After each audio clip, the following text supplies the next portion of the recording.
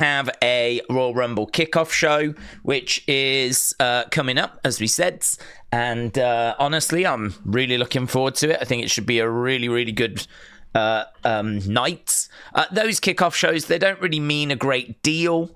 It's not that they're absolutely essential, absolutely unmissable, but should still be a lot of fun, honestly. I really am looking forward to seeing whatever it is that's going to go down on that show. But that's coming up in a bit.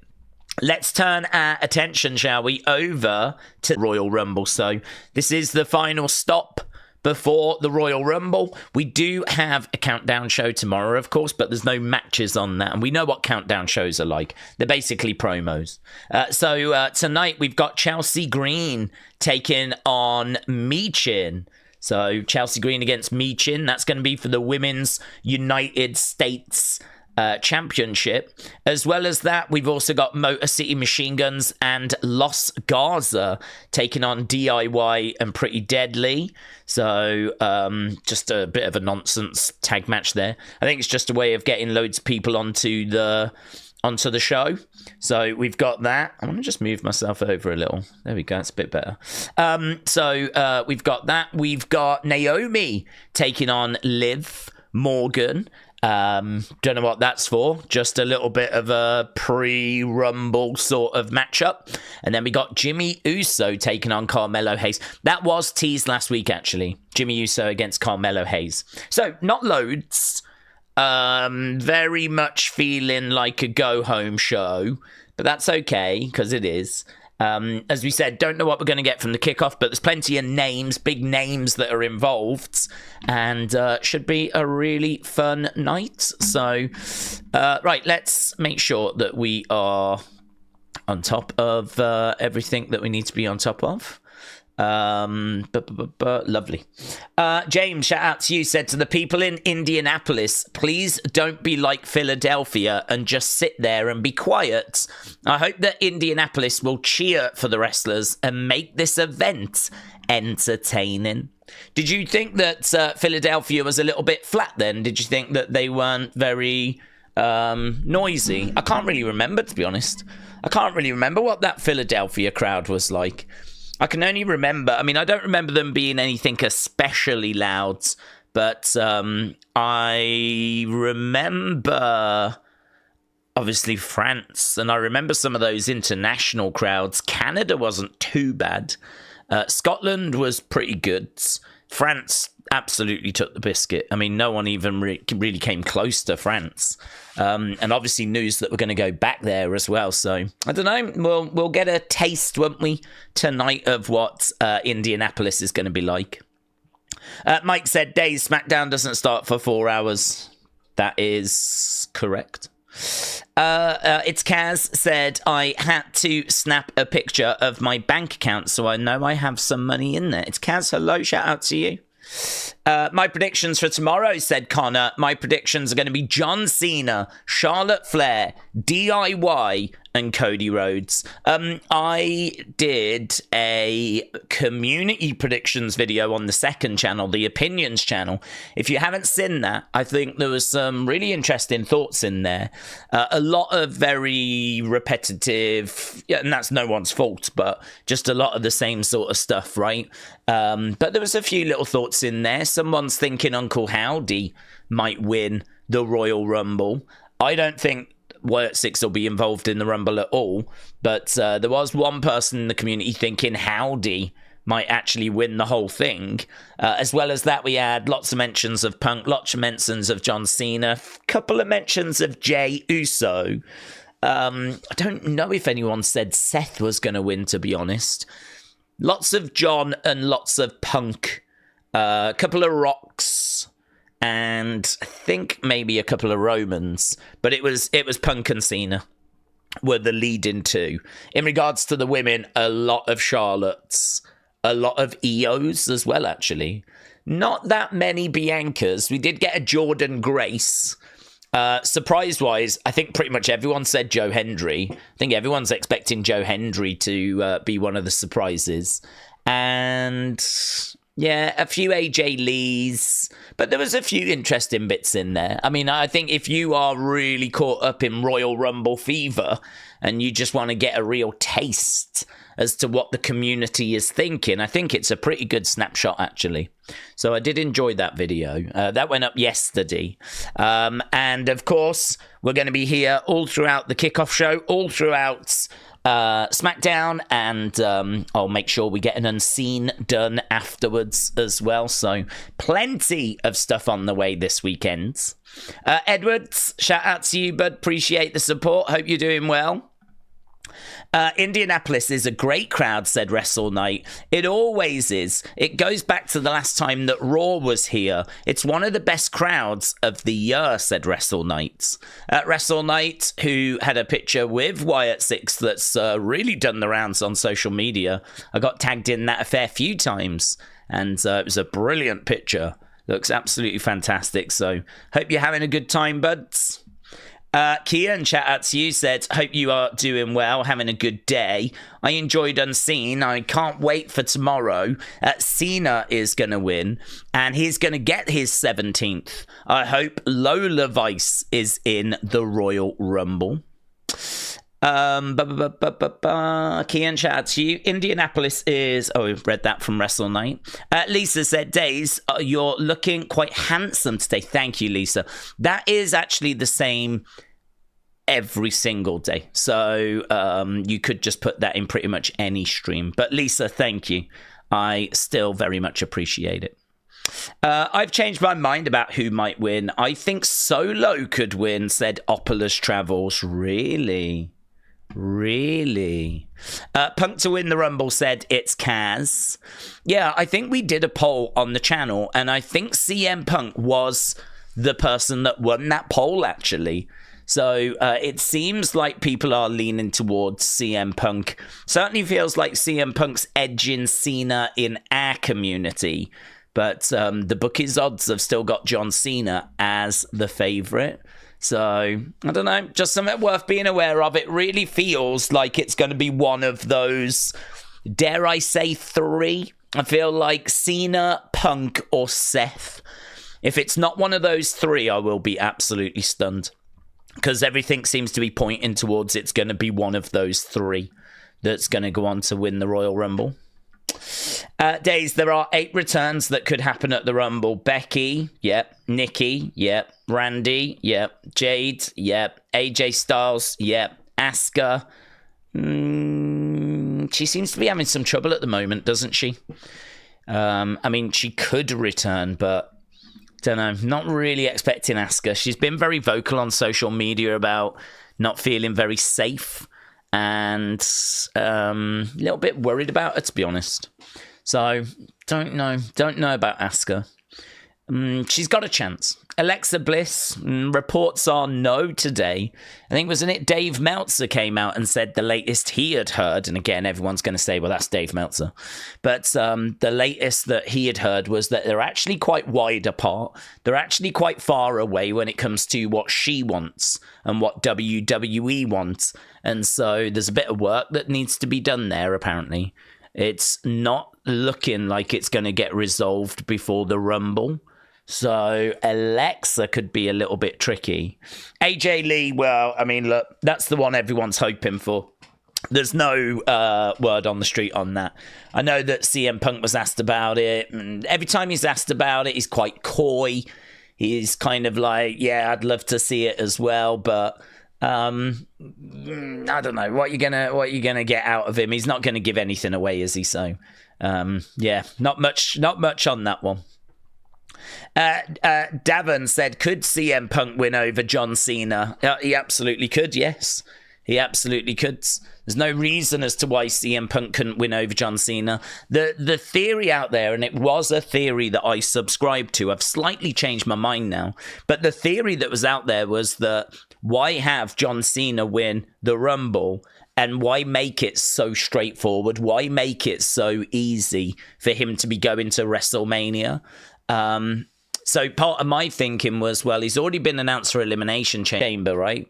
But honestly, as we've got closer to the Royal Rumble, my thinking has slightly evolved. And I'm thinking now, why would you want to run the risk? Why would you want to put John Cena in Elimination Chamber and run the risk of him getting an injury, which could rule him out of WrestleMania? And the one thing you don't want to gamble, really, I would say above anything else, is him missing WrestleMania. For example, if he was even to miss the end of the year, say he gets injured in October and he's done, right? He's going to come back and have a match. He'll come back. We'll be able to bring him back and he'll be able to have a match at WrestleMania. Like, his last match, if it doesn't happen in December, will be disappointing because everyone's getting ready for this big final year. But if it doesn't happen in December, we'll just do it next year's WrestleMania. And if he's not free, we'll do it the year after. Like, there'll always be an opportunity for him to do that final match.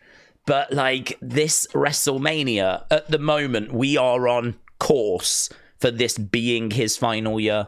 We are on track for this being the year that John Cena says goodbye. So we have to treat this WrestleMania as being the final WrestleMania, because at the moment, that's how it seems. Things can change later in the year. If he gets injured, he might have to move his last match, right? But as of right now, this is the last WrestleMania John Cena's going to wrestle at. So why do we want to gamble and risk that? Like, I don't know that we do. I'm thinking, have him win the Rumble like Cody did. You know, a lot of people weren't saying that it was too straightforward for Cody when he won the Rumble in 2024. Cody won the Rumble, and then at Elimination Chamber, he did a promo with Seth on, I think it was Grayson Waller effect. And then, you know, we ended up getting to the actual Royal Rumble, to WrestleMania, sorry.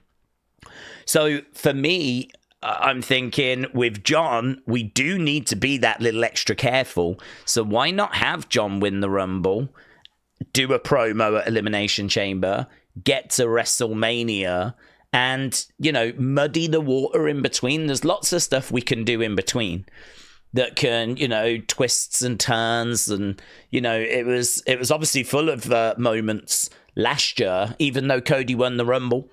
There was still plenty of twists and turns, and we can do the exact same thing. I mean, John can win the Rumble, and then the immediate question will be, who's he going to challenge? Who's he going to go for? It could be that we tease John Gunther for a while and then pivot to John Cody for some reason. What would that reason be? Why would he choose Cody over Gunther? You know, we could explore that. So for me, I'm seeing both points of view. I understand why some people are saying, nah, it's too straightforward, because I was saying that at first. But then I do understand why people are like, let's not gamble. Let's not mess around. Let's just have John win. And, you know, we can sort everything else out after. Like, this is John Cena's year. Let's make sure he's sorted. And then we can worry about everything else after. So that's why when I was trying to debate who am I going to pick in my predictions, that's why I went Cena. I'm going to go Cena. He's the bookie's favourite. Normally the favourite, or, you know, around the top, normally win it, to be honest. That's one thing I've learned over the years. Don't ignore the bookies, because normally whoever's like number 1, number 2, number 3, they normally do go on to win the thing. So, but that would mean that CM Punk's in with a chance as well, absolutely, yeah? It's not always who's the absolute favourite that wins. But this is why I'm saying I'll be shocked if it's not Cena, Punk, or Seth, because normally the bookies get it right. So, yeah, for me, one of those three, that's why I went with Cena over the others. But could Punk win it? Absolutely, because they could just go the other way, and they could go, well, let's just, you know, we'll have confidence that Cena's body will hold up. We'll have confidence, and we'll see where we end up. So, could he win it? Yes, but I've got a doubt that he will, which, as I've just expressed. Matt Carney, shout out to you, buds. So, Matt Carney says, Days, what are your tolerance levels? How long do you forgive a new wrestler's inadequacies before rejecting them? When do you lose hope? That's a really interesting question, Matt. And the honest answer is, I don't think I lose hope in wrestlers. I think people can go cold, but people can come back again. So, you know, sometimes it's not only their inadequacies, is it many times it's the creative. So, for example, let's take Shinsuke. I like Shinsuke. Didn't know a great deal about him till he came into NXT. So he came in, saw his first match with Sammy, absolutely loved it. Like, blew my mind. And, you know, he was so charismatic. I loved his entrance music. He's quite tall. And, like, so he's quite an imposing figure. Obviously, they told you all about what he'd achieved in New Japan. And so there was a lot to like about Shinsuke. And there was a lot of excitement when he got called up to the main roster. And, okay, WrestleMania 34, like, he won the Rumble. He goes on to face AJ. I really feel like that was the moment we should have pulled the trigger and we should have had Shinsuke win. He didn't. And then really since then, he's kind of fallen away from the top end of the card. It's not about losing hope. It's not like, oh, he's rubbish, I'm done. But, you know, you look at the stories that are being told and you just focus on them instead. But seeing Shinsuke come back now with new entrance music and looking so awesome, like, that is so exciting. So it's not about losing hope. It's about, I suppose, just focusing on what you're being presented. And most of the time, it's a case that what you're being presented, you know, might not involve certain people. And so those certain people go onto a bit of a back burner. But eventually, hopefully, they'll get brought back again.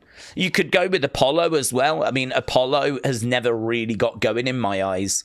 Probably the most we ever did with him was when he had Commander Aziz. And he was doing that Nigerian accent, and kind of knew at the time that was a bit rubbish. But, you know, it's kind of like, okay, let's see where they go with this. And they never really got it going. And then he dropped the accent, which was good. But he's never really been able to find his feet. Who knows, if he put a win streak together, we found some sort of presentation that worked, I'd be right on board with Apollo. I don't feel any ill will towards Apollo. I don't think he's useless or anything, so I don't think it's so much about losing hope in people and that's it, they're done forever, there's no coming back. I think it's more about people being hot, people being cold. I think it's more about that, to be honest. And, you know, pretty much everyone goes through periods where they're on that back burner. So, good question. Interesting.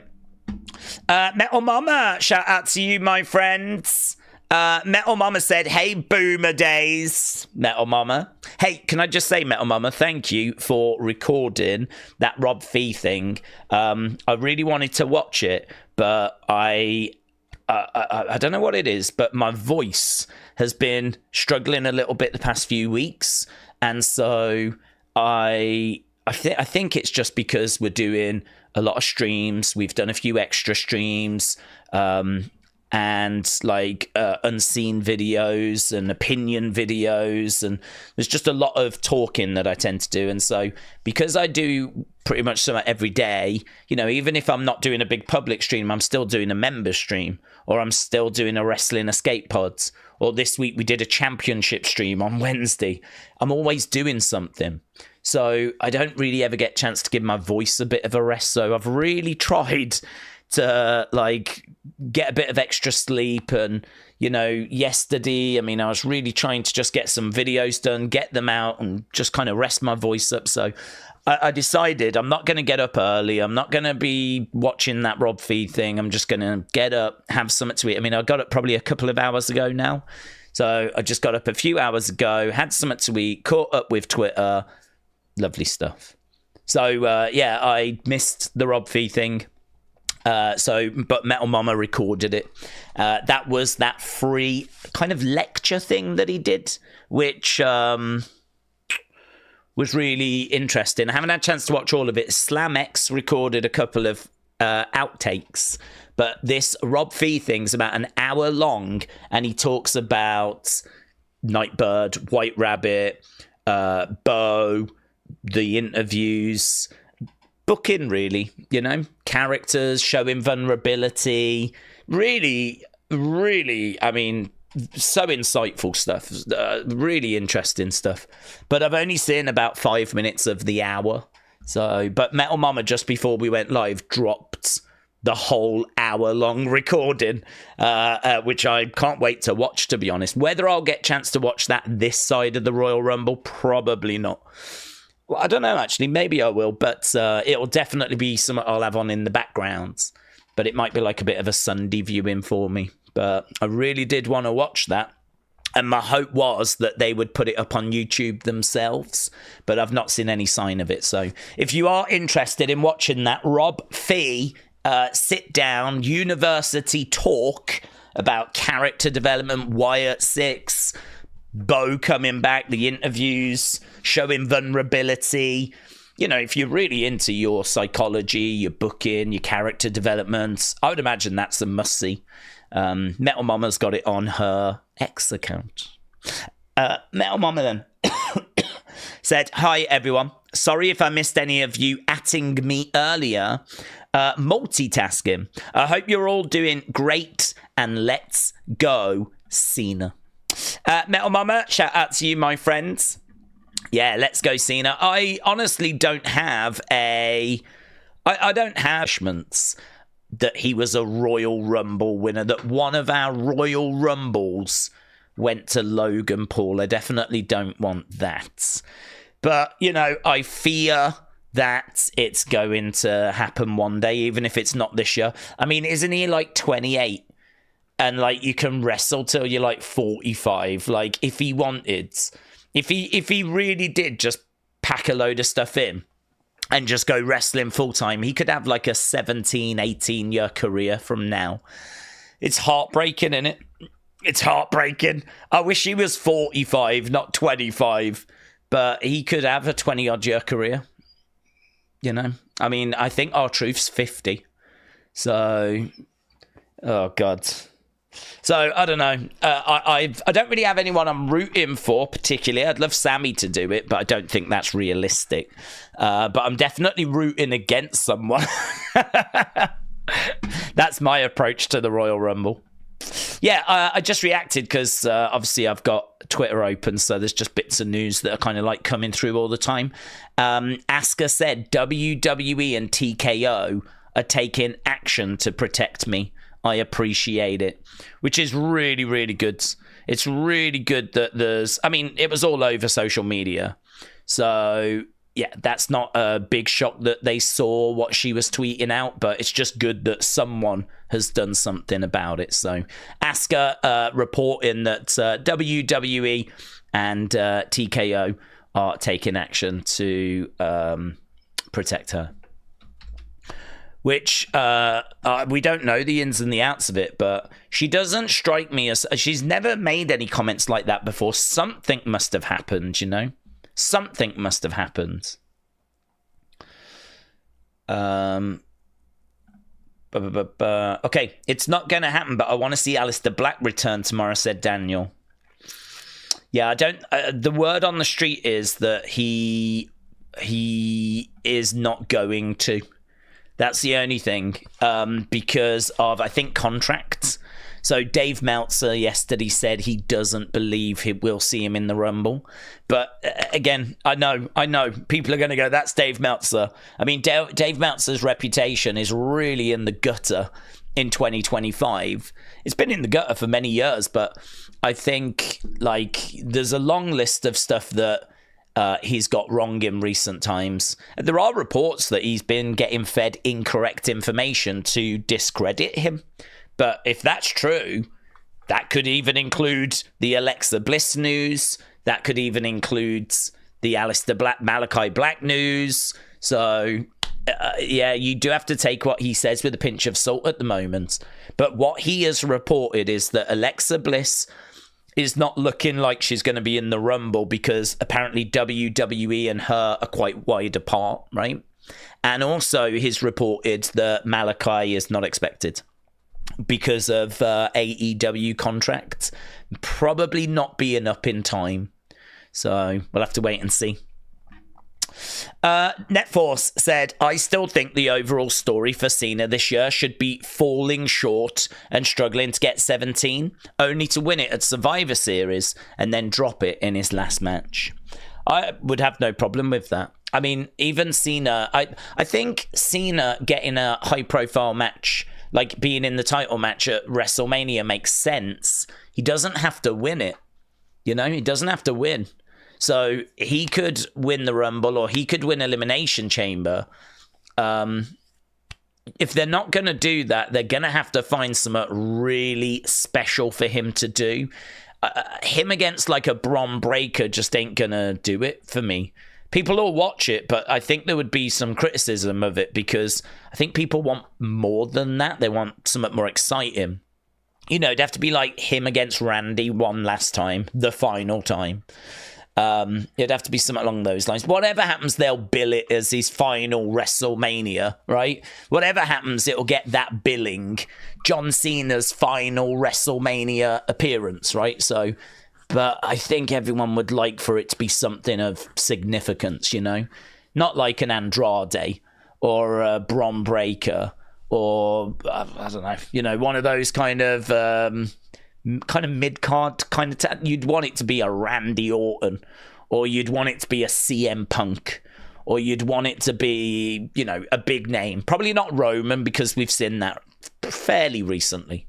But yeah, this is why I think, and plus also we've got the rumors of him and Cody, so people are thinking he will find a way into one of those title matches. But again, doesn't have to win.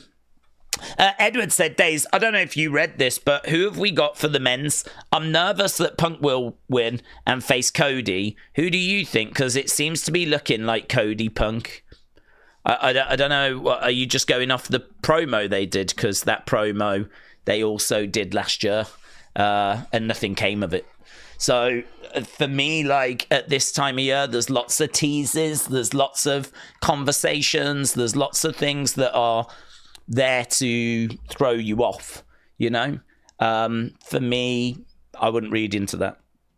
To me, that didn't really mean anything. In fact, I was actually bored during that promo. I think Cena, I've got Cena winning. CM Punk could absolutely win.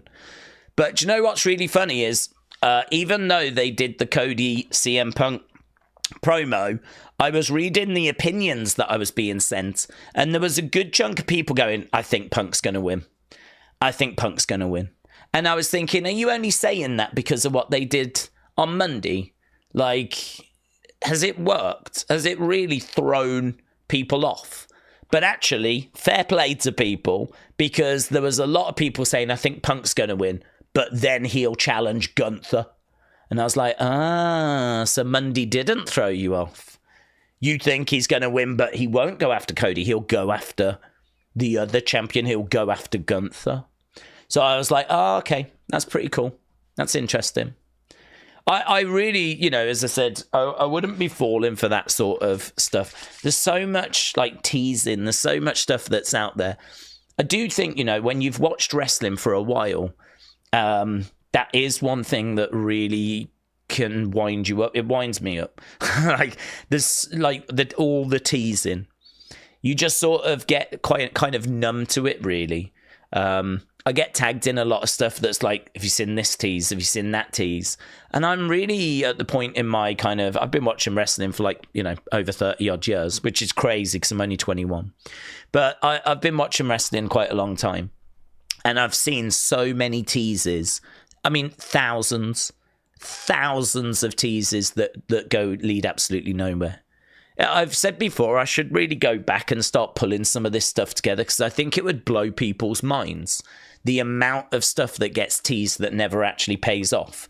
I think it would change everyone's outlook at wrestling. I think, honestly, people would really be surprised at how many teases don't actually ever come through. And obviously there's many different reasons, not always because it was never going to happen. Sometimes plans change, sometimes people fall ill. They teased Triple H against The Rock, famous story, Sting lost at WrestleMania, his only WrestleMania. He lost to Triple H, and the reason was because apparently Triple H was going to be facing The Rock the next year. And they know that there's a lot of people that only watch WrestleMania. They just tune in for the Rumble and Mania, and that's it. That's all they do when it comes to WWE. That's all they're interested in. And so they wanted to get heat on Triple H. So they had Sting lose.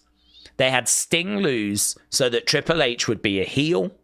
And if you remember later in WrestleMania 31, Triple H is out there. They're doing the attendance announcement. Who interrupted? The Rock. Because that's when we got The Rock and Ronda in the ring opposite Triple H and Stephanie.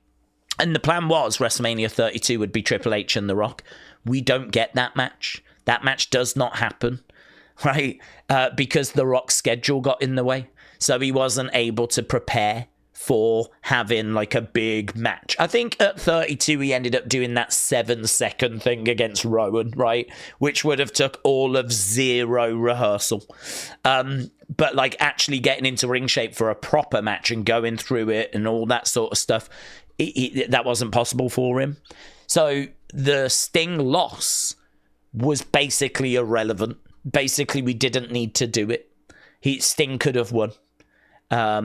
And, there was little teases. There was a face-to-face we had between Triple H and The Rock at that time as well.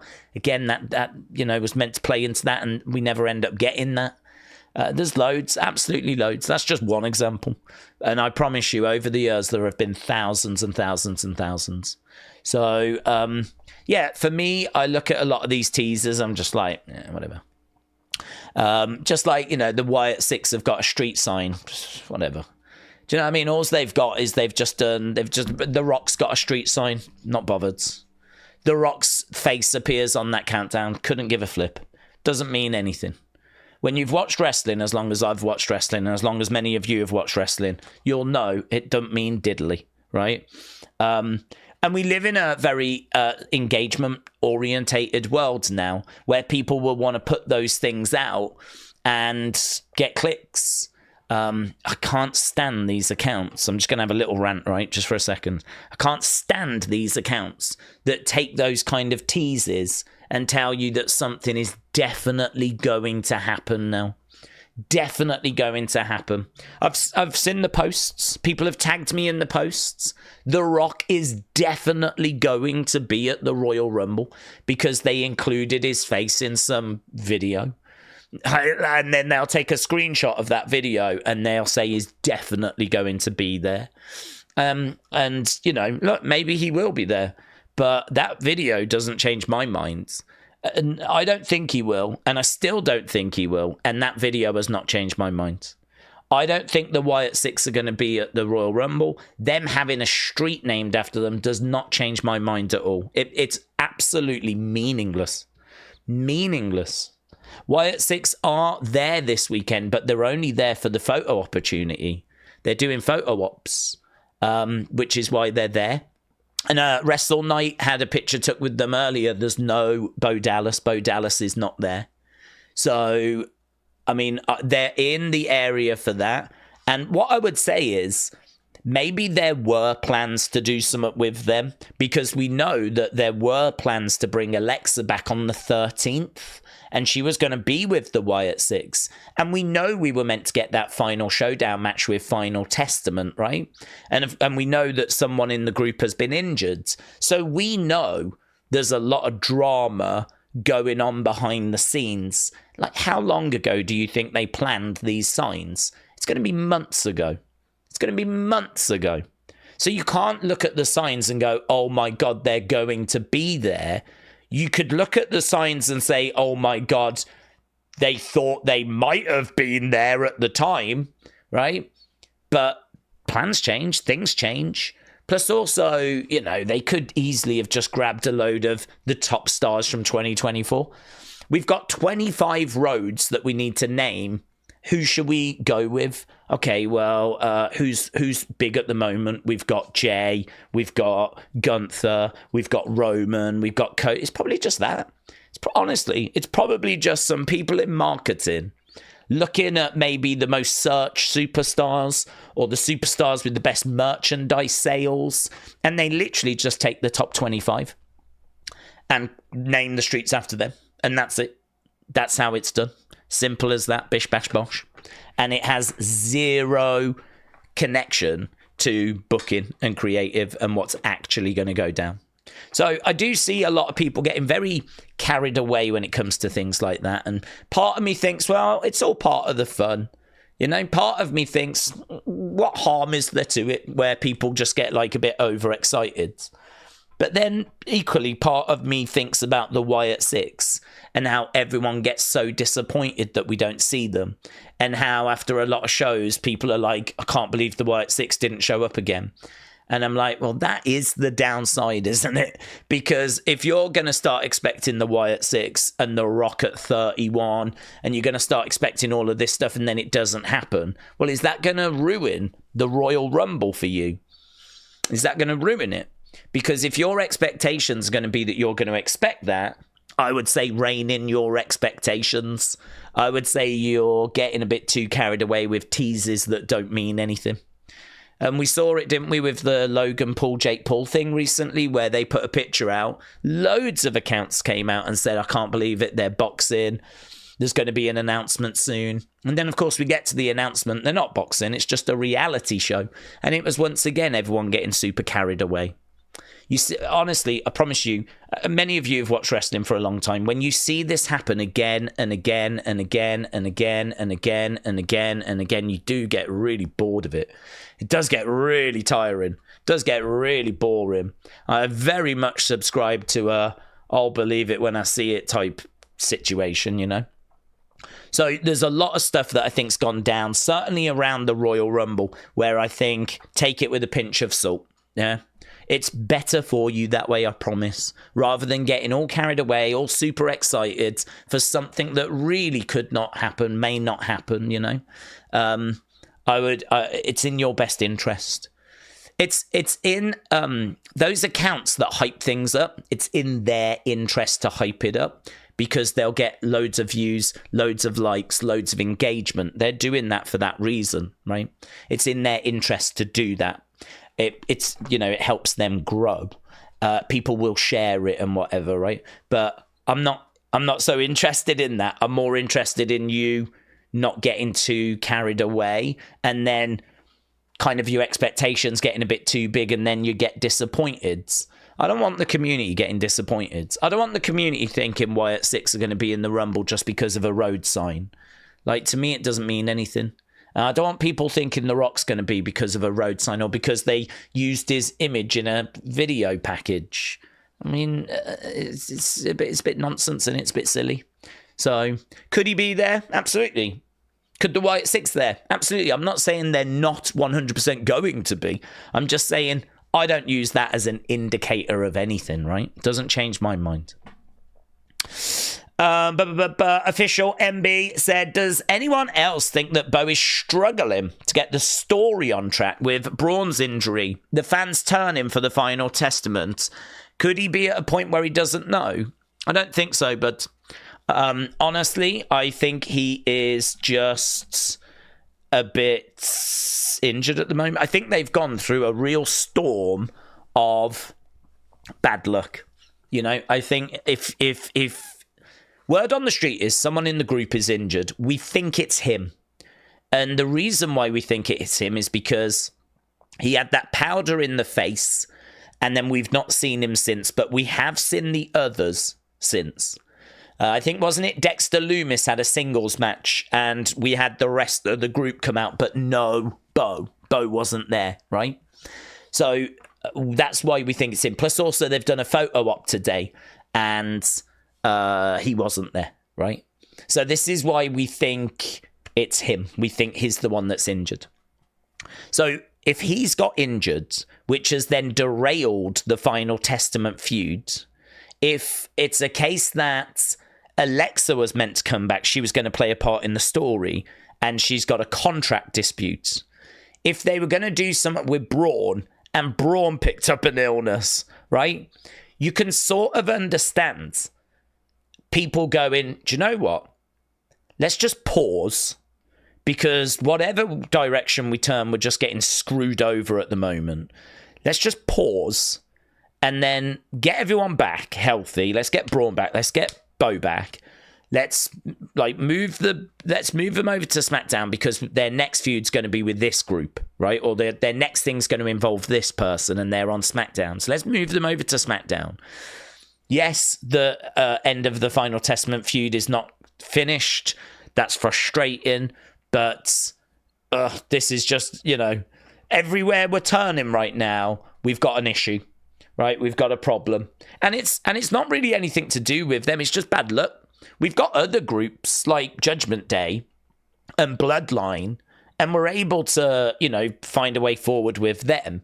But for some reason, with the Wyatt Six, Bo getting injured, Braun getting injured, Alexa with a contract dispute, all within the space of like a couple of months, you can sort of understand why it's derailed things. So this is why I'm not done with the group, or I've given up on the group. I don't even really think you can judge that Final Testament story too much. I mean, all I would say is you are right, Karrion was cooking them online, but I think that was always going to be the case, because I don't think this group has really reached its final form, in the sense of, I don't think they quite know how to carry themselves yet. I mean, they're still trying to work a lot of stuff out, which is really difficult. Really, ideally, this group would have been in NXT for like 12 months. They would have been wrestling consistently. They would have worked out the characters. They would know how to kind of interact with each other. They would know where they do their promos. They would know the kind of things their character would say, how often they would speak. Maybe someone's really shy, doesn't speak much. Maybe someone's really forward and speaks all the time. Maybe someone interrupts. Maybe Joe Gacy would interrupt everybody, right? I think this is the kind of character work, the little looks, the interactions, the stuff that really gives a group its depth.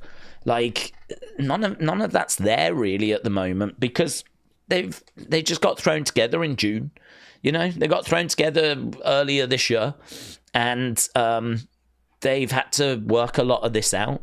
You put them in there up against someone like Karrion, who has got all of his experience and who's been long overlooked.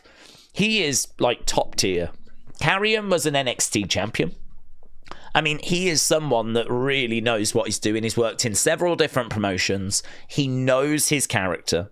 He knows the kind of promos to cut. He can do 5 minutes of captivating stuff online. He can cook most people, right? He is very, very good. You have got to really be comfortable in your character to know how to counter him. And the concern was that I didn't think really any of them, apart from Howdy, would be able to do that. Maybe Rowan. Nikki isn't going to say a great deal. Gacy and Loomis, I don't think, have really found their characters yet. Rowan is basically playing an extension of who he was before, so that's okay. But Rowan's never been known for his promo skills. And Howdy's the only one really that would have had an opportunity to have really stepped up. And, as the leader of the group, really have gone toe to toe, but that's a big ask for Bo, who was also an NXT champ, but in the early days of NXT, and was in the B team. And again, is he someone really known for his promo skills? I would say not really. I don't really think there's a big catalogue there of amazing promos to go back and revisit. I'm sure there's some good stuff there, but not compared to the level of Karrion. So I think that was always a concern. That's the only one that I would say, yeah, they took an L there. They definitely took an L with, going up against Karrion in the promos. I think they always would go into. But I don't think that they have been derailed for anything other than bad luck. And that's why if you just pause it, let's get them all back 100%, and then let's work from there. I think that's probably a wise plan, to be honest. and hopefully we can get somewhere, you know. Netforce said we should do a collaboration, talk about wrestling we've seen over the years. Between the two of us, we've probably seen about 70 years, said Netforce. Honestly, there's some long-serving fans around. There'll be people around that have watched more than both of us, that, you know, could go back to, like, the days of flipping Bruno and Superstar Billy Graham and, you know, some of that great stuff in the 70s, whatnot. I think it's brilliant that we've got so many people in our community that have been around for a long time, that have got all of that experience and have been there, done it, got the T-shirt, you know. And then there's people that are kind of new to wrestling as well. And it is kind of fun seeing people fall into some of those pitfalls that I think I've fallen into in the past, you know. It's like when you see people falling for the fake accounts. That's an example. So, for example, you don't need to have been in wrestling that long, yeah? Maybe you've been watching 3-4 years. But you figure it out eventually that a lot of these, you know, they've got, the superstars have their official accounts and that's about it. And the amount of people that are like, oh, I've just got to follow off, you know, such and such. And they'll tag me and it's a fake account, right? And they've not checked. And you go, I don't know if that's a kid's, or maybe it's someone that just really doesn't know how this works. I mean, some people are new to Twitter. Some people are new to social media. Some people are new to wrestling. I mean, really, it is. If you think about when you first went on Twitter or when you first got into wrestling, it can be quite daunting. So it's certainly no shade being thrown at people, but it is interesting to see kind of that we've got a community at such various different stages. We've got people that have been watching since the flipping 70s. But yeah, and then we've got people that, you know, have been watching since Netflix, the move to Netflix, and I get like all sorts of comments coming through, which is great. I mean, I love talking to those that have been watching longer than me, because I feel like I can learn stuff, because there is no one on the planet that knows everything about wrestling. It would be impossible. It would be impossible. So everyone can always learn something new, and you know, that's always exciting for me. But then I think every wrestling fan loves sharing what they know already, you know? That's one of the things wrestling fans love the most.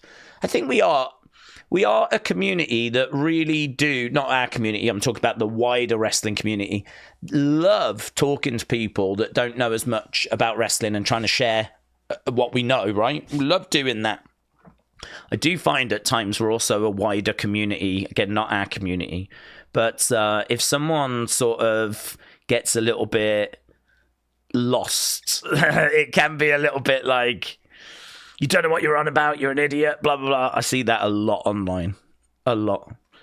I don't know that there's much patience in the wrestling community, let's put it that way.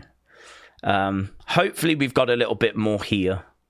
A little bit more here. I definitely feel like I want to be welcoming to new people, and I really hope we are, because I flipping hate that snobbery that's kind of around as well. That is a bit of a shame. There is a snobbery in wrestling, which is really a shame, because I think people love sharing what they know. So yeah, this is just kind of things that I observe. I mean, I do spend so long on X. I spend too long, to be honest. Even avoiding like all that real negativity, all that trolling and everything, you still see enough stuff that makes you go, oh God, I could really do with taking a break here. I could do with having some time away from this platform. Days, not to change subjects. No, let's go. Is it you in the corner as community champion? No, that's Matter. That's why it says Matter underneath, but Matter retained his championship on Wednesday, so many congrats to him. He is the community champion. Oh, and for the members, just the members, but the members watching, I've still got 1, 2, 3, 4, 5, 6. I've still got 8 spots in the Championship Royal Rumble.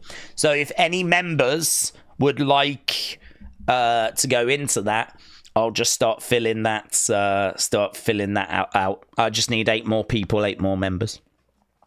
What that is for the members, when we do the men's rumble, when the men's rumble's on, whoever wins, it's the position they entered.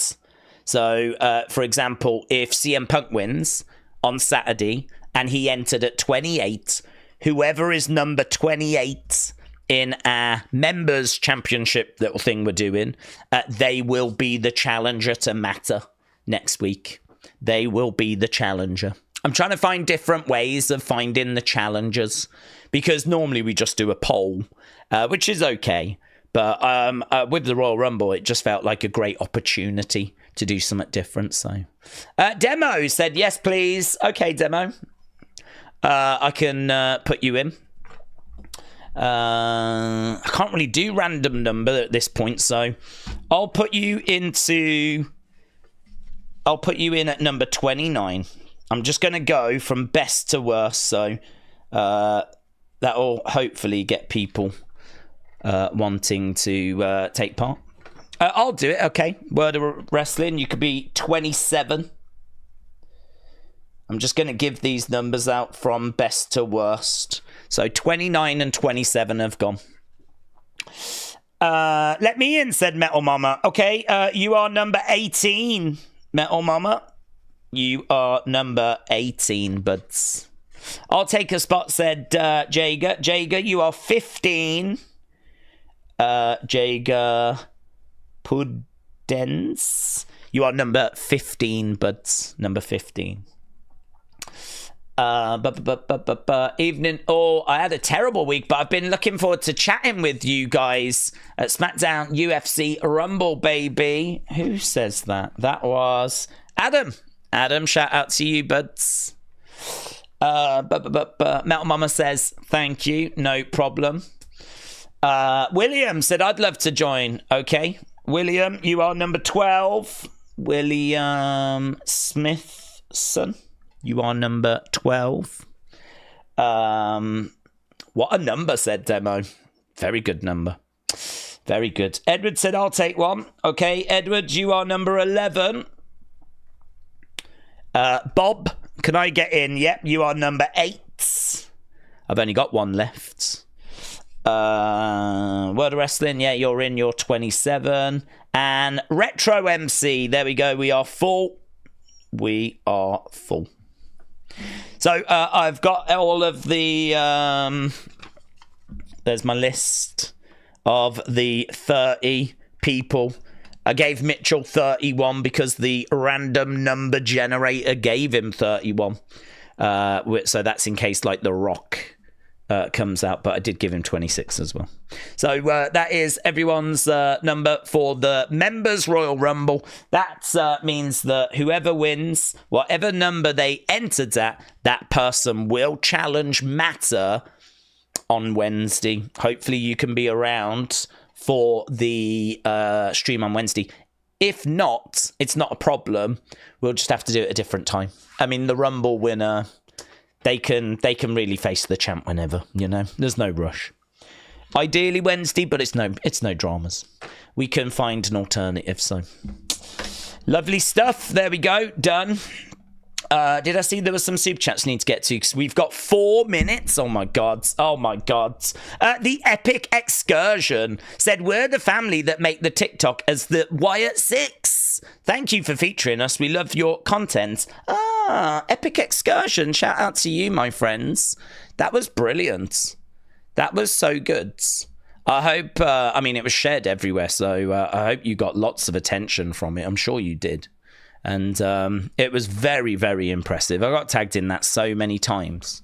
So the Epic Excursion, shout out to you. Killed it, my friends. 4,400 people just waiting. We got 2 minutes to go. Ooh, I'm not ready. I'm not ready. Okay. That'll do. We'll be ready. Kapata, shout out to you. Okay. Liv Morgan said, where's the women's? Well, to be honest with you, buds, I was going to do a women's, but I put this idea out during our championship stream on Wednesday, right?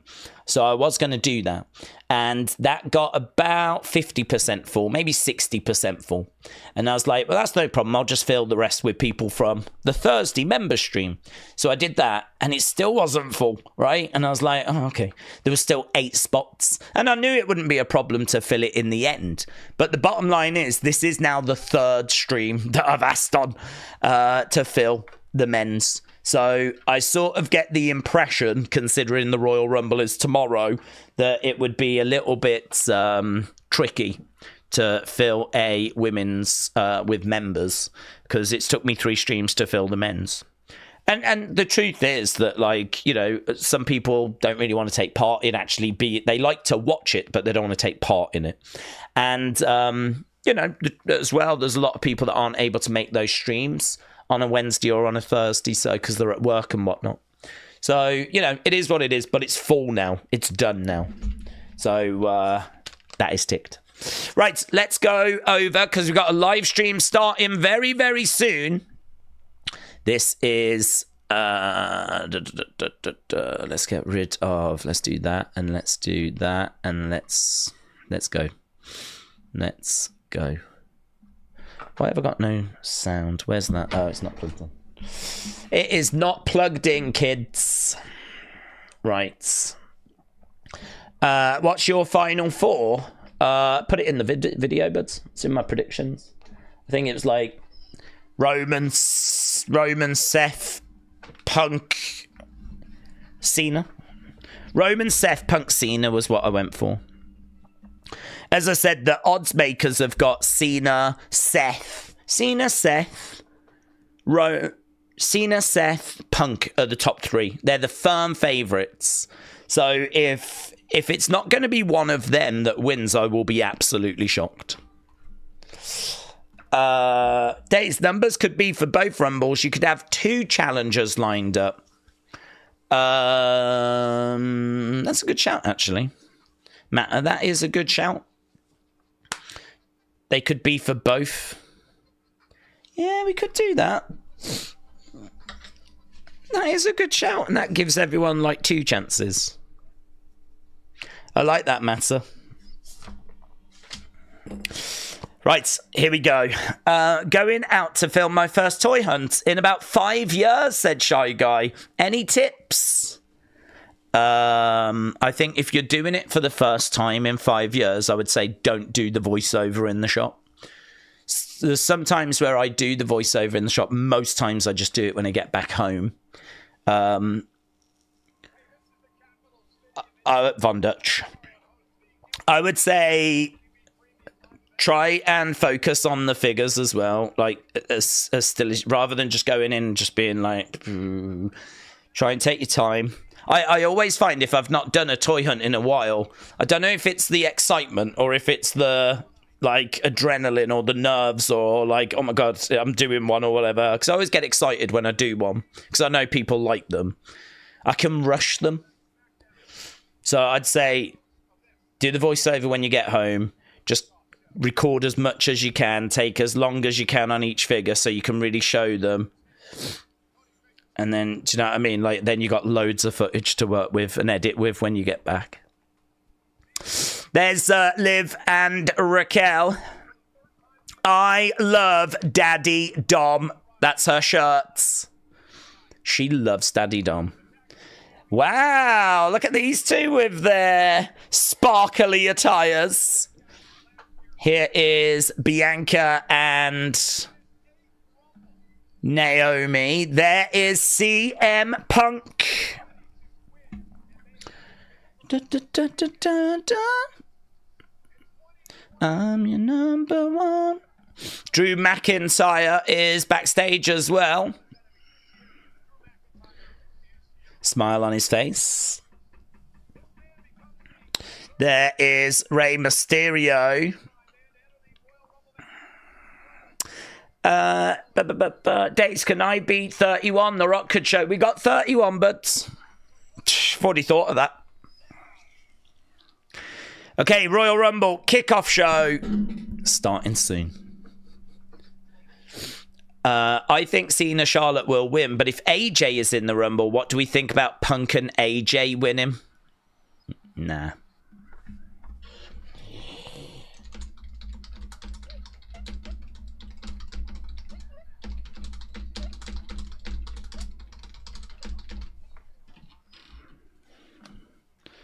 Okay, Long Beach Hippie said, Days, here in the US, Ross stores are selling AEW figures for $3.99.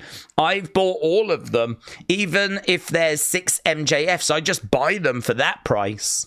Well, it's a good price, to be honest. I mean, it's not a collection that I've got, but for $3.99, you really can't argue with that, can you? Okay, I still can't see where we are.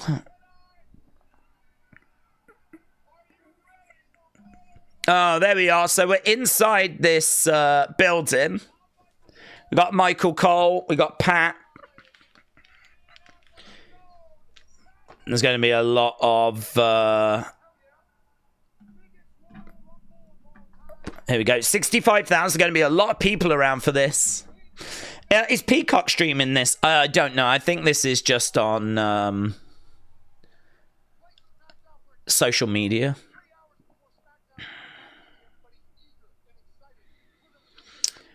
Talking about fat Days is looking extra chubby these days, said Opulus Travels. I do agree with that. I feel like Bill Cosby would win a last man standing match, said Crash Dummy. They're at Gamebridge Fieldhouse, said Wrestling Fan.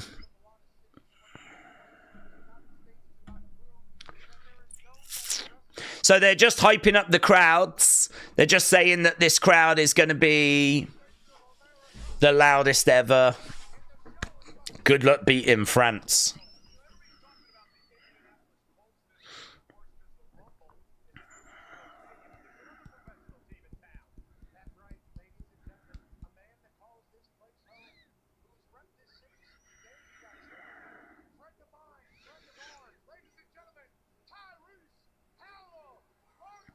Tyrese Halliburton has come out.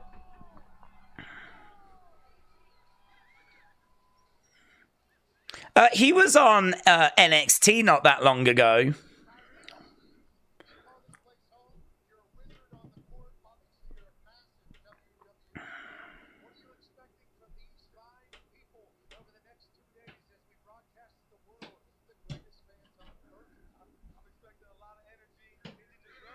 I'm expecting a lot of energy. Indy deserves this, says Tyrese Halliburton.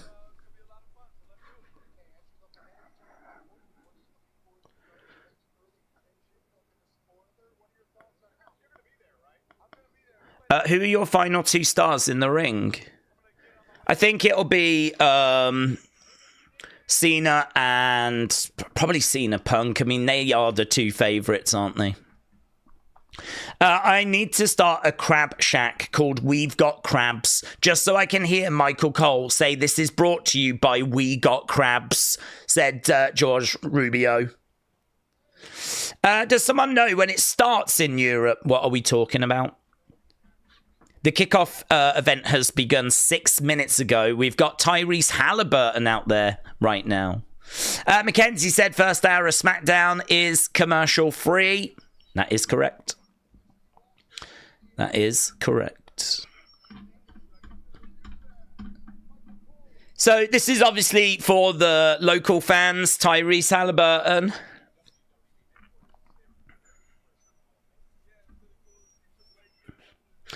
The actual Rumble will start at 11 p.m. tomorrow. Only joking, you look awesome, said Opulus Travels. Honestly, didn't bother me, but Crash Dummy said, give me the fire crotch like Dom Dom. Right, we're just seeing a video of Triple H now being told about the Hall of Fame. These things are pretty rubbish, aren't they? Honestly, 7 minutes so far, we've had nothing apart from, unless you get excited about Tyrese Halliburton. He's come out, said a few words, And now we're just looking at something that was all over social media yesterday, and that, of course, which they've got to do. I understand. Triple H being surprised by Undertaker and Shawn. There should be a lot of stars that have been announced for this show, though. There's Steph coming out.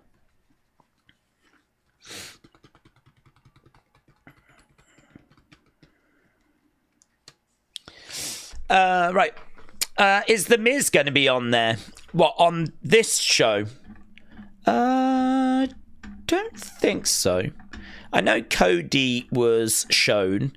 Liv was shown. Well, we had loads of stars backstage, didn't we? Just CM Punk, Drew McIntyre, Raquel. Okay. Triple H being brought out. Triple H is making his way onto the stage. We'll see what he can say. I mean, there's not much he can say, really. Apart from Indianapolis, are you ready? Cody Rhodes will probably show up tonight, said David's. Papa H is here.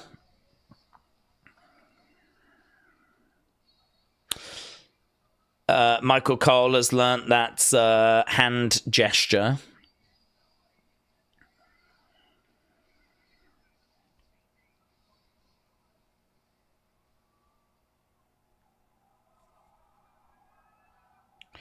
Okay, Michael Cole.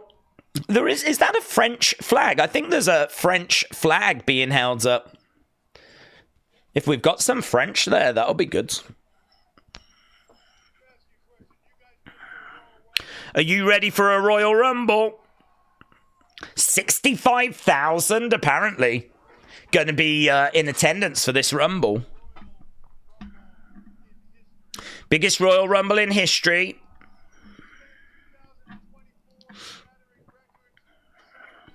We shattered records in 2024. We're going to do it again.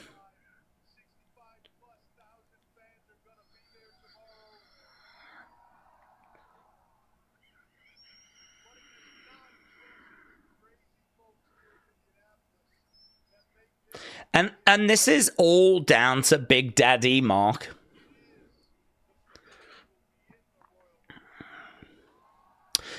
He's talking about the people that will be in the Rumble. 30 men, 30 women.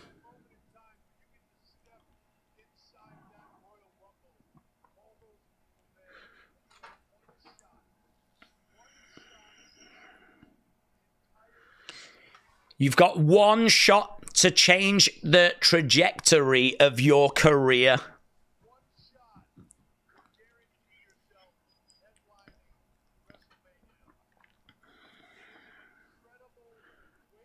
It's an incredible weight.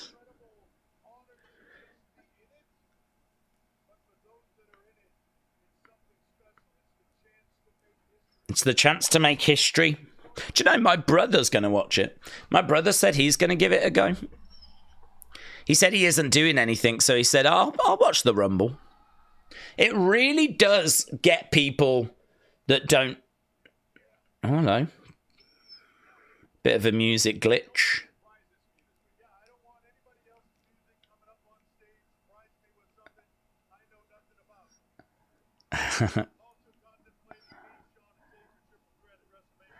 He said he's contemplating Triple H, Shawn, Undertaker, triple threat. One more match. One more match. I live for giving you what you want, but you don't want that.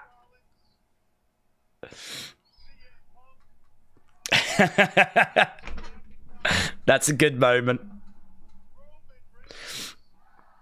I live for giving you what you want.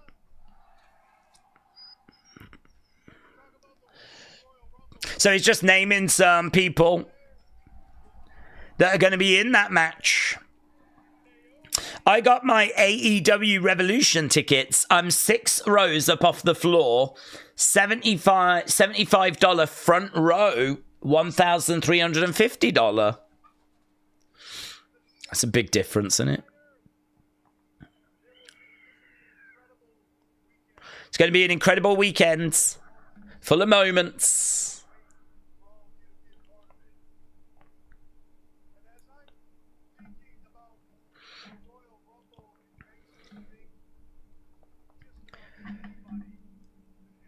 Just about anyone could enter. AJ Lee. AJ Lee. AJ Lee. AJ Lee. No. He went up to Tyrese Halliburton. No.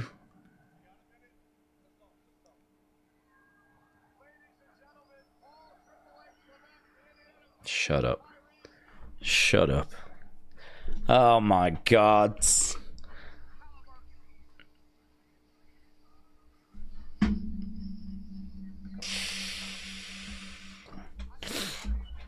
They've teased it. I don't know that we get it.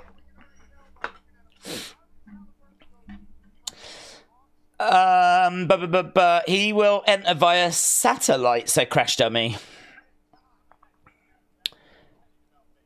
No, that would be stupid, said Long Beach Hippie. I'm not. It ain't gonna happen.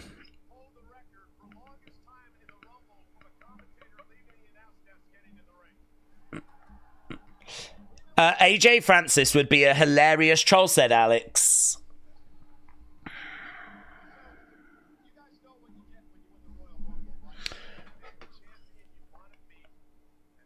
You get to pick the champ you want to meet at WrestleMania.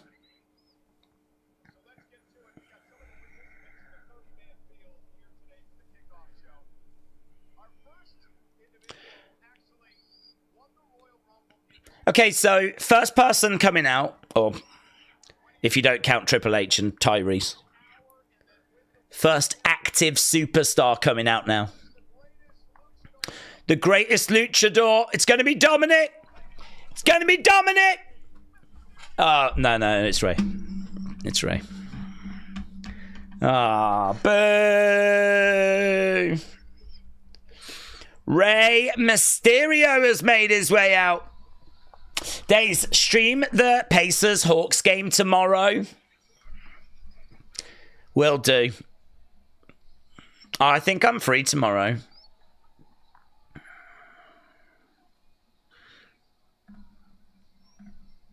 So Rey Mysterio has made his way out. Deadbeat dad, said Matt. Yeah, what's this deadbeat dad doing here?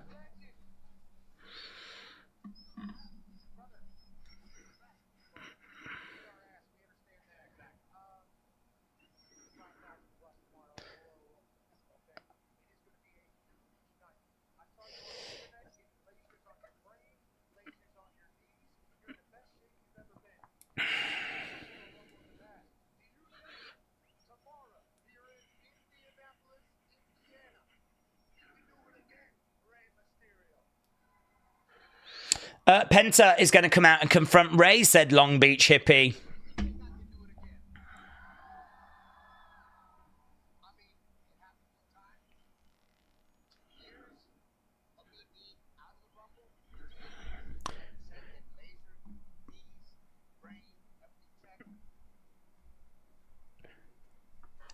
What can they say? There's not much they can say, is there? I suppose I'm just hoping there'll be a botch or something, a bit like what Triple H just had. I mean, Ray's just talking about how he was out of wrestling for a while. And the fact that he's back and he's feeling great.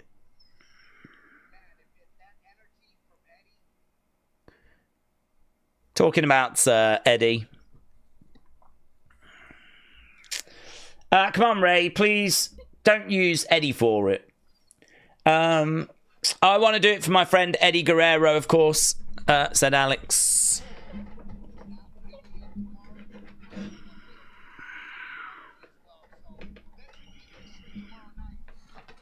Let's repeat history tomorrow night. So, very straightforward stuff from Ray. That was short, said it's Kaz. It was short, wasn't it?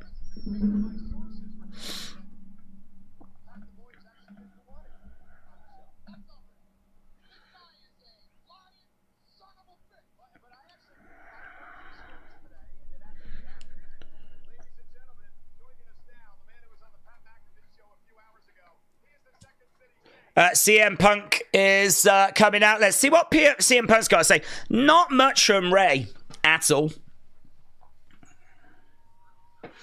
CM Punk coming out. I think it's just a way of getting the stars in front of the fans, in it. I mean,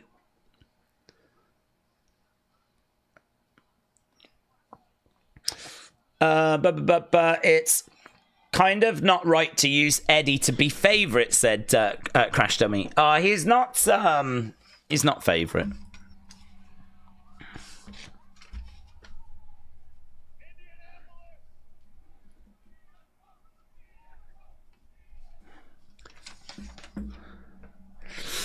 Okay, loud CM Punk chants. So much love. We're not that far from Chicago.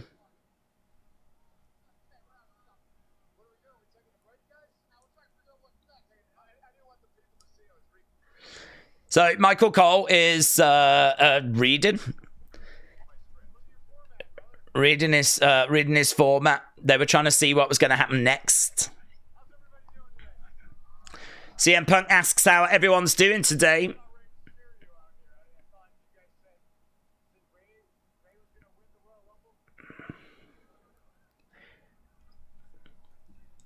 AJ Lee, AJ Lee, AJ Lee, AJ Lee, AJ Lee, AJ Lee. Yes, send that message. What are we doing? He's taking his shirt off. He's got a Larry shirt on underneath. Larry, Larry, Larry. I mean, he has managed to get the chants changed.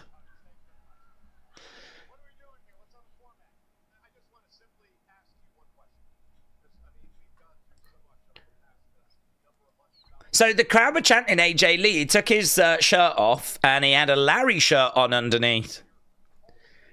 That managed to change the chants, but I was hoping for something a little bit more there. Could imagine if he teased that she was just backstage. That would have been good. If it was like, oh, you want her? She's only back here, actually. You'll see her tomorrow. That would have been good. I saw Bret Hart do it. I saw Shawn Michaels do it.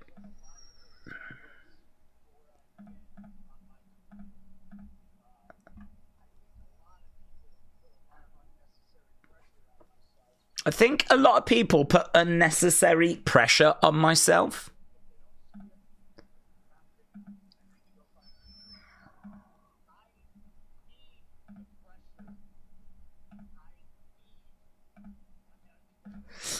I need the pressure.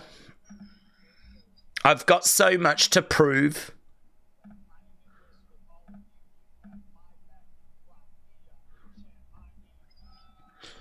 You've got my back. You prop me up. You chant my name.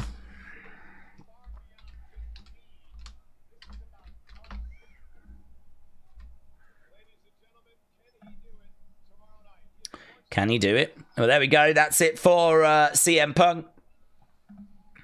Do you know what? This has had a couple of moments. It's kind of been what we thought it was going to be, but there's been a couple of moments. I like the AJ Lee chant, not knowing how he was going to react to it.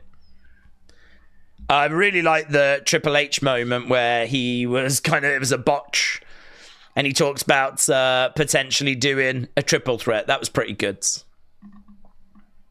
But 22 minutes into this thing already. We've still got plenty of people to go. Shadow said, I wonder who is going to end CM Punk's dream of having a WrestleMania moment. Also, here in via the grapevine, AJ Lee might make a return to WWE, says Shadow.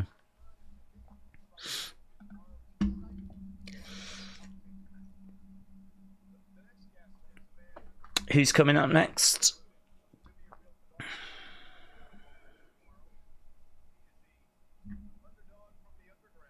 The underdog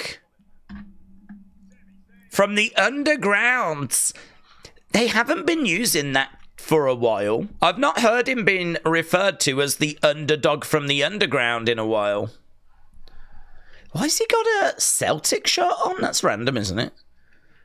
Why is he wearing a Celtic shirt? Is that to troll Drew? Drew's a big Rangers fan.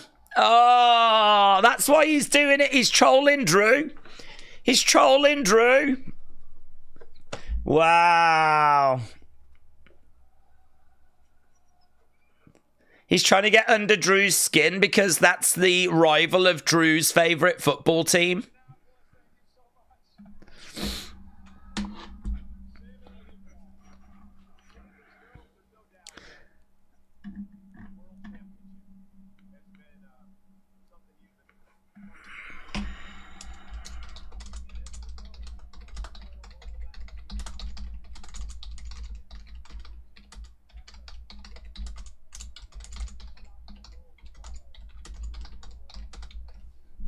Can you shock the world tomorrow?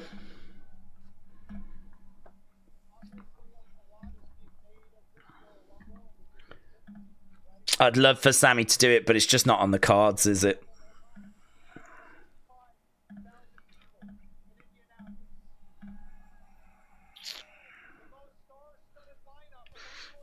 I mean, we've just had Ray, we've had CM Punk, now we've got Sammy. I mean, it's good that he's out there. It's really good that he's out there.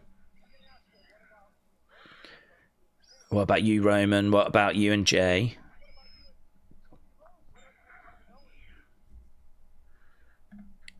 What about you and Kevin?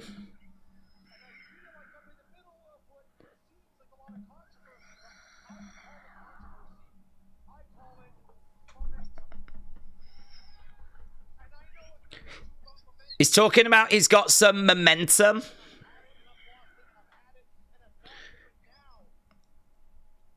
Go on, Sammy. Go on, Sammy. I feel like I have the momentum.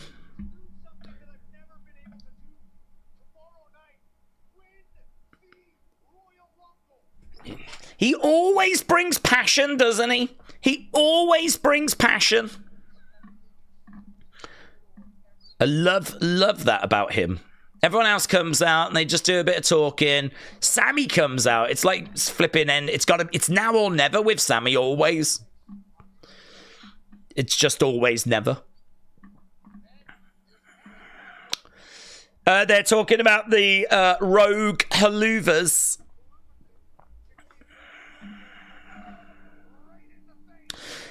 Celtic have got Bayern in the Champions League, says Connor. Let's be honest, if Sammy was in the main event of WrestleMania, a lot of people would tune out, said Crash Dummy. I don't know if that's true of night one.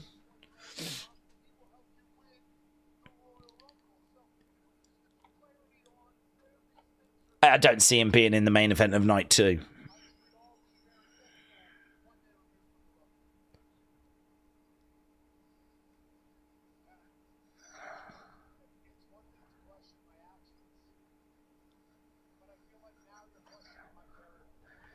It's one thing to, mess him up, Sammy. It's one thing to question my actions, but it's another thing to question my character. Sammy not appreciative of the fact that his character was being questioned. Here's Drew. Da, da, da. Sammy's got another haluva in him. He could have just dished one out then. He could have just unlocked one. Here's Drew.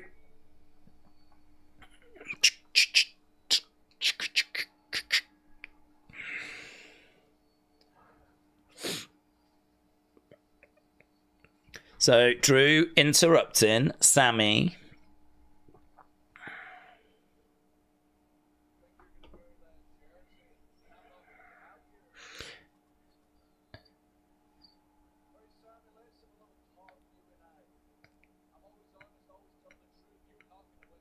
You're not going to win the Rumble. That's what Drew says to Sammy. This feels like the most interesting part so far, genuinely.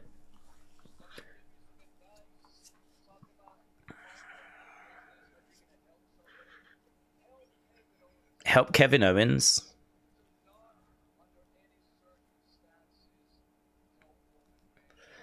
Do not help Roman.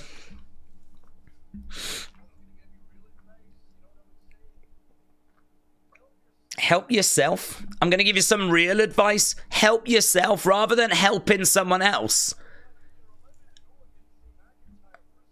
Yeah, he is 11-0 against Drew, in all fairness.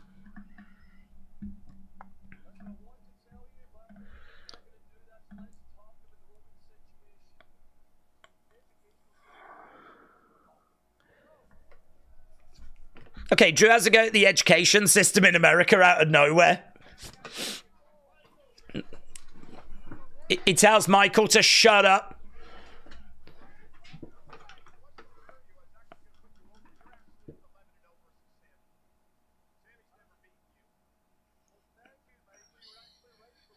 Yeah, well, he said that earlier.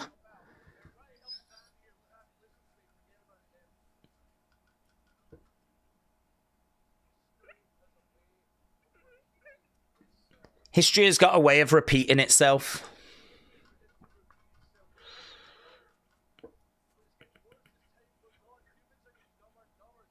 Humans are getting dumber.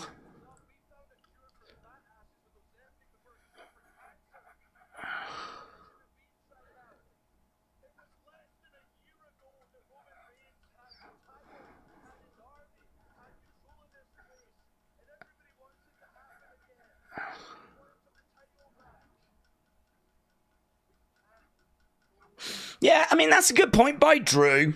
Drew's like, we can't go back. Roman had that title. He had it hostage. And all these people want him to have it back. We can't go back to that.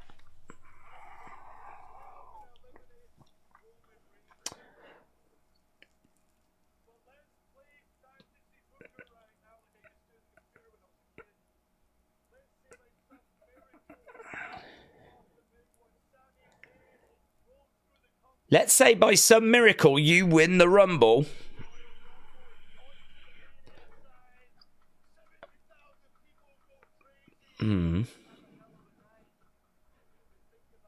Think about this.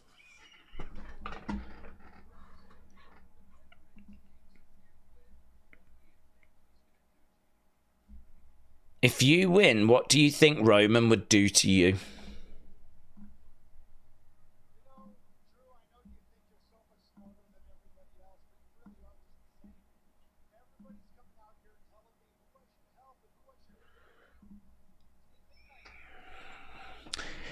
Okay.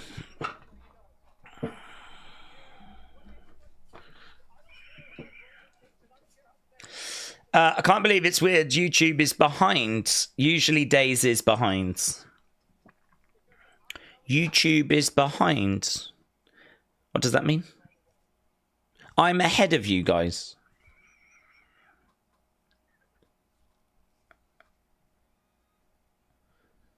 Yeah, that's the problem when you're watching Netflix or satellite TV or YouTube. Like, they're all at different places, aren't they?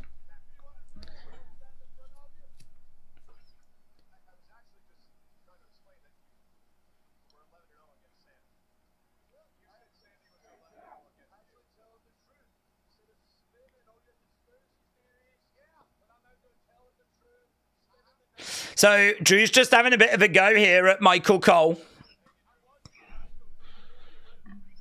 I know where you live. Thank you, Drew. Thank you, Drew. Right. Is he looking at the Celtic shirt? Yeah, he came out and said, do you think I'm just going to ignore you in that shirt? You're behind me, says Matter. Oh, well. We're all over the road. I felt like that was the most interesting part, but I'm not sure it really quite went anywhere. I'm thinking we'll see Cena tonight on SmackDown. What about you, says Edwards? Don't know. Maybe not. He's not advertised. Nah, I'm thinking no. When do we think we'll see Orton? Good chance we'll see him tomorrow. Pat Patterson, of course, came up with the Rumble idea. We're just seeing a little video package on the Rumble.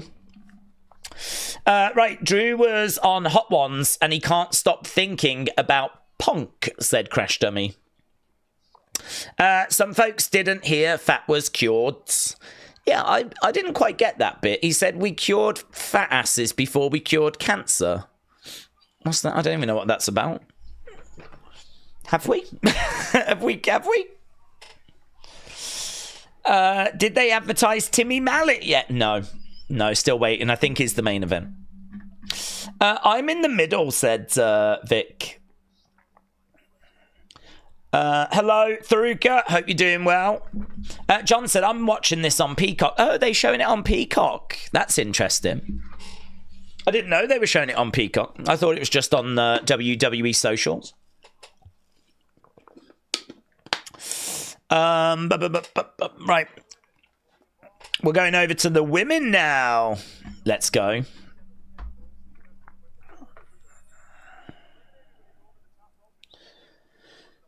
So this is probably going to be Liv and Raquel, isn't it? It's weight loss medication, said Tracy. Ah.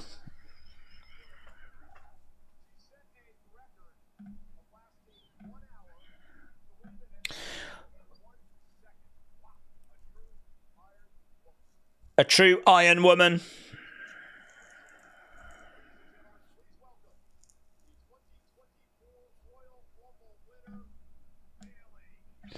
Bailey coming out. Here's Bailey. She's got a Indy 500 jacket on.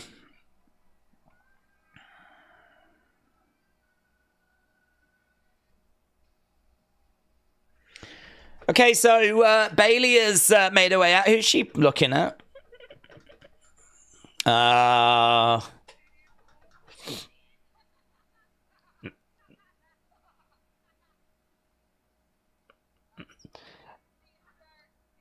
So the usual Bailey, Michael Cole relationship is in check.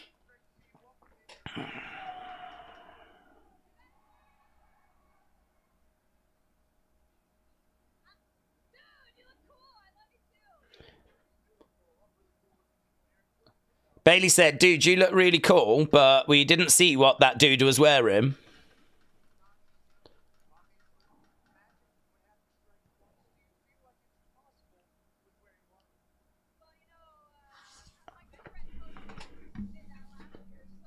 Bailey said, my good friend Cody Rhodes won it back-to-back last year. I think it's time for a woman to win it back-to-back.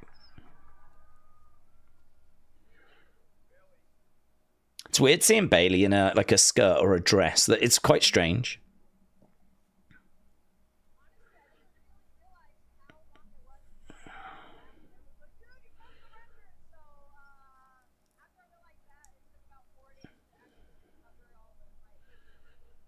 She said it took her about 4 days to recover from last year's Royal Rumble.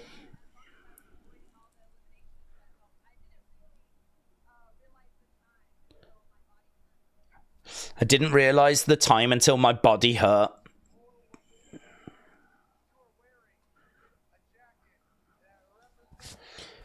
It's a nice jacket, really nice jacket. The Indy 500.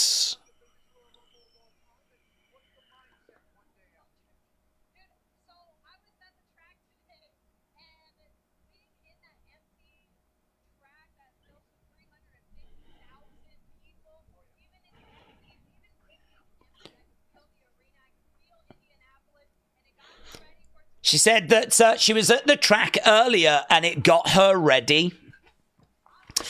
From today, John Cena will be part of the road to WrestleMania. He is going to appear at every premium live event. There's a big chance he could get a serious injury. So what would be plan B, said Shadow. They'll have alternatives. You can always move Punk or Randy or... Do you know what I mean? There's so many names that can be moved around. Like, I think there'll be a plan B, a plan C, a plan D. He's going to be at Elimination Chamber, but we don't know that he's wrestling. That's it from Bayley. So she came out and basically just said it's time to go for a woman to go back to back.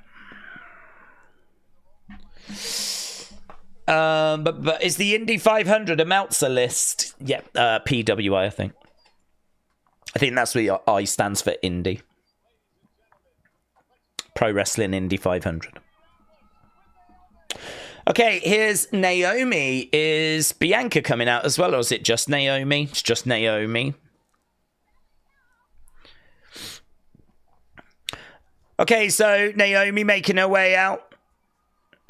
Oh, man. That person. They're definitely feeling the glow. Sign in the crowd said, bring back Sheamus's old music.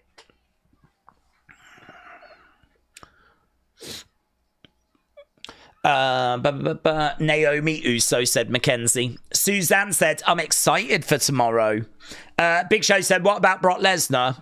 Not expecting Brock Lesnar. No rumors of Brock Lesnar.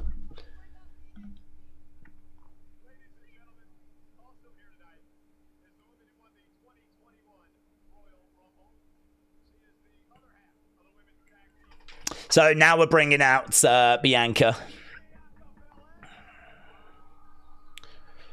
Gets the worlds.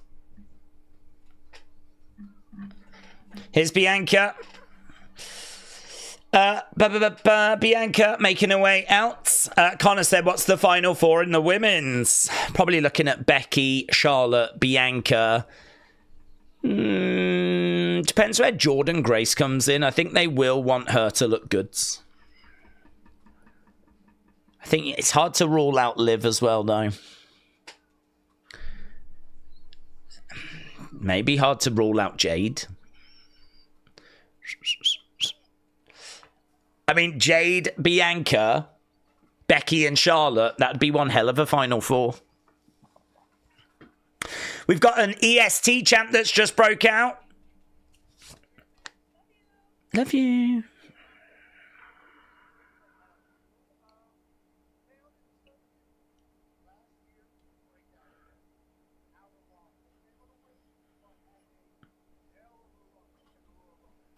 Yeah, she came back last year, didn't she? Still hyped that Chelsea Green, like my poster of her, said Opala's Travels. Joshua said, who do we think will win the Rumble? I think CM Punk. I've gone John Cena, but I think Punk is right in the mix, yes. Bianca looks like Mercedes Moné, says Angel. So we're now shouting out that they love Naomi and Bianca.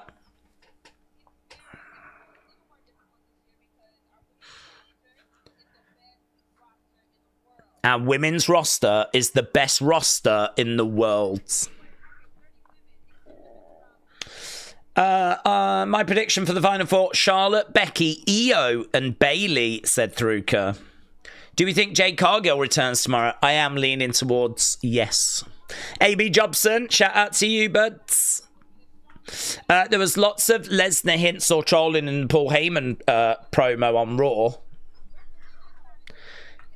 No.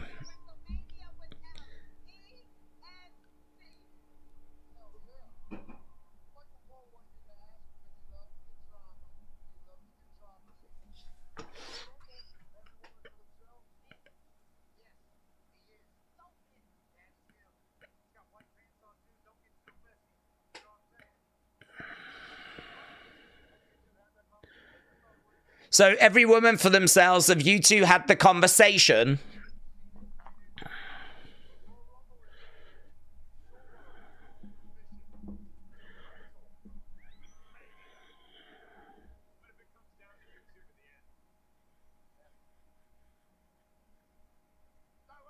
So they joke about how they're gonna start fighting and start brawling if it comes down to it.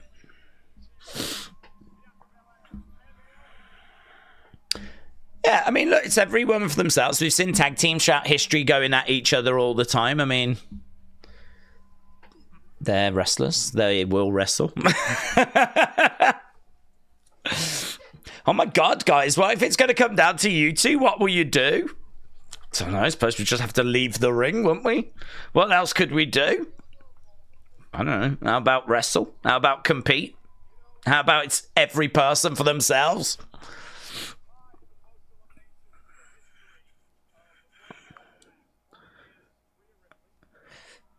Rhea Ripley.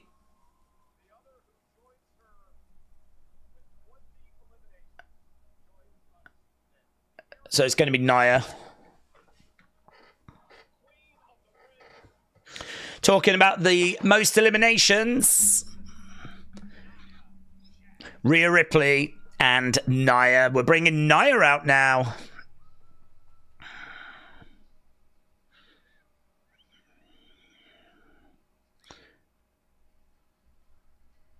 Okay, so Nia has made her way out.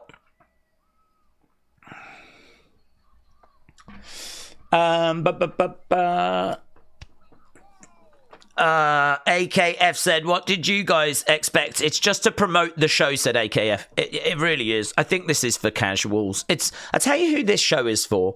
This show is for people in Indianapolis or casual fans that don't know what's really going on in wrestling. So you can watch and go, okay, I like her. She seems fun. Or, oh yeah, Ray, I know Ray. Wow, CM Punk's going to be in it. Sammy, do I know Sammy? Drew. I've seen Drew before. They don't like each other. Okay. Sort of feel like it's that, innit?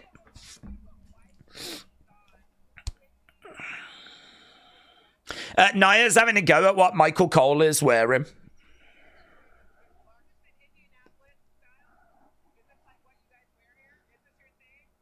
Is this Indianapolis style and the crowd start booing?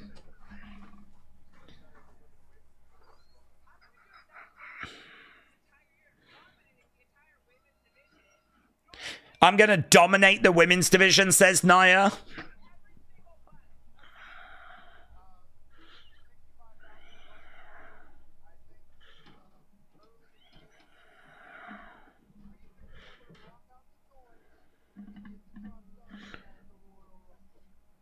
Are you going to be able to block out the noise and get the job done?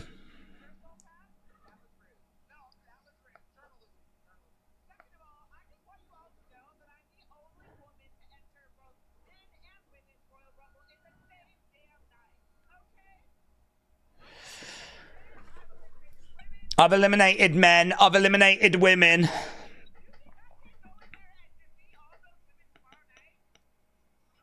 So, Nia just having a go at the crowds. I dare you to bet against me. Dominate, didn't you lose back against Tiffany and Rhea, said Tharuka. Connor said Nia Jax is a freak. People hate on Nia, but she held it down in 2024, said AR1. What about us hardcore fans? We watch everything. Well, we watch anyway. I mean, if you're WWE, you don't need to worry about your hardcore fans, because you're right, we watch everything. We knew exactly what this show was going to be, and I still started this stream before so we could watch this. You watch, I don't know about you, you watch this not so much for what you think you're going to get. It's those moments that you're sort of hoping for. It's the Triple H botch moment where he talks about joking about a triple threat and the crowd started chanting one more match. You know, that was for us. And he went, you don't want that. You really don't want that. Like, that bit was for us. But the vast majority of this is people coming out saying, I'm going to win the Rumble. I'm going to dominate. I'm the most dominant force. Blah, blah, blah.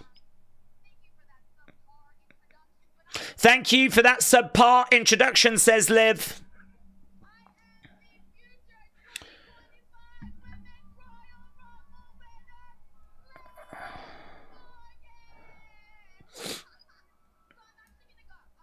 I'm going to go.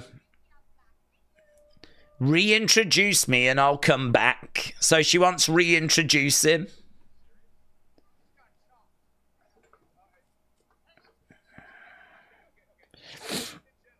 He's going to redo it.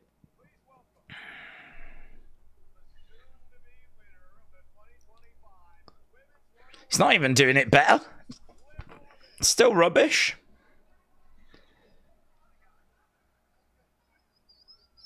It was rubbish. It wasn't better. It was rubbish. Right, she's come back out again.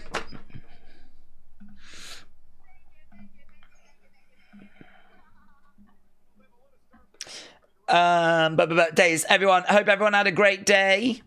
Nathan, shout out to you, buds. Opala said, this is my first Rumble in 4 years. The Rumble never interested me till now. Dame, shout out to you, my friends.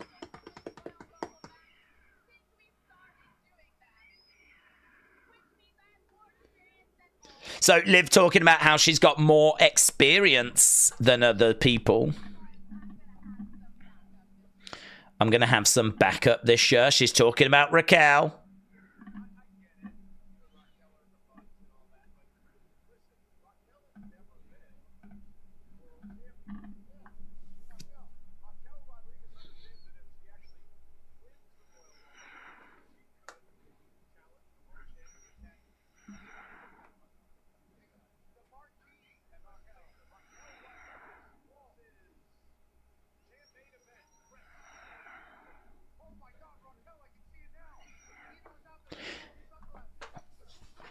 Okay, Liv's coughing because they're coming up with the idea of Raquel winning. They're trying to plant some seeds here.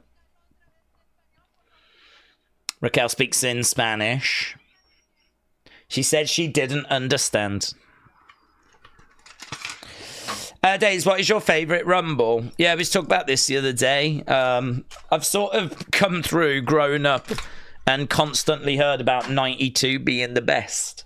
And it is just absolutely stacked. So for me, like, it's hard for it not to be 92. If anyone ever says what's the best Rumble, my brain automatically goes 92. We read a list the other day. It said that 2020 was the best Rumble. I struggled with that. I thought it was fine. I thought it was good, but I didn't think it was the best. Okay, there we go. We're done with that. Liv has been in every women's Rumble to date, says Mackenzie. Taruka said she's not going to get back up. They're going to be put so far away from each other. It's of me. I'm your number one.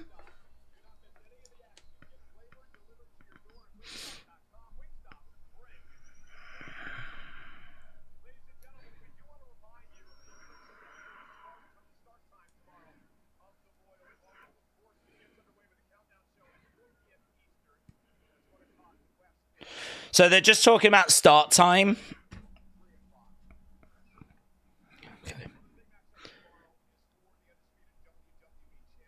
Okay, this is good. We're done with all the pointless people coming out and just talking. So now it looks like we're going to turn our attention to Cody and Kevin.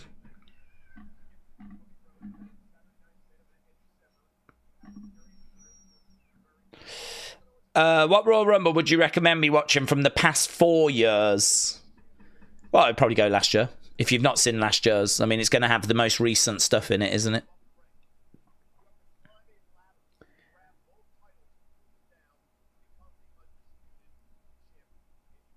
Okay, so Michael's just talking about the ladder match that we've got coming up.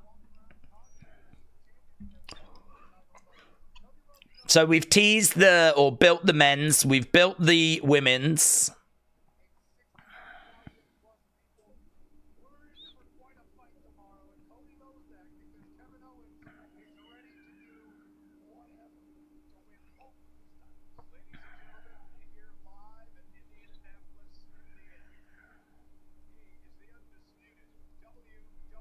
Okay, Cody Rhodes is coming out. Here we go.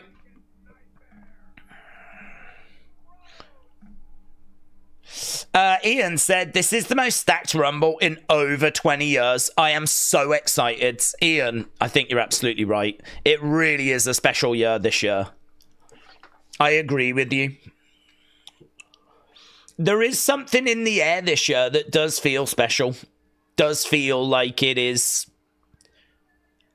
I don't know. I mean, you'd probably have to sit down. It would be quite a fun game to do if ever you had like a spare hour or two.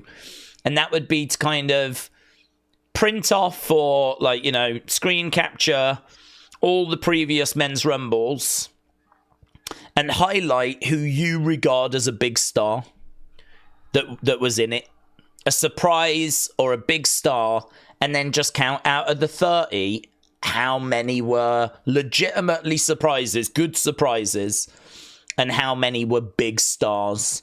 If you did that for several Rumbles, recent Rumbles, and did it for what we've got this year, I mean, obviously you don't know quite what's in this year, but just from what we know, it seems like it's well in that mix.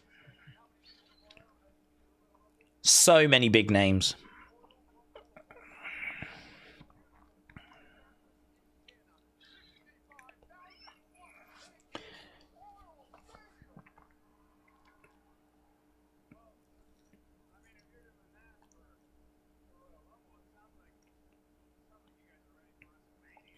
Cody said it sounds like you guys are ready for WrestleMania. If you're doing 65,000 for a Royal Rumble, it sounds like you're ready for WrestleMania.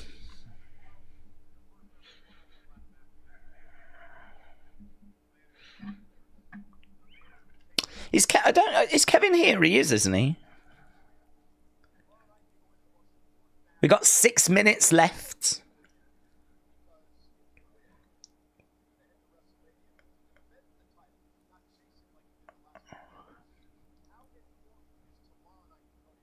How important is tomorrow to Cody?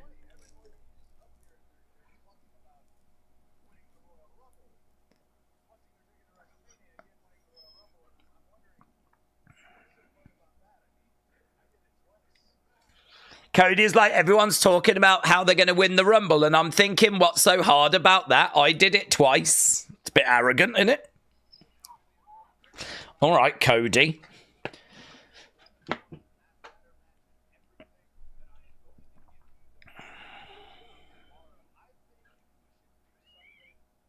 I think we should do something today. What are we doing? What are we doing?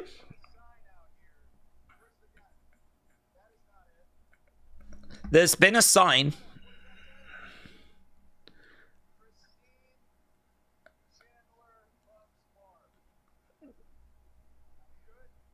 Good.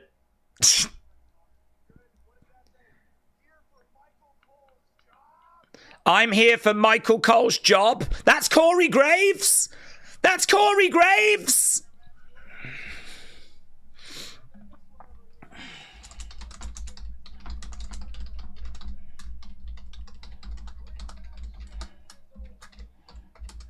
Bring back Sheamus's old theme.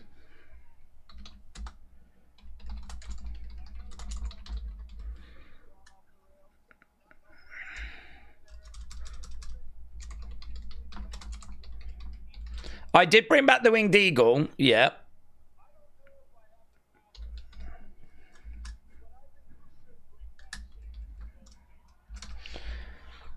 Well, okay, but how does Sheamus feel about it?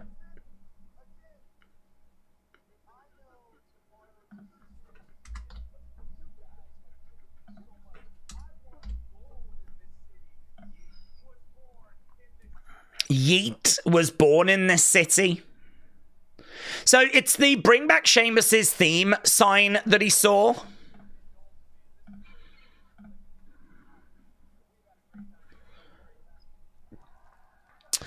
Yeet. It's a shameful thing. Lobster head, too many limes. Connor, this Rumble is going to be hyped, said Joe, but I think there's going to be a lot of surprises, but I'm too excited. I'm trying to think about something else. I love that Sheamus one, said Penny, for your thoughts.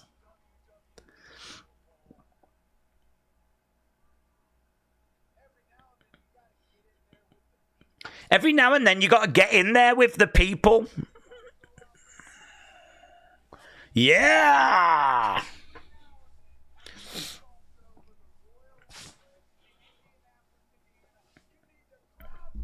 What? Cody's saying that he got a crowd surf. We're gonna make Michael Cole crowd surf.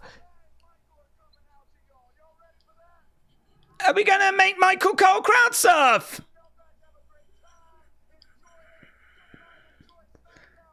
Prime tastes, bad sign. Okay, this must have been pre-planned.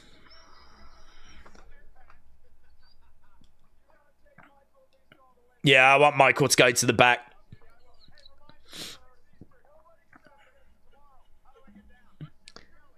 There's not much resistance from Michael Cole, which makes me think they sort of discussed, oh, this would be good at the end.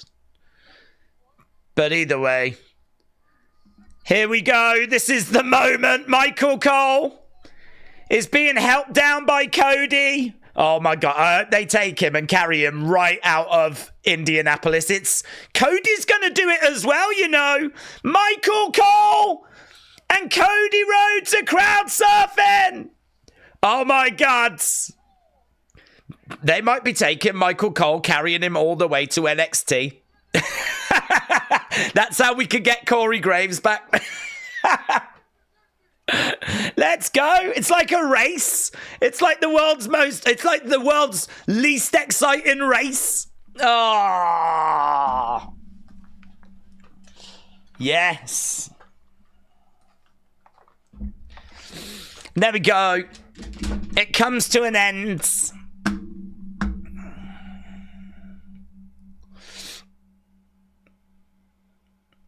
Right, PJ said, I'm so excited for tomorrow. I think that Cena and Io will both win. I'm just curious, what's number one match on your match scoring sheet? What's the number one match on your match scoring sheet? What does that even mean? What does that mean? What's the number one match on your match scoring sheet? PJ, what do you mean? Explain yourself in English.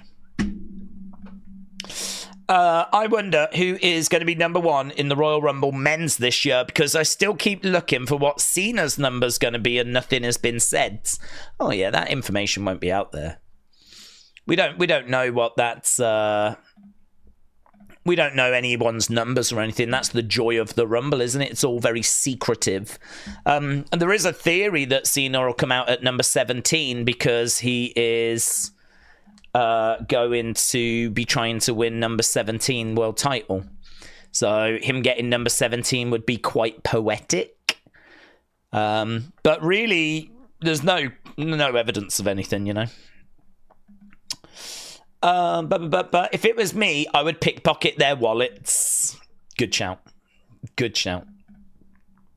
I would imagine both of them have probably got a fair bit on them as well. So, yeah, good thinking.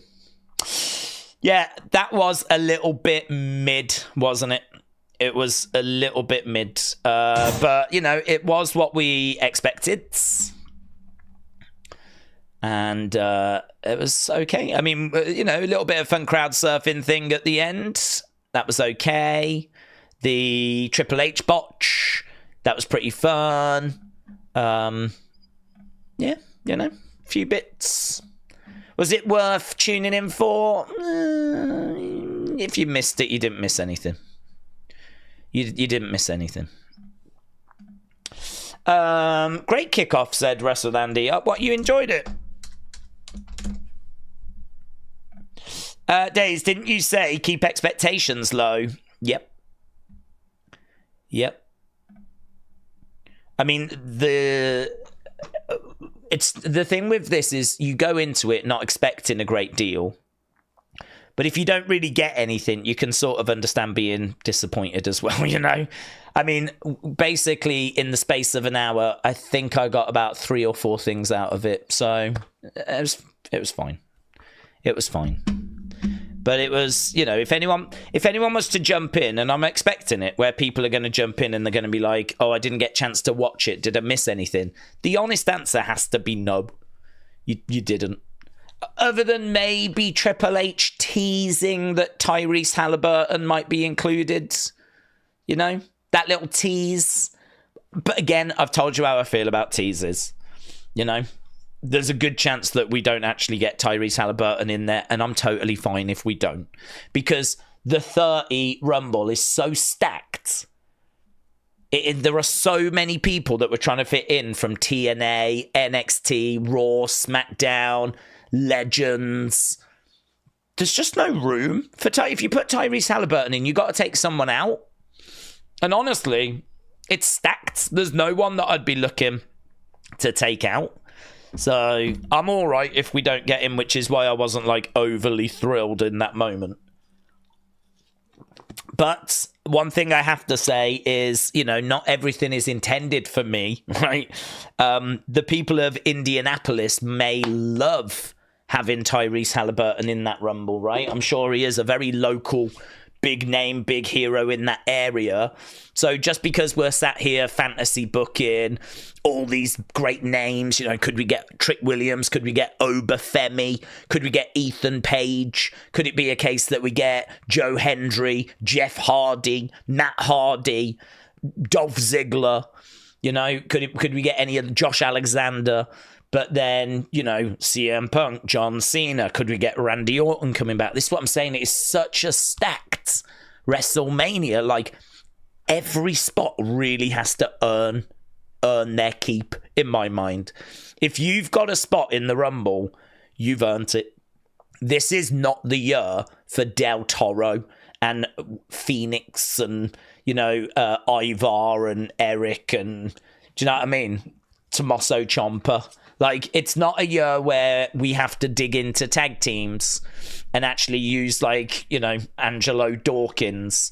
That for me is when you know that the Rumble's a little bit weak, when you have to pad it out with the tag teams. You know, you have to put in, like, Elton Prince from Pretty Deadly, or you have to put in Berto. Do you know what I mean? These kinds of names. These aren't the names that get pulses racing. These are the kind of names where you're like, 3, 2, 1, out they come, you go, oh, it's Angel. Oh. You know?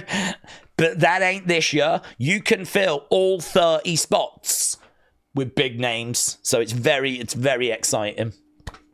Dub X said Michael Cole for Hall of Fame this year. I don't think so. For me personally, I would have him as a headliner, which might be a bit controversial. But I think if you look at his career of being the lead commentator for like 30 odd years, nearly 30 years, or being involved, I should say, with WWE. I mean, he was a backstage announcer at first, but then transitioned to the commentary table. And I mean, for many of people, I was going to say many of us, but for many people, he's the only voice they really know when it comes. He's the voice of WWE. I sort of feel like Heyman headlined a class.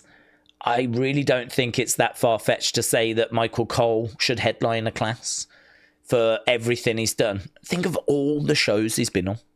Isn't there like a crazy stat that he's only missed like 4 shows in 25 years or something like this? There's some mental crazy stat that he's just been ever present. And I think he's missed like 4 shows or something along those lines. Kelly said, for anyone watching the Kickoff show, did we hear that person screaming no, no, no, like he's getting chased by Freddy Krueger? Drew said he was going to win the Rumble, and then there were these screams of no. Whoever it was really did not want Drew to win. I did not hear that. No, I didn't. I did not notice that. But that's pretty fun. Jerry the King Lawler too. Oh yeah, I mean, if you want to talk about the voices of wrestling, I think you have to have Michael Cole up there. If you want to talk about like the Mount Rushmore of commentators in WWE history, I feel like you've probably got to have Jerry Lawler, JR, Michael Cole, and then really it's debatable for that final spot, but I don't know. Do you go with a Gorilla Monsoon? Do you go with a Vince McMahon? I mean, Vince did a lot of commentary. Does Gorilla get it? Does Bobby the Brain Heenan get it? Even though he was more of a manager, whenever he did plenty of commentary, and whenever he did, it was so entertaining. I mean, Gorilla and Bobby are... I don't know that they're the greatest partnership. I think they're the second greatest for me. My favourite is JR and Jerry Lawler. JR and Jerry Lawler are the mountaintop in my eyes. And then I love the chemistry between Gorilla and Bobby. And Bobby was just so entertaining. I mean, it's just incredible. Very, very witty. Very witty. So that final spot, there's several people in the running for it. But I think it's almost guaranteed that you would have JR, Jerry Lawler, and Michael Cole. They would, I think, definitely make it.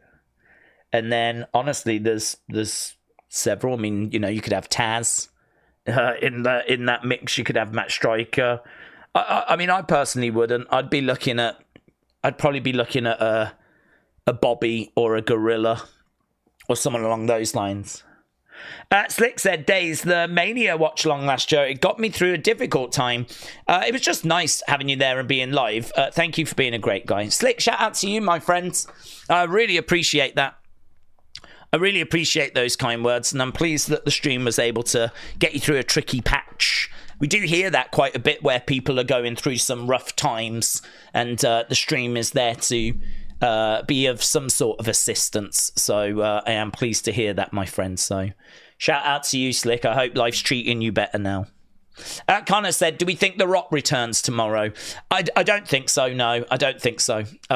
Just because they could have thrown us off the scent. But honestly, I think that they've done everything they can really to tell us that he's not in the pot for this year. I mean, him breaking kayfabe on the 6th was kind of his way. It felt like him saying, I'm not, I've forgiven Cody and, we're not doing anything, like, don't get excited about seeing me. But it's his way. He might as well have come out and said, I'm not at WrestleMania this year, guys. Me and Cody are cool. Me and Roman are cool. Everything's cool. It's not the story we're telling. It still doesn't explain why he did it, though, because it'll be a story we're going to tell at some point. We're going to have to get to The Rock and Cody, and then we're going to have to explain, well, why was you cool with him? So, it's still worthy of that sign. Why did The Rock break kayfabe? But, I don't know. For that's the reason as to why I'm like, oh, okay. Sort of feels like... And plus also, there's been plenty of rumours of Cody against Cena, and there's been plenty of rumors. Plus, Cody's been saying, I love seeing all the conversations online. You're not going to believe what we've got planned for WrestleMania. And I feel like the most obvious match is Cody Rock, because that was made last year. So if I take Cody's comments of, you're not going to believe what we've got planned for WrestleMania, and I look at what The Rock did on the 6th and just completely broke and out of character. And then if I look at the rumours that have been circulating from the dirt sheets, which is that The Rock is not expected to be at WrestleMania, right? Which is probably being based on a lot of what we've just said. It's hard to sit here and go, yeah, he'll be there. He'll be there tomorrow. So it's either a big swerve, which absolutely could be the case. It's either a big swerve or it is not this year. Yeah, and so we're going to unfortunately have to wait and see which of those proves to be true. JR and Jerry are the best, but Bobby and Gorilla were amazing. I completely agree. I completely agree. I've got nothing else to add to that. They're my 1 and 2 as well. I do want to just show you this, though. Look at this. That's Northside Baby sent. There is Dexter Loomis signing some of these masks. Imagine getting a signed Mercy mask. Look at that. I wonder if any that don't sell, if they'll make their way over to WWE Shop. It has been pointed out before how the S looks very much like a 5. Very much like a 5. I have said before, though, I don't think I've done it, but go and have a look at how he previously signed it, because I don't know that is new. It might just be how he does his S's, but it has been noted before that it very much looks like a 5, which would be interesting because there's only 5 in their group at the moment. Of course, Alexa we're thinking would be number 6. So that is interesting, isn't it? So Northside baby, thank you.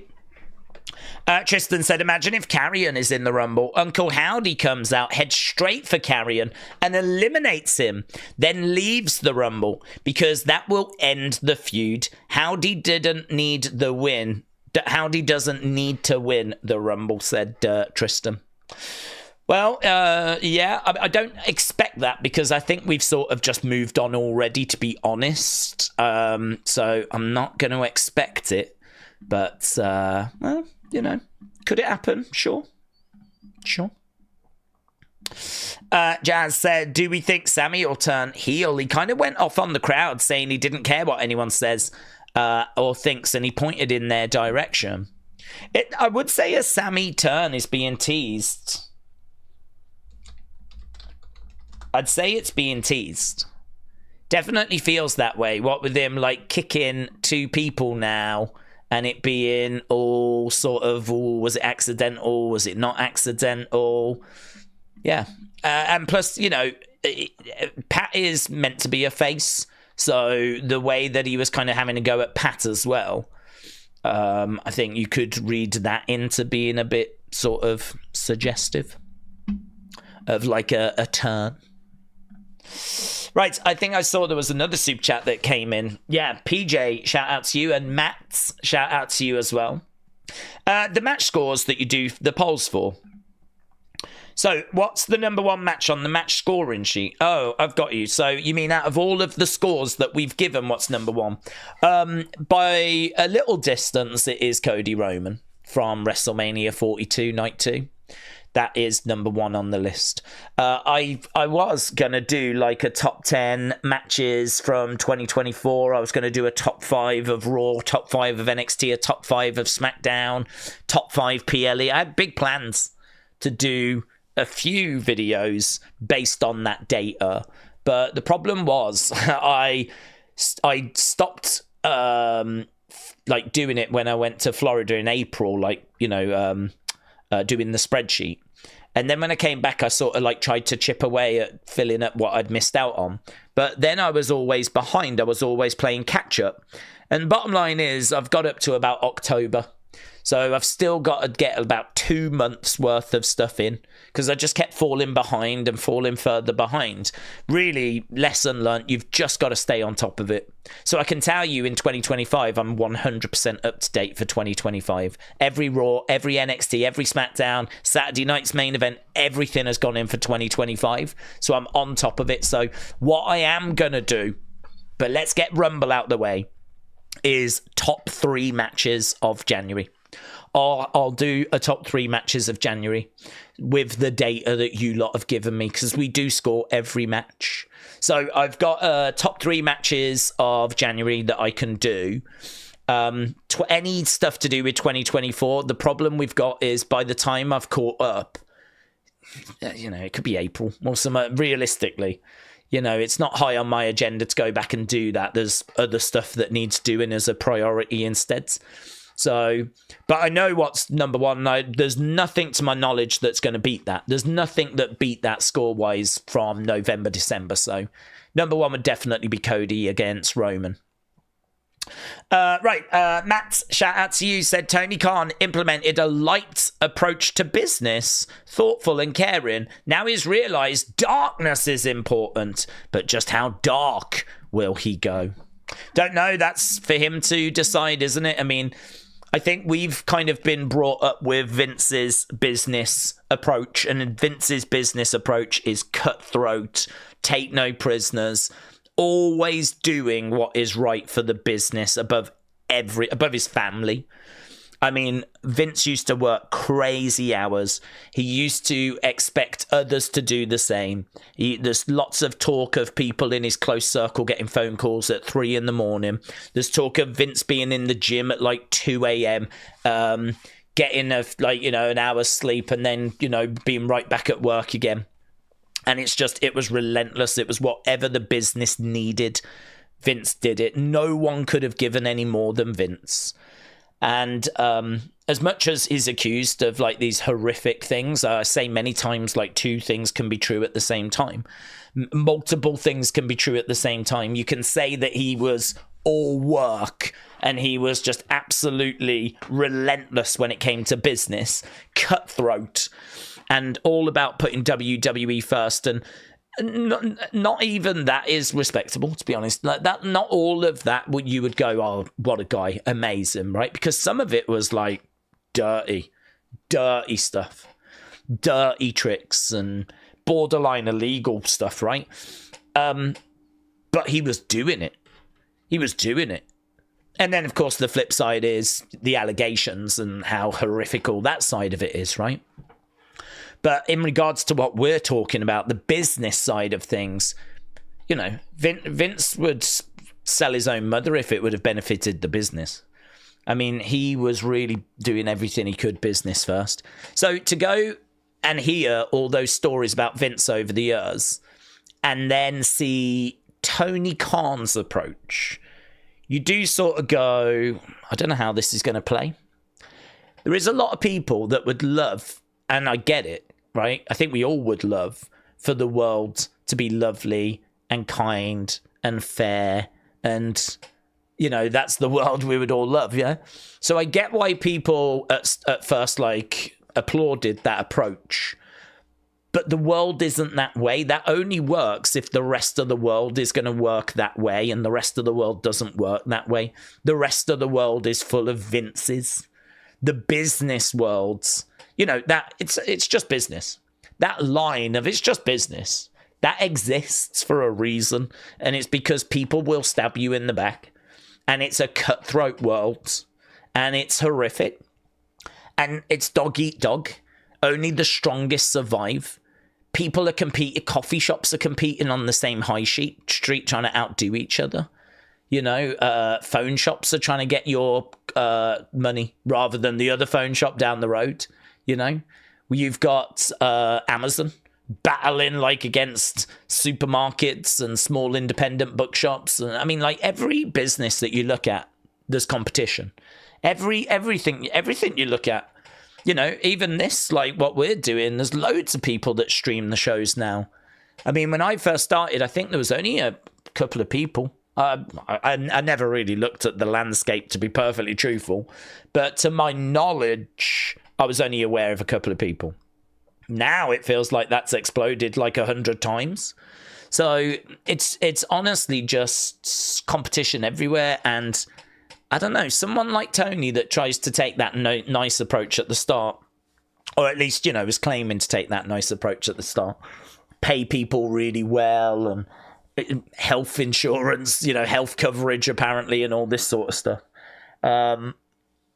I don't know, being everyone's friend backstage, you sort of looked at that and went, you're going to get ruined.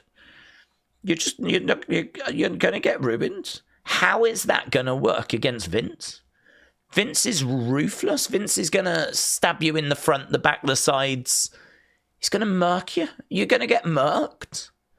And do you know what? He did. Because Tony Khan would then come out and he would moan about the stuff WWE was doing.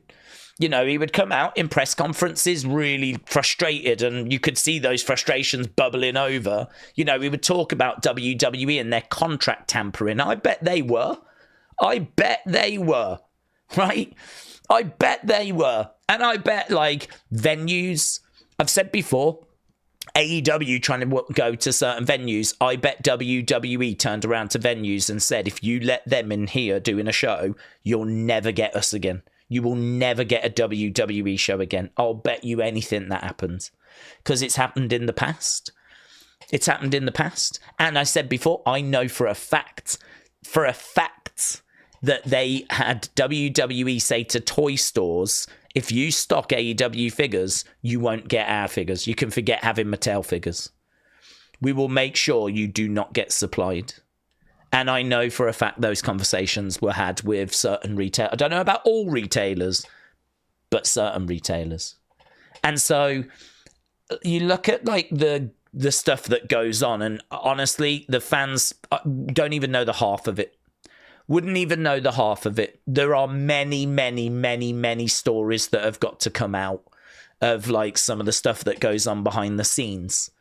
And I think if what I didn't know was Tony being ruthless and hard behind the scenes, but in front of the camera, all lovely and spinning us a different yarn, you know? If that was happening, then very clever, very good.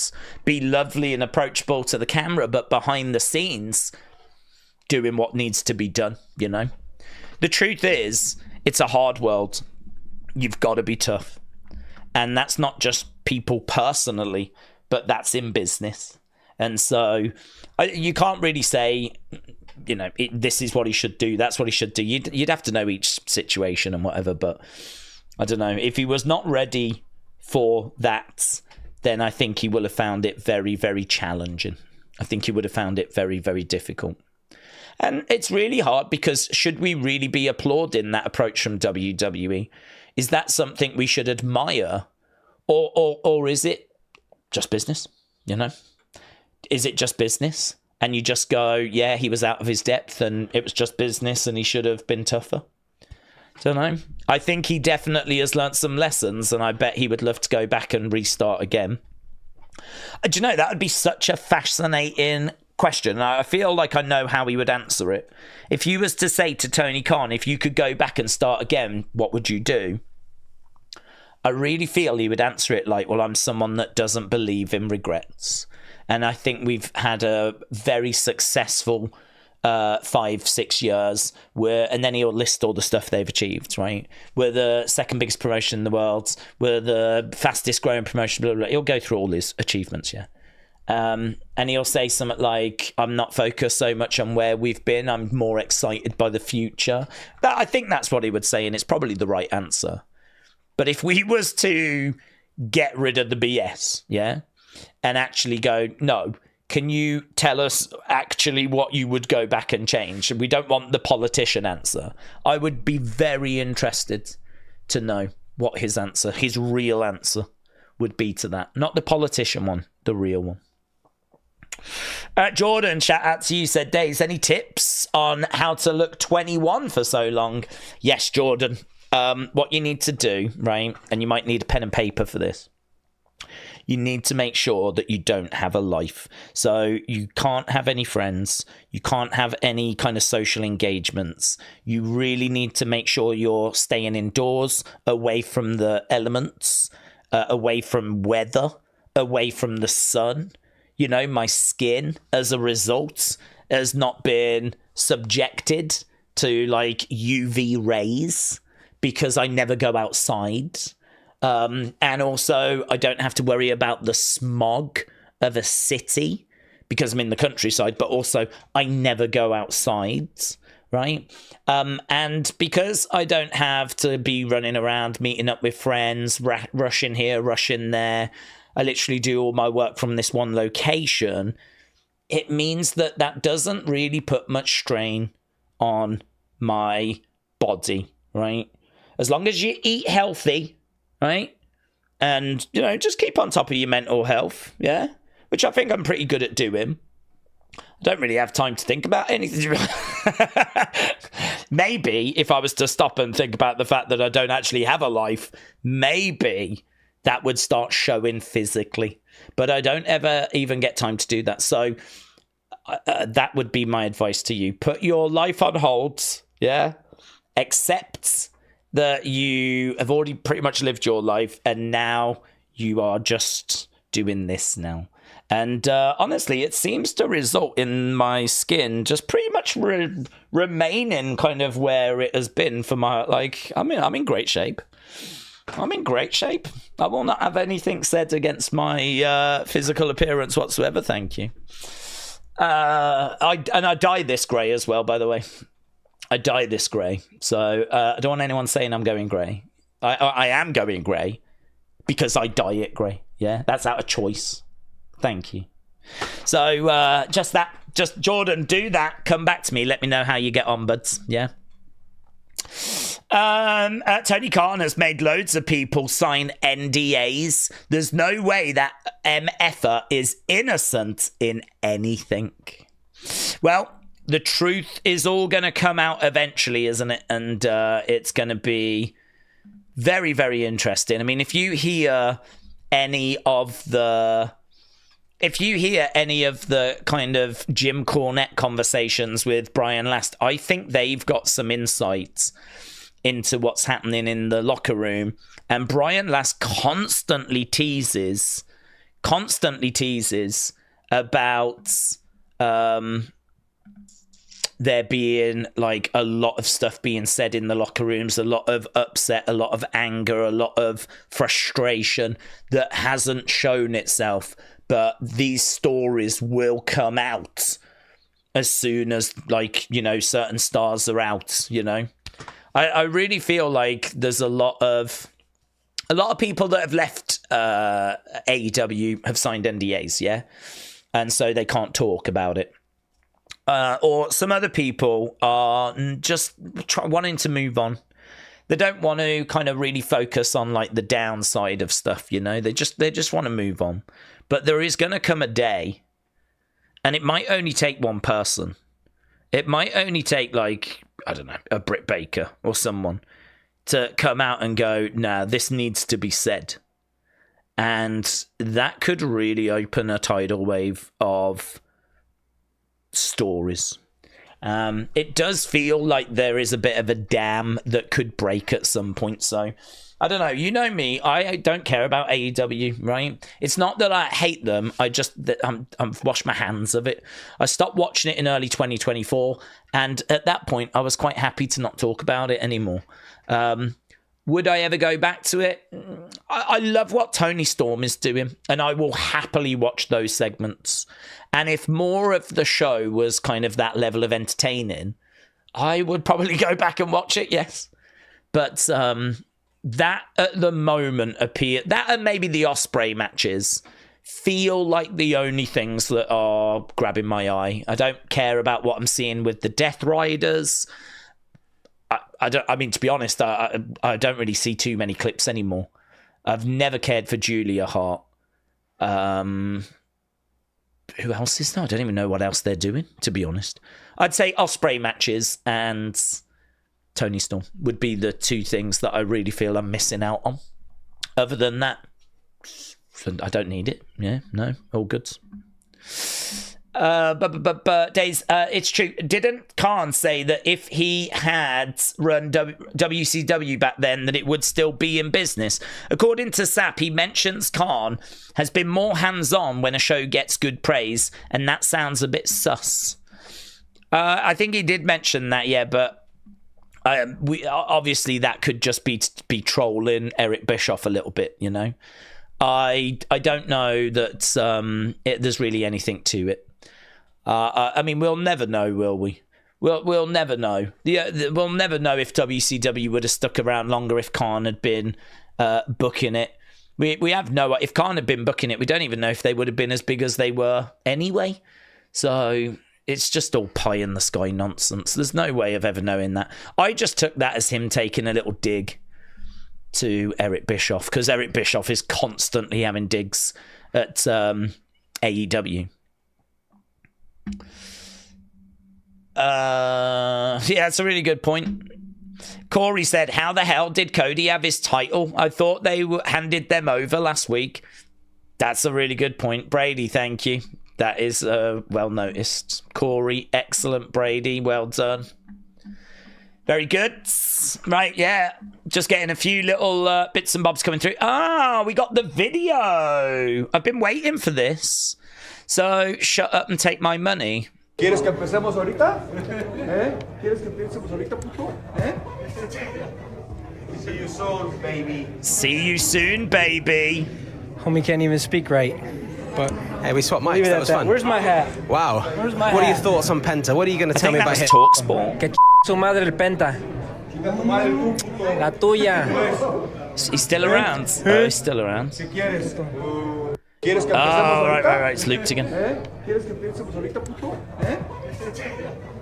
See you soon, baby.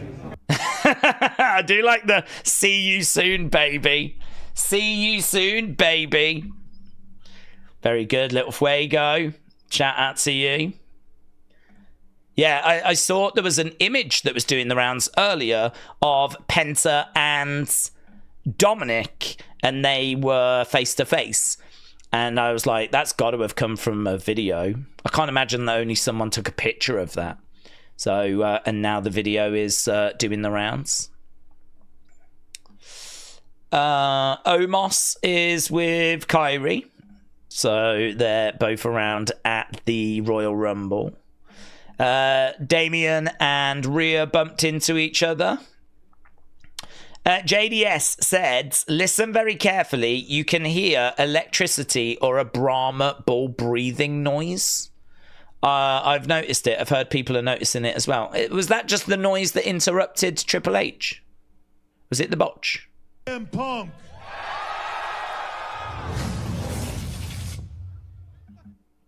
Yeah, it was the botch. Don't actually know what that was. There was a little botch that interrupted Triple H. I mean, could it be that is going to be foreshadowing something? Could it be that was a little tease of something? It could easily have just been a botch as well, couldn't it? Right, JDS said, I think I've cracked the theme song about the Royal Rumble. Yeah, look, I really don't think The Rock's going to be in the Rumble. The road sign is just a road sign. The countdown thing, I think, is irrelevant. I really do not buy into those. I think it's WWE's responsibility at this time to tease lots of different things. I think it's wrestlers' responsibility at this time to tease lots of things. If you're a wrestler and you're not a wrestler that's got a chance of being in the Rumble, a Matt Cardona, a Matt or a Jeff Hardy, a Trick Williams, an Obafemi, right? If you're one of these and you're not teasing that you're going to be in the Rumble, I think you're really dropping the ball. I think you're making a massive mistake, because you should tease so that people talk about you. It's free press to be spoken about. Like, everyone right now is looking for little clues, little teases. Part of the fun is the speculating. I think that there's a responsibility on WWE and on the wrestlers to do exactly that, which is why I just don't think you can read much into anything right now, because I just think that that's what they should be doing. So we will know better, obviously, tomorrow, once we've seen all the 30 people that are going to be in the Rumble. We'll get a much better idea as to, were any of those teases real? Were they all just a load of nonsense? I do promise you, and I promise you this, the vast majority of stuff you've seen teased, and I can't say what in particular, but the vast majority will prove to be absolutely nonsense, because it happens every single year. Every single year, right? And when you've seen it year after year after year after year after year, you kind of understand why they do it, right? And that's why I said it's WWE's responsibility to do exactly that. And it's the wrestlers' responsibility to do exactly that. And it's all part of the game. It's all part of the fun, isn't it? Days, have you seen that Topps Chrome is out today, said Wrestle with Andy? No. I know that it was on the way. I didn't know it was today, though, so that's fun. Jamie said, I'm confused. My comments aren't being shown. I saw that one, but I've seen that one. Where are we time-wise? Oh, okay, we're still doing good, really good for time. Let's go. Long Beach Hippie said, Monday Night Raw is from Cleveland. The crowd will give Logan Paul heat for sure. Yeah, he's not massively over in Cleveland, and that's where he's from. And you would think he would get a great reaction, but no, it's not the case. Even in Cleveland, they are not fans of Logan Paul. Days, it's a big night for SmackDown. With that being said, what are the final thought predictions, theories for Hunter's show tonight? I don't have any. I don't bother predicting Raws and SmackDowns because, to be honest with you, like, it's the day before the Royal Rumble. So, do you know what I mean? It's a go-home show. We're not going to be dealing with anything massive tonight. It's really just putting a few final pieces in place. There might be a few more people that are going to announce that they're going to be in the Rumble matches. And that's it, really. I mean, in regards to, say, Chelsea and Michin, that's one that we could put in the chat. And we can ask people what they think about that. Because we do actually have a women's championship match tonight for the US title. So we can ask. But I think Chelsea retains. It feels a bit early to kind of take it off of her. Who leaves SmackDown as champion? So let's see what you lot think. Is it going to be Chelsea or is it going to be Michin? Is it going to be Chelsea or is it going to be Michin? Right, Carl, shout out to you. I only wish for a surprise winner like Bron Breakker, Jacob, Ludwig or Sammy. Who would be your wish, says Carl? My wish would be Sammy. I would love for Sammy to do it. Sammy is someone that I think a lot of people will say that he doesn't quite feel that he's that level. I think he has felt that level. If you think about how bananas it was when he was competing against Roman for the title in Montreal, and I know that was Montreal, but at that point, you could have done that match pretty much anywhere and it would have got a crazy reaction because, of course, he had just been in the bloodline. We'd built that whole thing. He'd turned on Roman. Like, that was the moment. That was the moment for Sammy. And unfortunately, because Sammy was not the guy that they wanted Cody, that moment passed him by. But if he could win the Rumble, and if we could then build him up for the next few months, have him in some big segments, tell some stories, creatively, you know, put some obstacles in his way. And listen, he would choose Gunther. So, and I said this before, like, we did Gunther Sammy last year, and we didn't have many high expectations. We knew the match would bang because they're both brilliant, but I don't think we had expectations Sammy would win.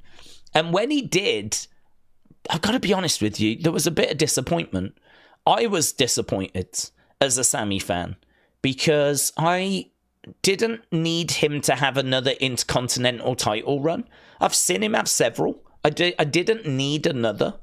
And at that point, if you remember, we all wanted it to be Chad that was going to beat Gunther. We all wanted Chad. I still think that was the wrong move.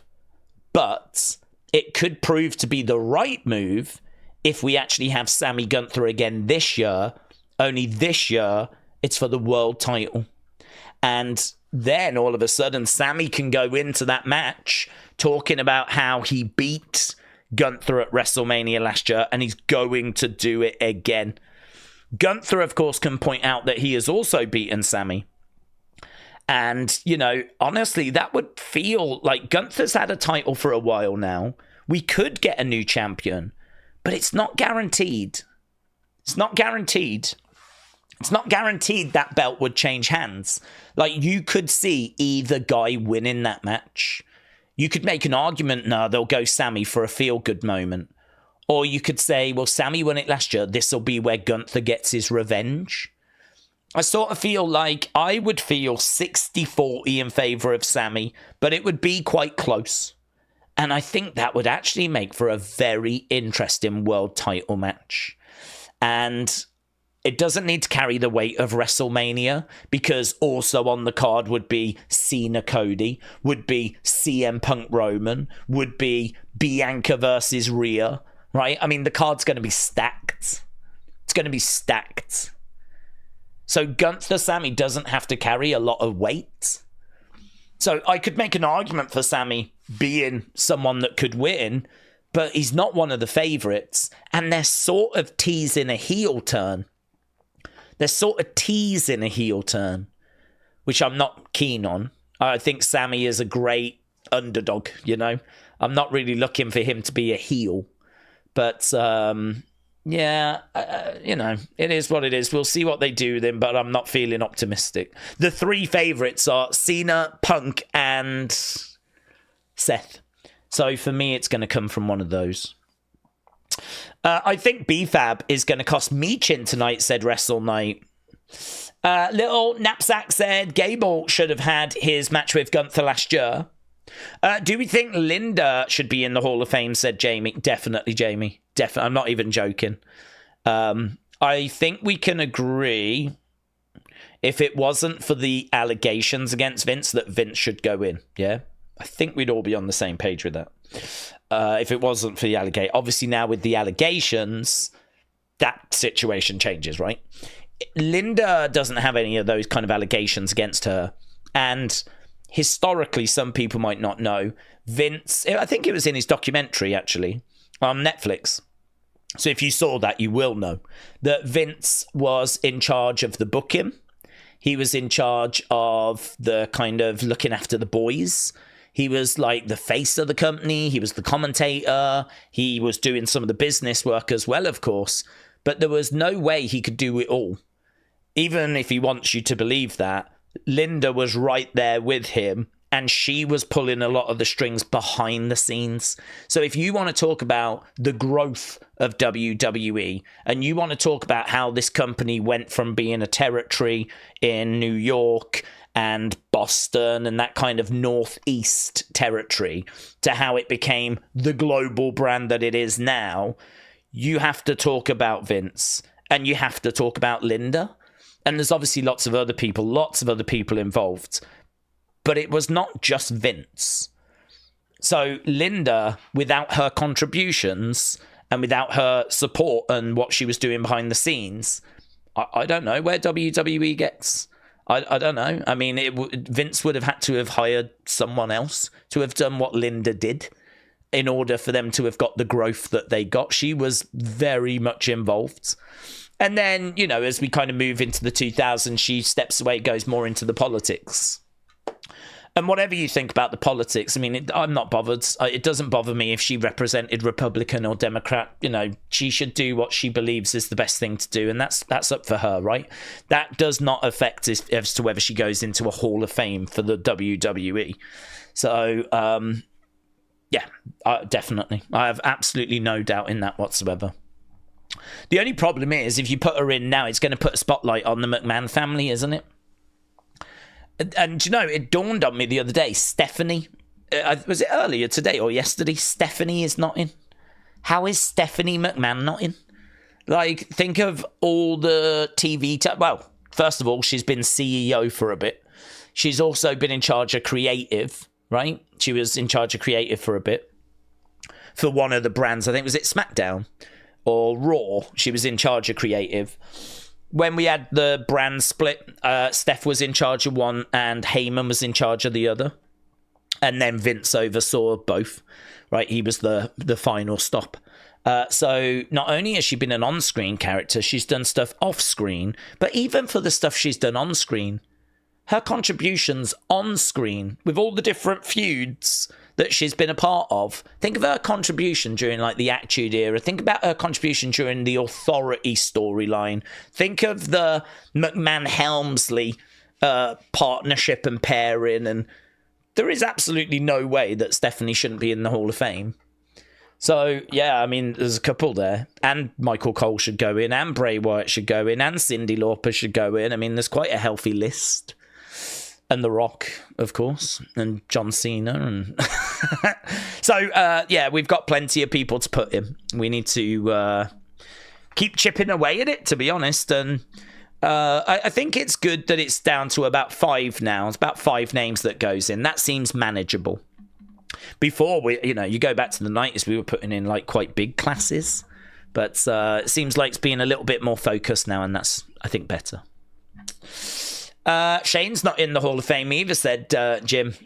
Yeah, well, Shane should go in. I'd be down for Shane going in. I don't know so much of Shane's contributions behind the scenes, to be honest. But again, you can certainly look at some of those key moments from WWE history. If you think about like WrestleMania 17, Shane and Vince. If you think about when, well, literally just before that, when we did the telecast with the name is McMahon, but it's not Vince McMahon on the contracts, you know? Or you think about his match at like SummerSlam, he's coming off that flipping Titantron thing. You think about him and Angle, was it King of the Ring? I mean, yeah, there's loads of reasons as to why what he's contributed should be recognised. But I don't know if I'd only be recognising what he's done on camera.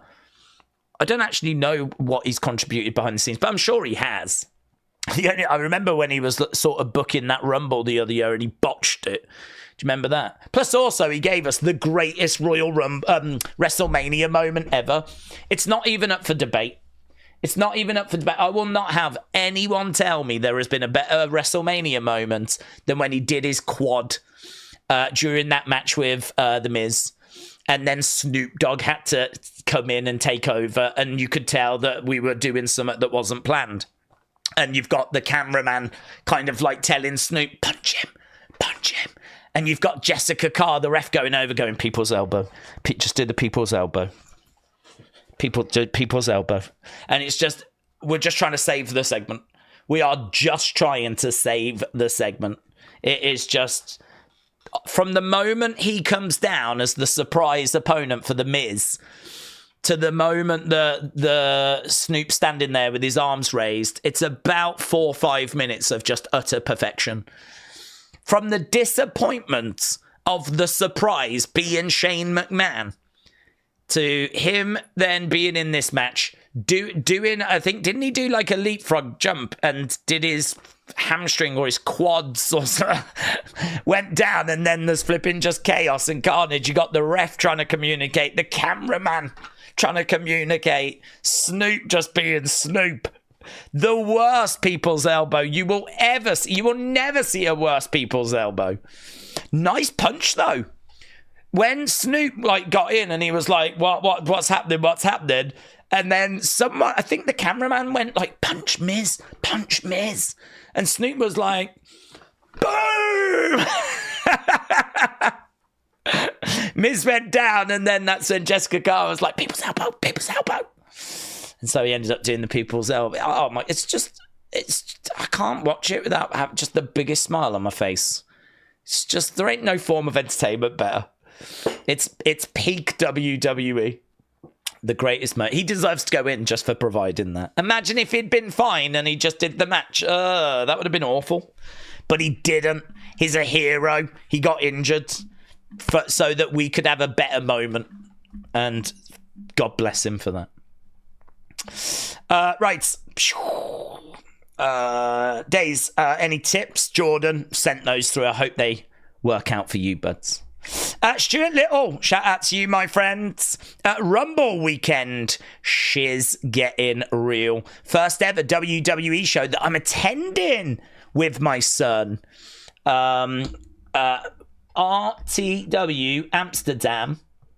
Hope Netflix can push WWE in NL like back home UK.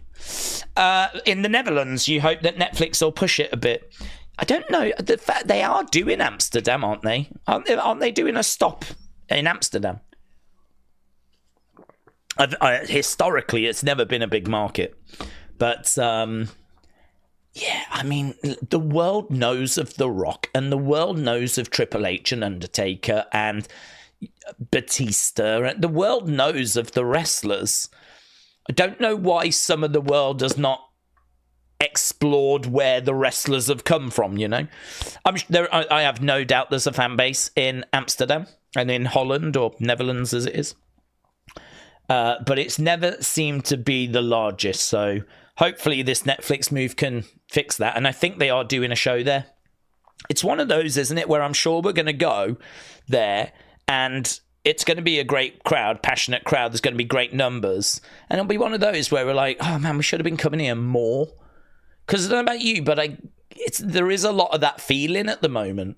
Look at the French. Now, whenever there's a European tour, sometimes they always do the UK. Several shows in the UK. They'll do Ireland. And then you might do like a Germany. and an Italy, or you might do a France and a Germany. I mean, really, when it comes to mainland Europe, it's a bit, we'll do something here, we'll do something there. But really, the European tours are UK, Ireland, really. And then a little bit of mainland Europe. But, I mean, we've seen that French crowds, and it's like, there's no going back now. I mean, no going back to not going there, right? We are definitely going to be going to France on a very regular basis. Like, whenever we do a European tour, France has just cemented that they are always going to get at least a show, if not a couple. And, of course, they're getting another PLE this year. Clash in Paris. So, in a 40,000 indoor arena. So, we've gone bigger, right? France made their voice heard. WWE heard it, and now they're getting even bigger shows. And you just go, that's how you do it. I mean, fair play. You showed up, you spent the money, you smashed records, you was one of the loudest crowds.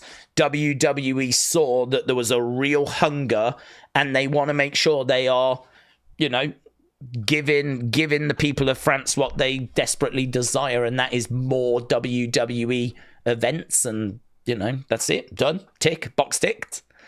So there's no going back now to the days of just doing a European tour and maybe we'll do France. We will now always do France. And, you know, hopefully the same can be true with Netherlands. If they get that show, if they get that opportunity, and they make noise, make their voices heard, sell tickets, sell merch, sales, like, then boom, you know, you can see now what needs to be done. You know, if you want to win over WWE, you can see how to do it. It's a company that's motivated by money. At the end of the day, if you're going to give them money, ticket sales, merch sales, if you're going to do that and there's a big demand, WWE will be there. Right, they will be there. France showed that, and you know, maybe Amsterdam can. So, Stuart, have a great time. I hope your son has a great time as well. And honestly, what a show to be attending! What a show to be attending! Very, very special. Travis said, "Will you watch the Shane WrestleMania bit with us?" Well, I did. I did the live watch along for it, didn't I? So I'm sure we'll end up doing another watch along for, was that 39? I think it was, wasn't it? Pretty sure that was WrestleMania 39. So I'm sure we'll do another retro watch along of that eventually. So yes, one day, but it's not on my radar right now because, to be honest with you, it's hard to find time to do retro watch-alongs, and really, I force myself to do them whenever the Vault show them. I think there is something special about when the WWE Vault is showing a show on live, because if we sit down and go, right, guys, we're going to watch WrestleMania 39. Are you ready? Go to Netflix. Are you ready? 3. I don't know what it is about that. It's kind of something we're arranging, and that's fine. But I don't know. It sort of lacks something. It feels like we could do this at any time, you know. But when Vault are showing it, like on Sunday, and you know there's like thousands of people that are watching it at the same time, it's just got a little bit more of a feel of being official, you know? And I don't know why. I don't know why it makes a difference. It just feels a little different. I suppose part of it is like anyone can watch at any time. You just jump onto YouTube and you can immediately catch up, you know? You can see where we are. Like, if you want to do a watch-along and someone joins halfway through, they have to be like, guys, where are you up to? Oh, we're at 1 hour 12. Okay, I'll skip to that. Like, but it's not that way on YouTube, is it? You just click on it and it's there, it's live, and you're just joining it, and it feels a little bit more official. It feels a little bit more like a real pay-per-view, a real live pay-per-view. So I do enjoy that feeling, and I do enjoy those kind of retro. We did one for the Royal Rumble last Sunday, was it? It was really fun. Really enjoyed it. Actually, I was very impressed revisiting just how good 2009 the Rumble was. I mean, it really was some big names after big names after big names. And the undercard was all right as well, actually. JBL in action against John Cena, with Shawn Michaels being with JBL. And he was obviously kind of working with JBL at that point because he was struggling for money. And that was enjoyable. That was really good. It was a good match. So, yeah, there was Jeff Hardy defending the WWE title on that show. And, yeah, so when it comes to retro watch-alongs, I think I'm in the habit now of just keeping an eye on what the Vault are showing and just kind of doing them whenever they show them. So I'm sure we'll get quite a few in this year. We've done several over the last few months. Mackenzie said, Steph saved Cena's career. That's an excellent point. That's an excellent point, Mackenzie. You are correct. So she was famously on that bus, wasn't she? Heard John Cena rapping, doing his rhymes, and that was enough for her to go, why don't you bring that into your character? That's really good. Bro, why don't you bring that onto screen? And so that's how we went from like Prototype to Doctor of Thugonomics. And that was a big shift. And that shift saved John Cena's career. That is very, very true. Right, Tony said, I'm excited for the Rumble, but sadly I'm going to miss most of the live before. But it is for good reason. My daughter has got her first season game for her outdoor soccer team. Oh, yes, let's go. Soccer. And an indoor game for her indoor team. Well, I wish her all the very best. It is fun to see. Soccer's weird in America, isn't it? It's sort of played by kids, but then for some reason, as people get older, they seem to sort of leave it behind. They get into NFL and they get into like basketball, baseball.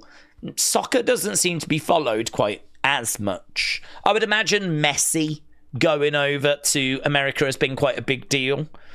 And I'd imagine there's probably been a bit more movement there. But, yeah, it's always played catch-up in America, hasn't it? But for some reason, I've always heard of soccer moms. You know, soccer moms has always been a thing I've heard. So I know that kids have been playing football, soccer for a long time in America. But it just seems to get left behind for some reason at a certain age. Don't know why.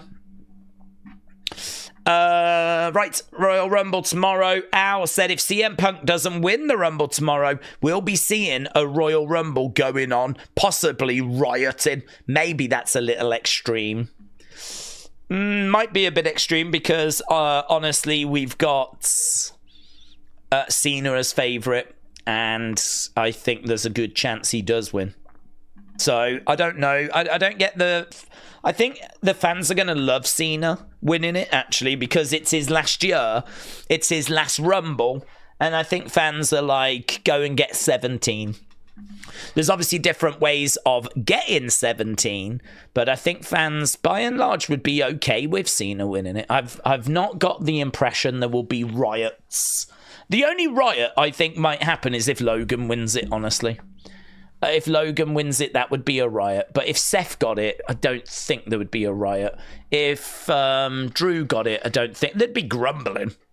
There'd be little moans. But I think you're going to have little moans whoever wins it. I mean, everyone's got someone they want to see win, you know? So I think whoever gets it, there'll be little moans and little complaints. That's part of the game. But riots, people actually losing it and getting frustrated... only if Logan gets it. Little Knapsack said, OTC, I love you. Peak angle, plane pilot trying to get some Asda hot chicken. Oh, did you see that footage of the plane? That's mental, innit? The plane and the helicopter. I don't know what the latest is on that, but I've seen the footage now. They've released footage, haven't they, of the collision. And it is crazy. The helicopter seems to be moving quite slow. But it could just be an illusion, you know? It could be a trick of the mind or something. I don't know. It's very, I don't know, how did they not know they were going to collide? How was there not like alarms sounding and all of that? How does that happen in 2025? It doesn't add up. I'm not a conspiracy person, but it doesn't add up. Something doesn't add up. How in 2025 did they manage to collide? I saw a video on it. Don't worry, we're going to get back to wrestling. I saw a video on it where they kind of recreated what they had happened, and they reckon that the helicopter was warned about, you do see the plane, yeah? And apparently the helicopter pilot was like, yeah, got visual on the plane. And they think that they were talking about different planes. There was a plane that had just took off at the same time.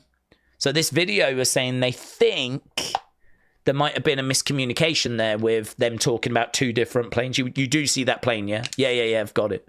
I've seen it. But actually they meant that one, not that one. But how did the instruments not tell them that they were heading towards a plane? I don't get it. Don't understand. I would love to see a proper breakdown of that once we get a few more facts. They did recover the black box, didn't they? But thoughts very much with the families affected there. I mean, honestly, just the first commercial plane incident in America in like something like that, 15 years or something like this. I mean, it's a long time. A long time. And it doesn't add up. It doesn't make sense. Alan said, soccer is big here in the States. It's bigger than it seems. Obviously not in Europe or South America, but there are some brilliant soccer cities across the country. Have a great stream. Alan, shout out to you. I really appreciate that. My knowledge of soccer in America is very limited. I mean, from an outsider looking in, it always feels like kids are playing it and there's soccer moms, and you know, like Tony said there, she's got to take her kid to soccer, and I sort of feel like I hear that quite a bit, like my kid plays soccer and soccer moms, but then it never seems to kick on. Like there never seems to be like your national team, for example, it always seems to be able to get to the World Cup, but then never seems to be able to do a great deal when it's there. No one ever really looks at the US as being like, you know, favourites for the World Cup. And I sort of feel like that's confusing because your women's team are, you know, very good. I mean, they are the best. So your women's team has got it, but it feels like the women's game is relatively new. Like, it's been around a while, but it's only recently been getting, like, past 20 years, serious investment. So I feel like, you know, you was right place, right time to really capitalise on that. Men's game has obviously had a lot of serious investment over decades. So there is a bit of catching up to do, but it really shouldn't take America that long to catch up. You know, if you seriously, with the athletes that you produce, I mean, the world sees what you do at the Olympics. The world sees, like, you know, how strong your different teams are for different sports. Olympics being the big indicator, of course. But, you know, your basketball team on a world stage, your women's football team as well, amazing. But the men just never seem to be able to get there. And it's a bit of a head scratcher, honestly. The way I feel about it is I am desperate for England to win a World Cup. I've never seen it in my life. We've really never come close since winning it in 1966. So we are desperate for England to get a World Cup. I mean, the scenes that you get when a state wins a Super Bowl, you know, where people are dancing in the street. I mean, it would be that, but I really feel like you could 5x it, 10x it. I mean, the country would lose its mind. It's our national sport. It's, you know, it's like a religion in places here. It is. Everyone's pretty much got a team that they, you know, watch. Even people in games on TV. You know, like half the population will tune in and watch it. It's every time England is in like a tournament, it's like everyone tunes in. And I feel like if we won it, then it would be a massive deal. And the reason why I'm so desperate for it is because I'm confident you in the USA are going to get your shiz together at some point. And when you do, you're going to go on to win World Cups. You will go on to have success. you know, it might take a few tournaments where you know, fail to Brazil, or you fall to Germany, or you fall to Spain. But eventually you will get to the point where you are just consistently there or thereabouts. I feel like England might be sort of there now. We've got to a few finals recently. And, you know, we've got a lot of great players. And we've just gone and got, like, a great manager. So England are hoping, you know, 2028 in America, actually, I think. Isn't it like Mexico, America, and Canada? England are like, oh my God, please, please,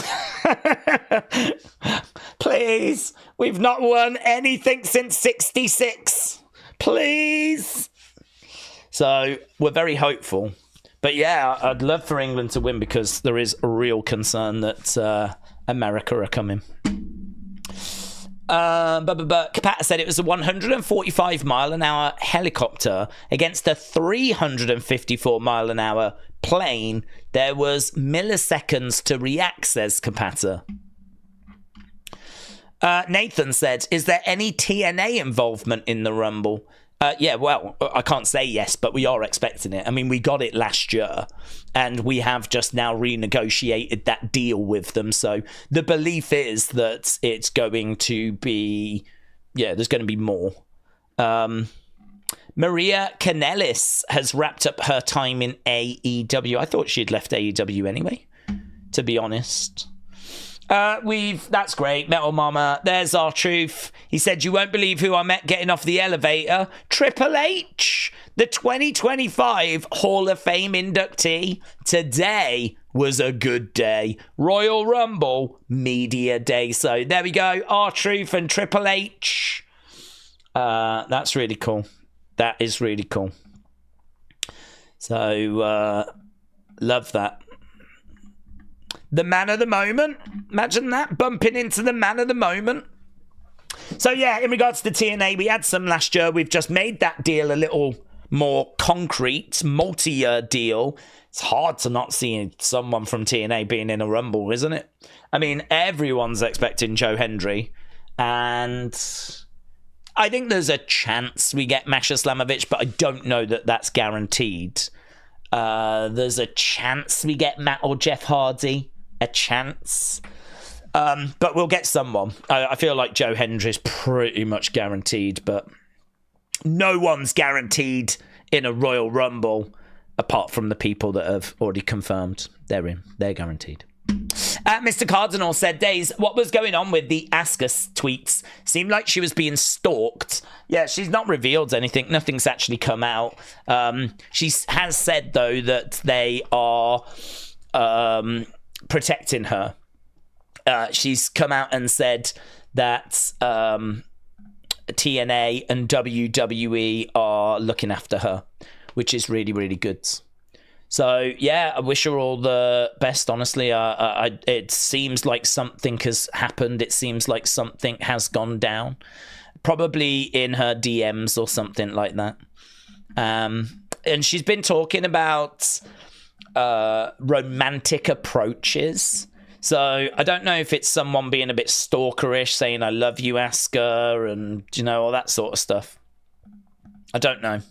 Something seems like it's gone down, you know. Hammerstone is injured at the moment, said Alex. Ninja said, what superstars do we think will get the biggest pop? I would say Brock or AJ Lee. Yeah, I think it'd be AJ Lee. I think Brock would get a big initial pop, but I said this the other day. I think Brock would get the big initial pop, but my reaction to Brock would be confusion. I'd be confused because Brock's involved in a very serious legal case at the moment, and we have not seen him since he was removed from the Royal Rumble 12 months ago. WWE have not used him for 12 months, and that court case has not even started. It's not even started. The Vince court case has not even begun. So, and Brock is very much involved.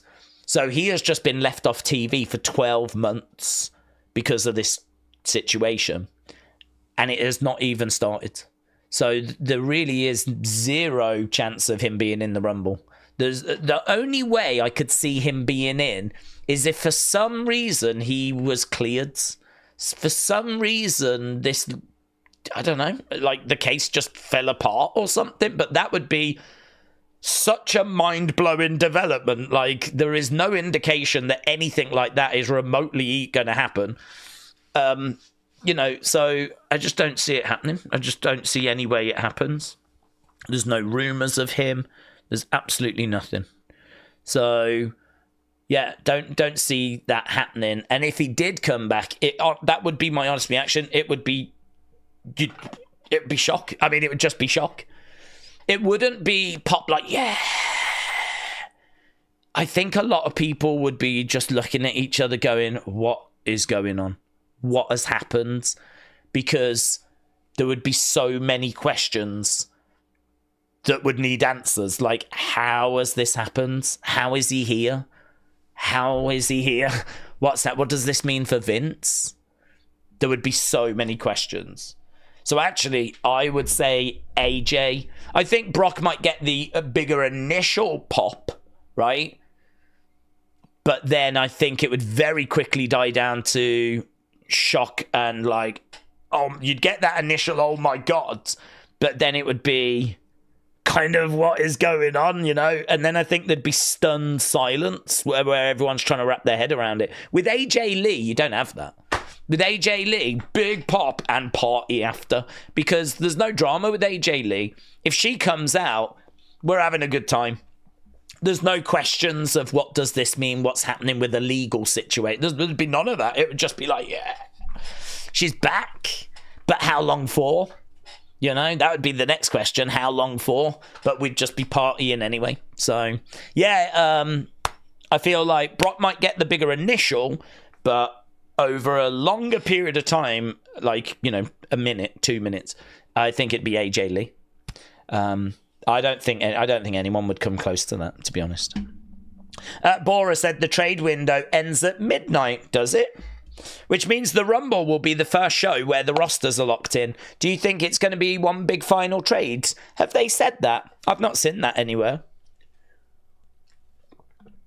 Have they reported that somewhere that tonight is the last night? That's pretty fun if so. That's good to know. I do think we do need to close this window. Get it done, because it's not good not knowing who's going to go where. Like, we need to just move on, you know.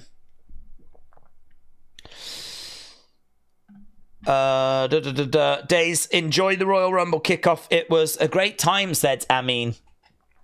Hannah said, Days, do we see any of the following surprises? Okay. Booker T. Gonna say 40% chance. I think it's close to being likely because he wrestled not long ago, so he absolutely can get in the ring. He's in the WWE world. The only reason why I would lean against it is I don't think it was that long ago we saw him in the Rumble, so I feel like we've done that. So I'm leaning towards more unlikely than likely, but I have to keep it around close to 50 because it is possible. Right, so I'm going to go about 35, 40 for that. Quang, 0. I don't think we would be going with Quang. I think there's other characters that you'd bring back instead. I show speed, yeah, speed backstage. I'm going to go 60 to 70 because I think he is someone, his content is him reacting, really. His content is him opening a pack of cards and reacting to what cards he gets.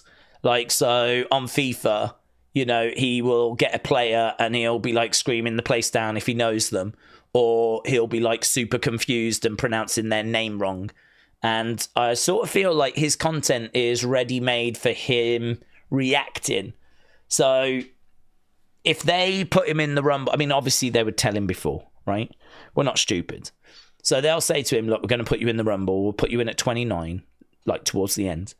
And you make sure you're streaming at that point. Because what we're going to do is we're going to play your song right? We'll have you notice it, right? When we're playing it, notice that it's your track that's playing. We'll have Triple H come over and go, you're in the Rumble. And then what we want you to do is like live film it going down to the ring. Like totally could see that happening. Totally could see that happening. And, you know, he might even live it whilst he's in there, to be honest. And like, sure, could you imagine that footage? WWE love that stuff. You know, that kind of clip of, I mean, like when, in all fairness, when would you ever get the opportunity to have that sort of a view of live stream, like what it's like to walk down the aisle and look around at like the 65,000, actually get to the ring and get into the ring and then look around at all the superstars. Like that is from like a wrestler's perspective, and it's not a perspective we've ever seen. I'm trying to think if anyone has ever done it, and I don't recall ever seeing it, where someone has actually done that. And there's an opportunity to do that, and to put it, there's an opportunity for not only WWE to do it, but for it to go onto Speed's platform. I mean, you could see why that would be tempting to WWE, couldn't you? And I think we can all, I don't like celebrities to get into wrestling rings, right? I've said it before. For me, I just think the wrestlers are highly trained. When I grew up, they were larger than life. They were jacked. It was Hogan. It was Ravishing Rick Rude. It was British Bulldog. It was Ultimate Warrior. Like steroids were running wild, yeah? These were superhumans. They were superheroes. They were just, you know what I mean? They were like a different race. They honestly were just jacked. They were big. They were bodybuilders, right? And the idea that like a singer could get in there, and could you imagine a flipping singer in the 1980s getting into the ring thinking they were going to get the better of the Ultimate Warrior? Could you imagine someone getting in there in the 1980s thinking they were going to go toe-to-toe with Andre the Giant? Like, that is where my mind is, right? That's where my... am I a boomer? Yes. Am I trapped in the past? Maybe. But let me tell you, I'm happy there, right? So for me, whenever we get these influencers like Bad Bunnies or... oh, he's a singer, but whatever. Or, you know, your Speeds, whatever, and they want to go in there and they want to look good against the wrestlers... that says to me you don't get it. That says to me you're not a true fan. Bad Bunny can say he's a true fan of wrestling, but if he really was a true fan, he would be willing to make himself look a bit stupid and have the wrestlers destroy him. Yeah? Did you see what they did to Bad Bunny? And then Bad Bunny can go around going, mate, I tried, but they're monsters. They are monsters. And you put them over. That's what your job is. As a celebrity, your job is to make them look amazing. It's not wrestling's job to make the celebrity look amazing. That's not wrestling's job. That's not what wrestling's here for. It shouldn't have been Damian Priest's job to make Bad Bunny look amazing. It's all twisted. It's all wrong. It's meant to be the other way round. It's meant to be that Bad Bunny is given the honor of stepping into a ring, and then he does the job.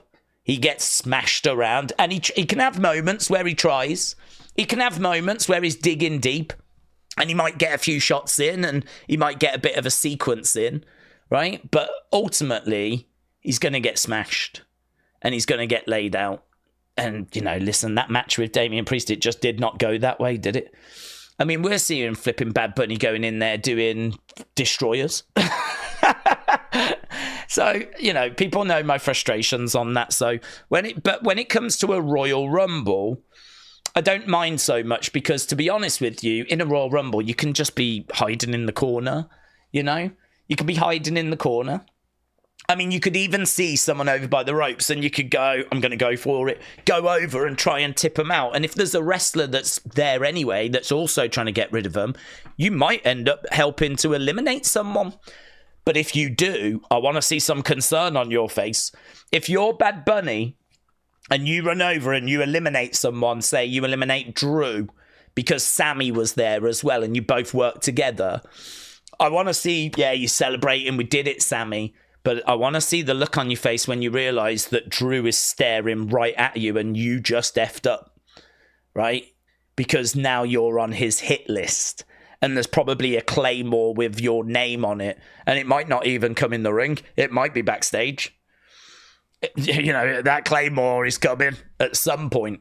But celebrities being in a Rumble don't bother me.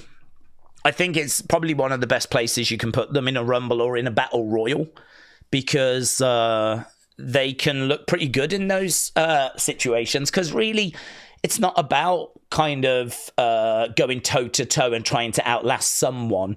You can just hide in the corner, you know? Or you could even get out the ring and go under the ring and actually hide, and then come back later in the Rumble and try and help eliminate people. So there's spots that like celebrities can do so. Speeds, I'm going to say there's a 60-70% chance. I just obviously don't know if he is going to be in it or not, but you could see the appeal. Max Moon, no, 0%. Hardys, I think there's a chance. I'm going to go... I'm really 50-50 on Hardys. They're in TNA. I mean, there's no reason why you can't do it unless you've got bigger plans for them. Like maybe you want to use them at WrestleMania and you want to use them as a surprise. So, you know, at Mania, maybe you've got DIY, yeah? And they're going to defend against a mystery tag team. And you've got plans for that to be the Hardys. Well, if that's your plan, you might not want that moment of them coming out at the Rumble. You might not want to do it at the Rumble. You might want to do it at WrestleMania. So for me, I think the Hardys stand a good chance. But equally, if we've got other plans for them, you might not want to ruin the return. You might not want to bring them back at the Rumble if you want to have them do something special at WrestleMania. I mean, look, you could have them at the Rumble and then build to WrestleMania, but we've seen it a few times where we do like a mystery return at WrestleMania. Do you remember, was it WrestleMania 33? And we had the Hardys come out at WrestleMania, and it's one of the great moments. WrestleMania 33 with New Day at the top of the ramp going, there's another team that's going to be in this match, but who is it going to be, right? I mean, that's like, what, 8 years ago now? But they were there going, who? And then the Hardys music hit, Hardys come down. It's one of the great WrestleMania moments. I mean, it was a brilliant moment. So good. If they've got plans to try and do something similar to that at WrestleMania 41, you might not want to give it away in the Rumble. So I'm going to go 50-50 on the Hardys for that reason. And Julia, I think Julia stands good chance, actually. She's the current NXT Women's Champion. She's probably not too far away from coming onto the main roster, just because she doesn't need to know how to wrestle. She's only in NXT to help with ratings, build up that division, share some knowledge, just improve her English a little bit, get settled in America. You know, I've said before, NXT is not just about here's how to wrestle. So, yeah, I think with Julia, there's probably a good chance. I'd probably be leaning 60-70% for her as well. I don't know, you know, Joe Hendry, I'd be about the 70-80%. I feel pretty good for him. The thing with Julia is she could be in it, should be in it, but I think there's a lot of women from NXT. I mean, you could go Sol Ruka, you could go Kalani Jordan, you could go Cora Jade, Roxanne Perez, Stephanie, Zarya. I mean, there's loads. There's flipping loads. There's so many. Lola Vice, you know? There's only going to be so many NXT spots. So does Julia get one of those? This is what I don't know. Right, Cal, shout out to you, my friends. Hope you are doing well. Cal said, Days, you beautiful beep. Hope you're having a good day. I do hope that Asuka is safe and has her family around. Some people need to learn about boundaries. They are still human beings, and I really hope that she is safe. Yeah, Cal, shout out to you. We spoke about this. We can just touch on it briefly again here. So in regards to Asuka, she did put out some worrying messages about how anyone making romantic approaches in her DMs or wherever, it is 100% pointless, right? She could not have made that clearer. I mean, I don't know of her kind of private life. I don't know what her situation is. I mean, it could be that she's married. It could be she's in a very loving relationship. I have absolutely no idea. But she has made it very, very clear that she is not interested in those types of advances, yeah? And it feels like that's exactly what's happened, is that one or more people have made those kinds of advances. And I think it's probably more than just once, because she then came out with comments saying she didn't feel safe. She felt in danger. She'd been in touch with the police. I mean, this is really serious stuff and very out of character for Asuka. I mean, Asuka is someone that constantly posts memes, like really fun memes. So for Asuka to come out with messages that concerning is very concerning. And actually, you know, Nia Jax tried to lighten the mood because she responded to that, I'm not interested in anyone's advances, romantic advances. Nia responded with a message like, oh, I thought we had something special.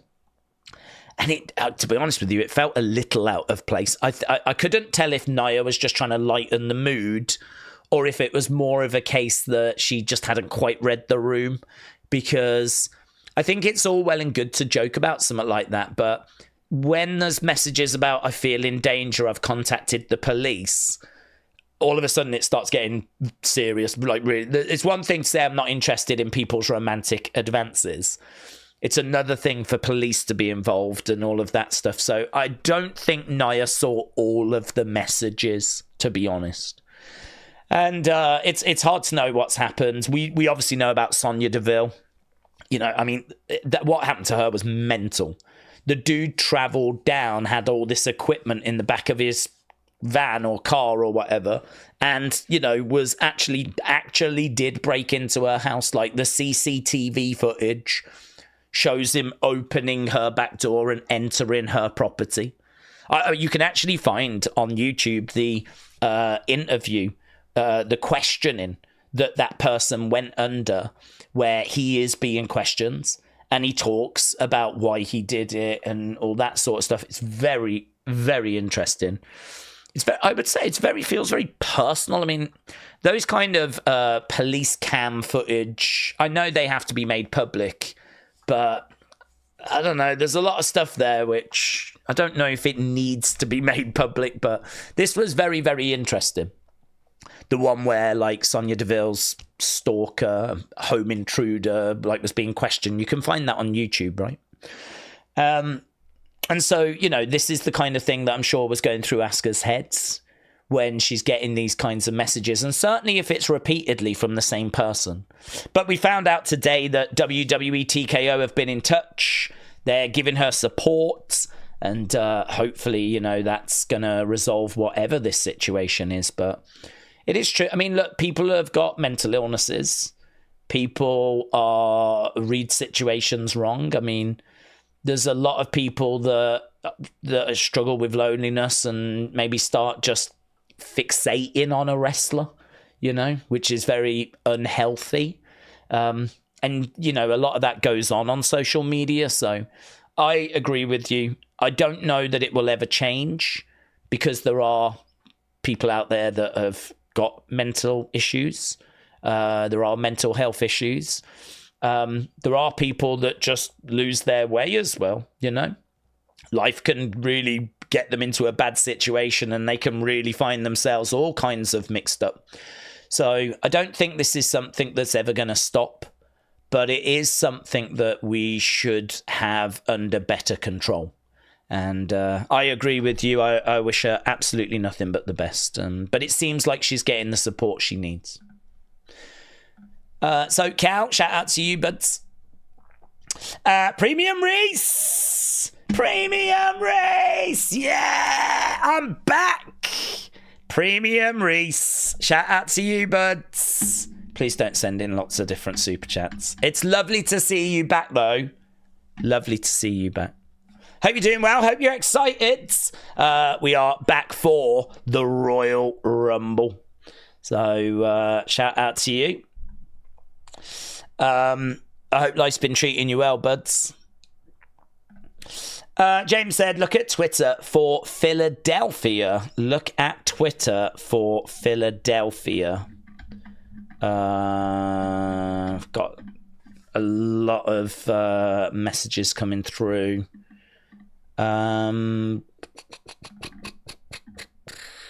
Rhea Ripley tries to find a card of herself but gets a Liv Morgan instead. What's that?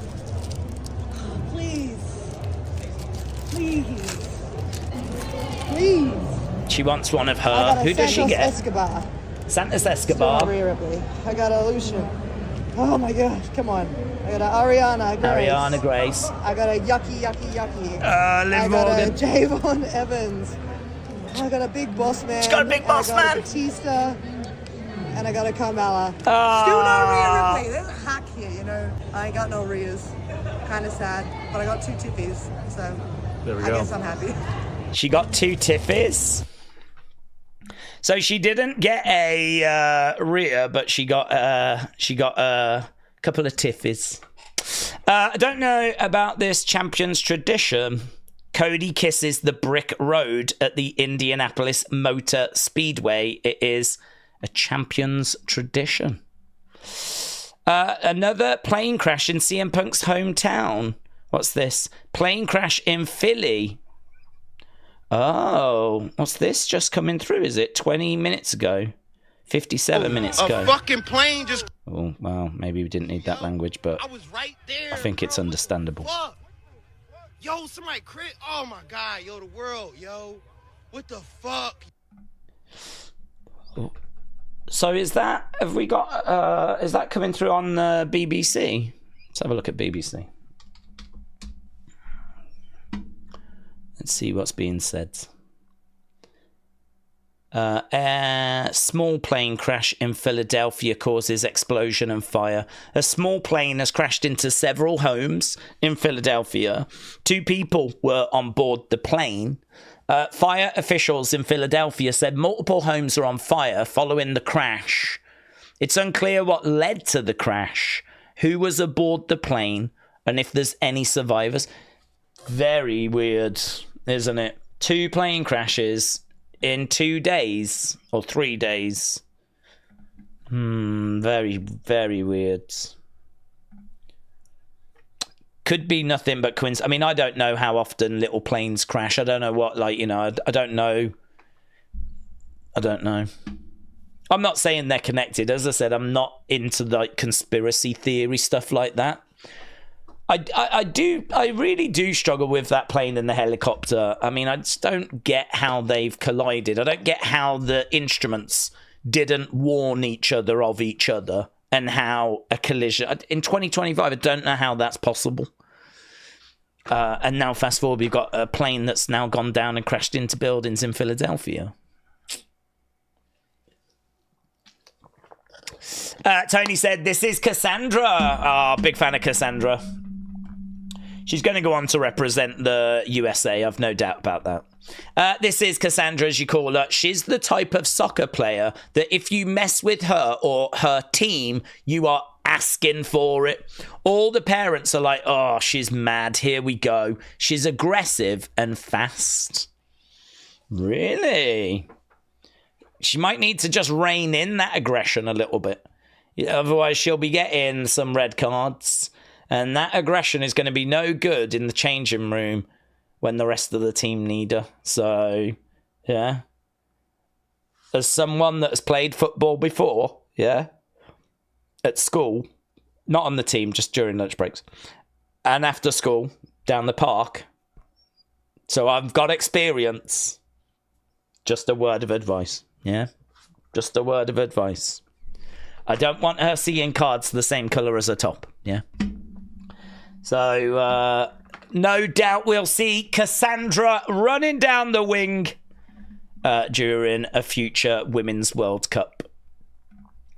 That's a pretty fun picture, isn't it? I do like it. I do like it when the wrestlers are willing to have a bit of fun. And that's pretty good, isn't it? That I wouldn't even know, like, how you I wouldn't even know how you do. Do you just go up to her and go, can you put me in a headlock? Can you put me in a headlock? And can you pull my arm? Like, I've never, ever done that. If ever I've met a wrestler, and I've only met a few, like for a photo thing, I'm always just really lovely. I mean, I am. I'm just lovely anyway. But I'm like, oh, it's so lovely to meet you. Do you mind if I get a picture? And they're like, no, it's fine. And so, stand picture. I would never go, right, can you grab my arm? You get my head. I've never had that. But it does make for a really fun image, doesn't it? It does make for a really fun image. So, there we go. Carrion and Scarlett murking some fan. Very, very fun. Very fun. Karrion Kross is humbled. Right. Days, who have you got winning the Rumble? I've got Cena and I've got Charlotte. Premium Reese! Stop, Premium Reese! Premium Reese said, don't tie me out. I've got to make it to that Rumble, then I'll go crazy. Oh, Premium Reese. I do have a 24-hour option. And actually, do you know what now? Oh, this is going to put everyone on their best behavior. 24-hour timeout would mean that you wouldn't be back in the chat until 20 to 1 tomorrow. It's 20 to 1 now. So that would be 20 to 1 tomorrow. That would probably mean we've already missed a couple of hours of the show. Let's not be needing to dish out any of those 24-hour timeouts. Don't time me out. I'm going to make it to that Rumble and then I'm going to go crazy, said Reese. Mayor Pete said it's not weird. 200 fatal plane crashes in 2023. 200 fatal plane crashes in 2023. Yeah, but was it mid-air collisions? I mean, that's going to be around the world, isn't it? That's going to be around the world.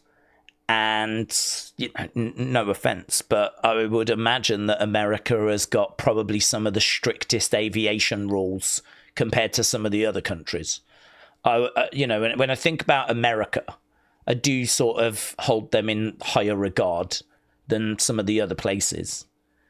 So, 2025, mid-air collision? You're telling me with all the instruments they've got, there's nothing that says you're about to bump into something? That doesn't make any sense. That doesn't make any sense. Listen, it could be a fault, couldn't it? It could be a fault. It could be that the instruments were faulty, and that would explain it. There's things that go faulty all the time. But that is a weird one. It is a weird one. Premium Reese said, listen, I'm not trying to sound stupid, but the plane crashes in the past few days, they're not adding up. It is a bit strange and confusing what is going on. I do get that. I do get people feeling a bit, like, uncomfortable. I do get people feeling a bit like, don't like it. Like, it's not... I think, like, people definitely want some answers on that Washington one. I don't know about this Philadelphia one. As Mayor Pete just said, there's 200 fatal plane crashes. I mean, the one in Philadelphia might have been some sort of crash landing. They had nowhere to land. They've ended up hitting some houses. Like, that could be one of those. I suppose the thing I just struggle with is the Washington one that's mid-air collision. I don't get why the instruments didn't tell them. Why there was no warning or anything, but as we just said, maybe that's it. That was faulty. Perhaps that's what, you know. That's what the black boxes will show. You know. So it's just awful. It's so absolutely awful. I feel so sorry for obviously everyone that's affected, but I suppose then it just makes you want to find answers so that it never happens again. You know. Maybe it's just the airways are just too crowded, you know. Not only is there a lot of commercial flights, but this was obviously a military helicopter as well. So perhaps there's just too many items up there, too many vehicles. I don't know. So, Premium Reese, I really appreciate the support. You do not need to send anything else, buds. You do not need to send. I just want you to enjoy the shows. That's it. Just enjoy the show. Enjoy the Rumbles. Enjoy tonight's. We've only got 18 minutes to go. That's it. We just got 18 minutes to go. And then we will be at Smackdown this week. Very exciting. And we did a poll as well, didn't we? So we have Chelsea at 75%, Michin at 25%. So that's where we are at the moment. So people thinking that it's going to be Chelsea that's going to retain. Wrestle with Andy, shout out. Hey, Andy, do you remember during the Wrestling Escape Pods? I was just talking about this the other day. But do you remember during the Wrestling Escape Pods when you was like, oh, Days, you should go to Glasgow and have a look on the map on Glasgow, like, because that'll be fun. And I was like, yeah, that is a good idea. So during the Wrestling Escape Pod, what I did was I went onto Google. Do you remember? I went onto Google Maps and I searched for Glasgow. And then you didn't give me anything to follow up with. And I was sat there and I was like, okay, I'm in Glasgow. Where do I go? And people were just going, go to the river, go to the river. And so I went to the river and then people were just like, you go in the river. And I was like, well, I can't go in the river because like it's Google Maps. And people are like, no, go in the river. And there was literally what felt to be about 2 hours of that, which is weird because the web's only an hour long, but it felt longer. Do you remember that? Do you remember doing that to me? Do you remember you did that to me? Do you remember you did that to me and you did that to this community? Do you remember that? I don't like bringing it up. I was going to just drop it, to be honest, but I just thought I'd mention it, you know? Just thought I'd mention it. Dig a little deeper. They fired a bunch of airline controllers day before with the Washington crash, says Cameron. Oh. Do we think there was like a bit of inexperience there or something then? According to a former helicopter pilot with the high traffic area, the chopper should have had 4 people in the chopper. It should have had some extra eyes, says Marty Metal. Jeremy said, this isn't the place for this conversation. Well, that is true. We do need to focus on wrestling, but I don't think, as I said, I'm not a conspiracy theorist, so I'm not looking to start any wacky rumors, right? But I'm just interested to know what people have kind of heard about it. But next topic, has anyone seen Vision Quest, the 80s film, said Mr. Cardinal? I have not. No, I have not. Is it worth a watch? Days, come to Glasgow and then we could do a live stream from the river. It's right next to the Hydro. Well, I went to Glasgow the other day, but and I just repeatedly got shouted at. So it's kind of put me off, to be honest. Chris said it was a rescue air ambulance that has crashed in Philadelphia. Oh, really? A rescue air ambulance? Horrible. But do we think the Wyatt 6 will be on tonight? Because I'm wearing my favourite shirt, says Katie. I don't know that those two things are going to be connected. I don't know that they're going to be on the show because you're wearing your favourite shirt. I'm leaning to no, to be honest. We do know they're in the area. They're there for a photo opportunity. They're doing like meet and greet thing. And actually, Wrestle Night had a brilliant picture taken with them earlier. Really, really great. I do have it in a folder somewhere, actually. I'm sure Wrestle Night won't mind me showing it. I've got it in unseen anyway. You can see it on Wrestle Night's account, of course. Here. So there we go. No bow. Although, look at this. That's kind of a fun blur, isn't it? It's kind of a fun blur. So, look at Nikki, actually. Nikki looks great. Nikki has kind of all the stuff for Nikki to wear, like, that's kind of... It's kind of character, isn't it? Really, I mean, we don't really ever see her wearing that kind of thing, but it's very kind of thing you could see her wearing with the mask. Gacy maybe not quite so much. That's good. Well, I don't know. What would Gacy wear? I feel like they're pretty much there or thereabouts. That is definitely the kind of shirt that you would expect Mercy to wear. That's fine for Rowan. That's great for Nikki. I don't really know. I don't really know what I'd expect Gacy to wear. I don't even think Gacy quite knows what Gacy should wear. But yeah, really good. I said Wrestle Night should like be the next member. Because like properly, look at that. He's taller than Dexter Loomis. He's nearly up there with Rowan. He's got the dreads and everything. He'll bring his own mask. I mean, he's got it all. And honestly, as a picture, I'd be like, even that little blur is like special in it. Feels like a little interference, which is kind of fun if you think about Wyatt Six and everything that goes with them. So yeah, brilliant picture, brilliant. So they are there for this, but they are there. So could you use them whilst they're there? I mean, I would say absolutely you could. But would you if we're not going to start a feud yet?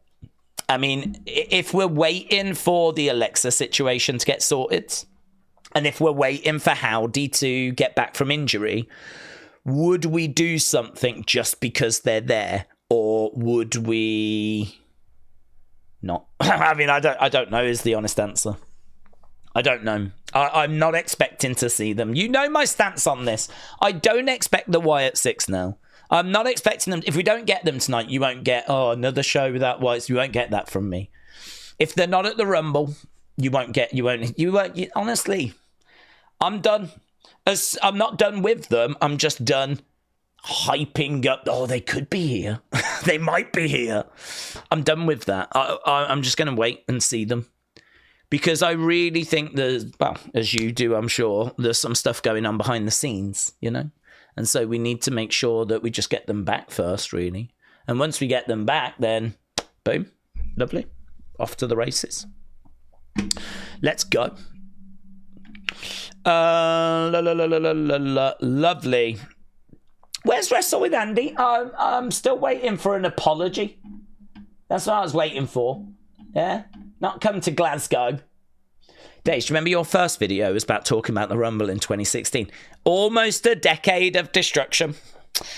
Yes, that was 10 years ago. When did we do our video, Andy? What, that must have been... Was that 2017? In my mind, if I was to put a date on it, I would say 2017. So that would be 8 years ago that we did that video. I'm telling you, Andy, might be time for another. Yeah, that was good. That was fun. Oh, imagine that, Andy, you and me, night out in Glasgow, just tearing it up. I hope you'd look after me. I'm very precious. Premium Reese said, for all I know, the Washington plane could have been hijacked. Daisy's eyes only. Well, I don't think there was any. Normally, when a plane is hijacked, they sort of lose communication with it, and you know, I mean, I've listened to the sound recordings from like 9/11 and all that stuff, and they were in. I think they were in like good communication with the pilot and everything up until it was landing. I don't think they'd lost contact. You know, had they have lost contact with it, that I think that'd be a different story. But I don't think it's anything like that. I don't think it's anything like that. I'm not under that impression. But yeah, something's clearly gone wrong, hasn't it? And it'll be very interesting to find out exactly what it is. It'll be very interesting to find out what it is. Stuart said, will we see Aleister Black return? I don't think so, buds. Only because I don't think his contract is going to be up. Dave Meltzer's under that impression as well, that his contract's not going to be quite up. So I'm not expecting Malachi. King Yeti, wow, look at King Yeti firing in some gifted membership. So King Yeti, thank you, my friends. Really appreciate it. This is going to allow more people the opportunity to get involved with the community championship, the member streams, all of that stuff. I am trying to find different ways of selecting who faces the champion. I'm really thinking of doing like #1 contender matches. Do you know, one thing we could do actually is we could get like 20 people and we could have like a bit of a battle royal. So what we do is we show people an image and we ask them to name the show that image is from, right? Or we show them a wrestler and we ask them to name that wrestler. Or we show them a wrestler and we ask them to name how many world championships that wrestler had. Or, you know, whatever it might be. If you answer it, you stay. If you don't answer it, you're eliminated. And we just go round each 20 and we keep going till we're down to the final one. And then that person is the one that goes up against the champion. So that way, on the Wednesday stream, like 20 people can get involved. And we could do something where we whittle it down, find the #1. That person then faces the champion, like literally then, and goes up against the champ for the championship. So when it comes to the championship stream, I am open to suggestions and ideas and all that sort of stuff. I need to find like put a post up so that people can put their ideas into it. So yeah, like gifted membership just allows more people to partake in that or watch that and see it unfold, because there's some good drama in there sometimes. Sometimes like it can get really like, oh my God, this could go either way, you know? And I think we can really dig into that more. So I'm very excited by those Wednesday streams. And when it comes to a member stream, that really is just me going, right, this is the news at the start. This is what we need to know about today.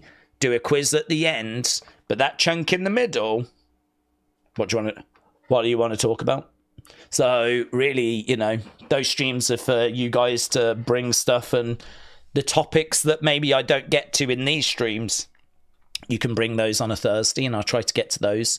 So that's kind of what we do on a Wednesday and a Thursday. And King Yedi's generosity just allows more people to be a part of that. So shout out to you, my friends. Really appreciate it. Really appreciate it. Reese said, did you see about that plane crash? Yeah, big news, buds. Big news. Been coming through the past hour or so. What's this from Asker? What's this? Oh, it's just changing her over to like an animated thing. Well, that's better, isn't it, to see her at least doing something a little bit fun. I mean, obviously she's been a bit down, kind of recently, as we've been talking about. Miss Clown has got a picture to share with us.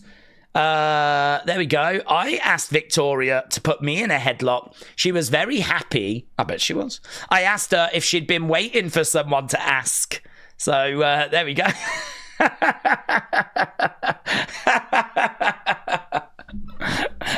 Honestly, there's a lot of men that would pay a lot of money for that kind of situation. And there's you just living your best life. God bless you. Hey? God bless you. Yeah. Do you often go up to women and ask them to put you in a headlock? Is that a normal thing, Miss Clown, or how does that work? Is this a one-off? Are we meant to believe this was a one-off? Yeah. Miss Clown, respect. Respect. Joey, shout out to you, my friends. Welcome. Welcome, welcome. Appreciate the support, butts. Wrestle Danny said, Days, I'll acknowledge you when you finally acknowledge the River Clyde in Glasgow. I was on the flipping River Clyde. Yeah? I was on the River Clyde.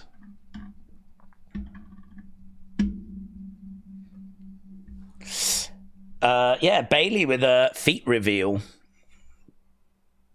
Indie Wrestling said, you got your toes out in the freezing colds. And Bailey went, woo, woo, woo, you toe it. Woo, woo, woo, you toe it. So there we go. She had a... I wonder if she regretted that. I wonder if that was a regret that she had. Gacy would be awesome in the Rumble, said Sam Sham Slam. Not sure how many people know how good he is, unless they followed him in NXT. He reminded me of a young Mick Foley in his feud with Dijak, said Sam Slam Sham Slam. Right. Where are we? Days, my dad got tickets for WWE World. Oh, Johnny, I'm jealous. That's what I want to go to. I want to go to that. Oh. I'm going to go on Thursday. I really appreciate my dad doing that. Ever since I was a child, I wanted to go. Yeah, just have a great time, honestly. It's the one... I'd rather do that than any wrestling show. Which is weird, but... I mean, I've always been someone that's loved merch, figures... Just the ability to like go and see the latest Mattel figures is something I would love. Have a look around the store that they've got. You know, I just love things. I love items. I love shirts. I love dolls. Not Lily. But, you know, those Brawling Buddies, they do rock ones, Final Boss ones. So, but they're expensive, man. They're like... $80 or something like this for like, you know, Brawling Buddies, but the new ones, they're expensive. You can get like we were looking at them the other day, wasn't it? In Unseen we were looking at them. You can get like Jey Uso, Cody and all of those. They're expensive, but they're so good. They look so good. And I love Brawling Buddies. I mean, oh my god, that was probably my favorite wrestling thing when I was young, other than the videotapes, would be the Brawling Buddies. So I love all that nonsense. And they do loads of signed stuff, you know. Loads of signed stuff. Someone actually has got a YouTube video up where you can look around the store. And they've got signed Winged Eagle belts from Undertaker. Which is like $850. Signed one from Shawn, which is like, I think, was it something like $650? Something like that. It was a bit cheaper, the Shawn one. And then they've got like Roman Cody signed pictures that are framed on the wall. Pop vinyl signed. I mean, oh God, I'd love to look at all of that. And I know I'd end up spending loads of money that I don't have. It's probably best I don't go. And there's just loads in there. There's like, they do talks, you know, they have a stage, they have people coming out. Obviously they did that talk where they showed off the Fiend costume, and I want to go.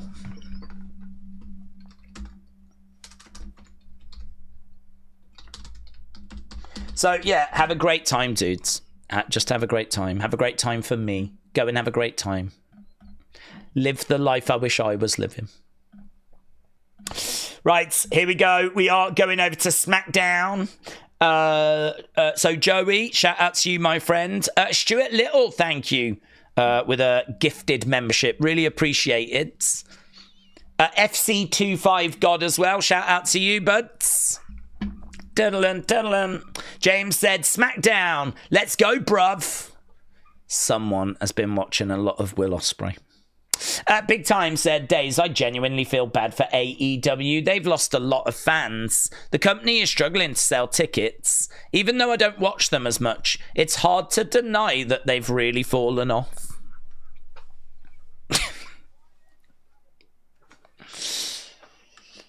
There's only so long that you can say, this is not working, you should change direction, I think you should do something else. There's only so long you can do that. And then it not change, and you go, oh, okay. Clearly you know better. I mean, in all fairness, it is his money.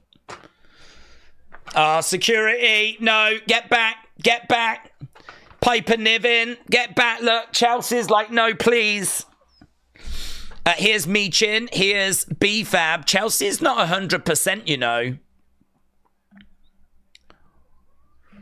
Yeah, there's Damian Priest.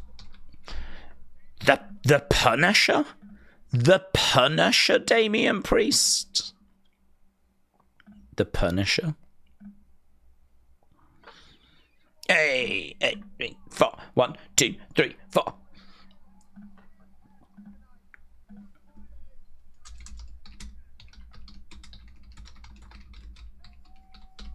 Okay, look at all the signs. Loads of signs. We've got a podium just like... We've got a podium just like for Saturday night's main event. Oh, they're probably going to do a special entrance for Pat, aren't they? 'Cause what would this be in Indianapolis?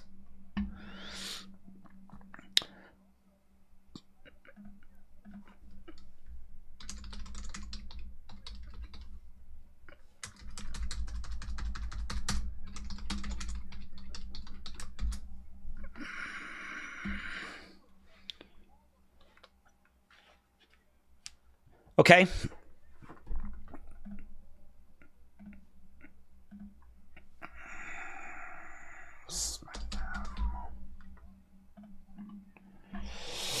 The podium is back, says Hannah. The podium is back. So Saturday night's main event, use this. We normally get Joe and we normally get Jesse the Body doing this. But instead we've got...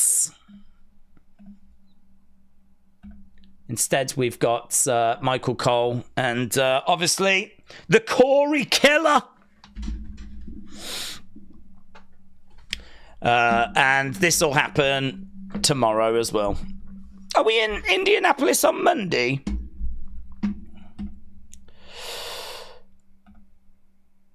Well, I don't even know what we're starting with, you know. Apparently this first hour is going to be commercial free. Ospreay is the best ballerina in the wrestling industry, said V85 Raw Deal. Ospreay is probs the only reason I still watch AEW, said James. Honestly, Ospreay and Tony Storm are the only two things I can think of that I really feel like I'm missing out on. Outside of those two, there's not anything that massively grabs me. But listen, they've got their fans. They're constantly under fire. And, you know, it can't be fun being like an AEW fan, like constantly, you know, getting berated. So, yeah, you know, it is what it is. I wish them all the best. I've said before, I hope they turn it round. I really don't wish them any ill will. We might joke about them occasionally, but we're not down on them like a lot of people. There's a lot of people that are actively hoping for their demise. I don't feel that way. Right. Just bring them over to WWE, said Cameron. Oh, they wanted Ospreay, but Ospreay turned them down. So we didn't get him, unfortunately. There was a few that we wanted, but we never got. Okay, are we about to get underway? No. The hometown hero is back days. What, you? Hannah, welcome. Welcome. I hope Pat is not in the Rumble, said Jim. He could be. He could be. Do you know what? I don't even mind if he is. Which is going to shock a load of people, but I don't even mind if he is. I've said, we're in Indianapolis. If there's one place where, like, you can't moan about him getting this sort of spotlight, it's Indianapolis. You know? If there's one place where he's going to get this spotlight, then this is the place, isn't it? So. But let's get underway with Smackdown, you boomers. It's already been 6 minutes. Joe is in the ring, and we've got the championships hanging above the ring. We've still got Angry Orchard Hard Cider. Let's go. 1889 days since OCU beat Michigan. Triple H's Brats. Oh my God, I love that sign. Triple H's Brats. There's a sign that says, Linda, look here. Oh my God. That's to Linda McMahon, I have got no doubt. Whoever made that Triple H's brat sign is like my new favourite person. Here's Kevin Owens. Defcon Prime said wrestling figures are now same price as complicated, more plastic Transformers. I call shenanigans on the cost increase of wrestling figures, said Defcon Prime. Are they really? Same price as more complicated Transformers. Decided on Stone Cold or Warrior University. That's a good sign. That's a good sign.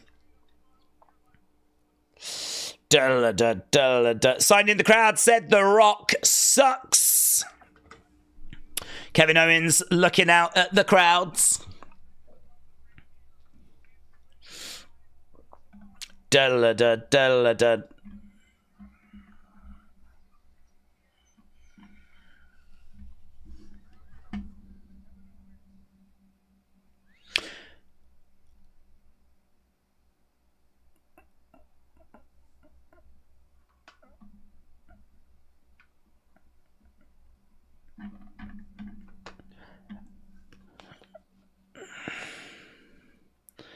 Okay, Kevin Owens is in the ring. He's wearing a KO shirt.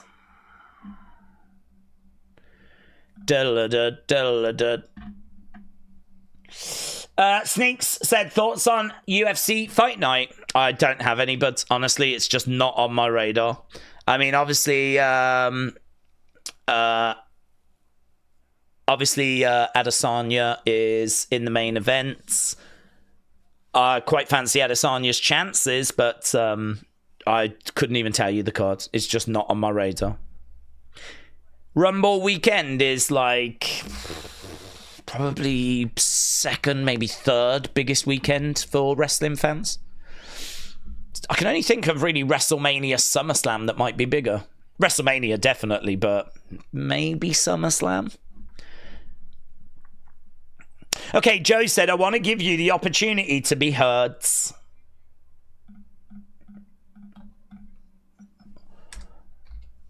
What's being misunderstood? We need to get rid of... We need to get rid of this.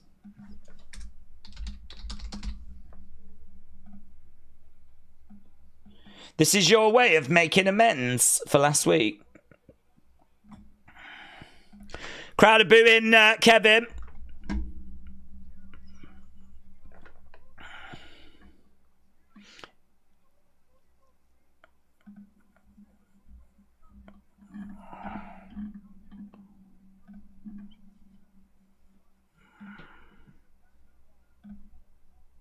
I had to sit back there. I had to sit back there whilst Punk and Cody were talking about who was going to face who at WrestleMania. So Kevin talking about how he's going to be taking that title.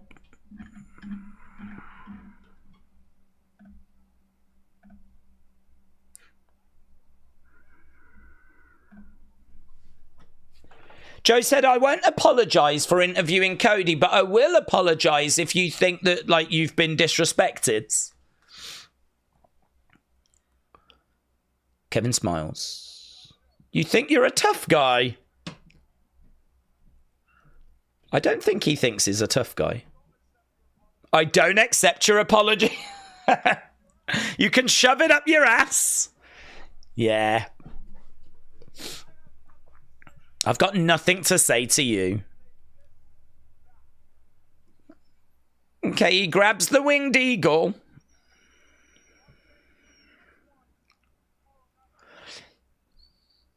So Kevin has took his winged eagle back. It's not his, but... And he's going to walk away. Okay, CM Punk's coming down, and this could be really interesting because CM Punk and Kevin Owens are not the best of friends.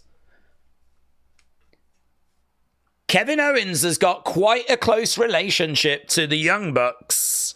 He gave Cody their number so that Cody could, like, hook up with them when he left. And we all know kind of the drama that went down in AEW. In fact, do you know, Unseen started because there was a segment shown, I think it was in the UK, that wasn't shown in America, and it was CM Punk and Kevin Owens just bumping into each other early last year. We saw it here, but you didn't get it in America. And that was, I think, the very first Unseen. And off the back of that and how much interest that generated, it kind of showed that there was obviously interest in something along those lines. I believe then there was something else that followed that was also, like, Unseen. And that's kind of how that video series got started. This is going to be very interesting. This could be quite fiery, and Kevin can hold his own in a promo. Sonny, hello. Shout out to you. Said Days. Aubrey and I are dating now. He's cute. Oh my God. We are one step closer to a community baby.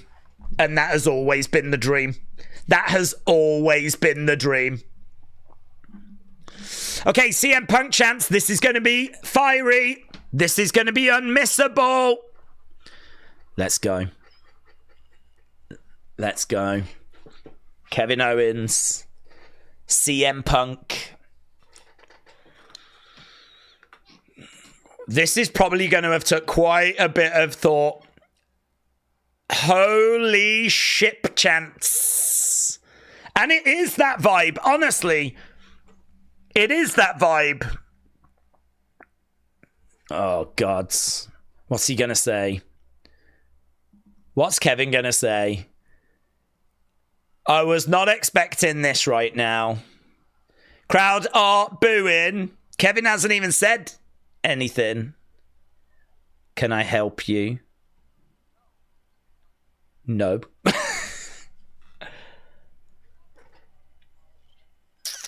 Oh, he's come to apologize.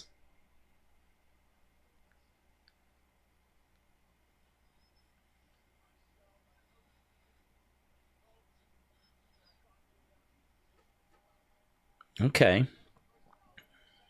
Second apology.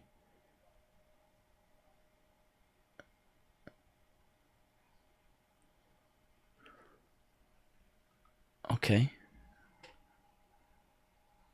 Mm-hmm.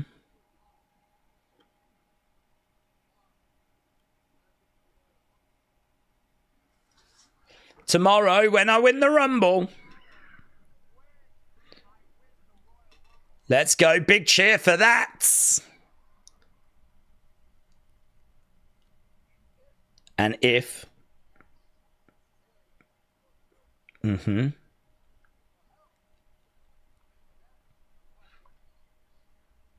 Do you know, this is a match I've not even thought about.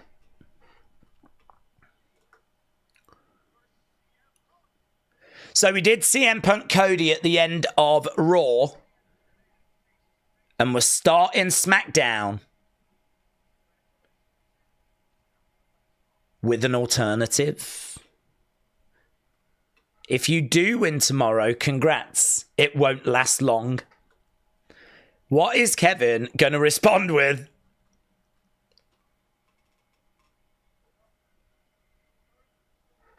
I feel conflicted.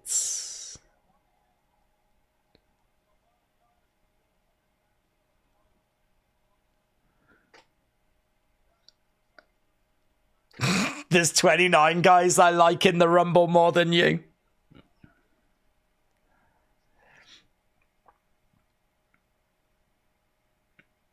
But he would love to face him. He'd love to beat him.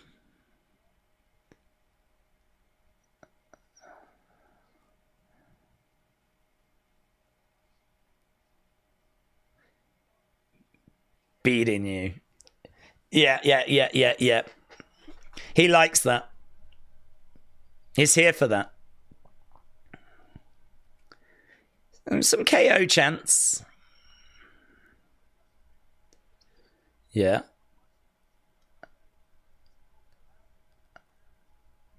I know it's a dream you had. He's done it. Kevin's done it. He's done it twice, hasn't he?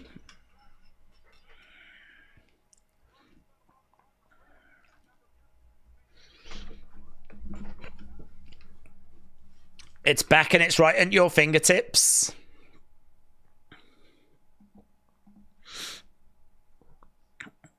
This is very interesting.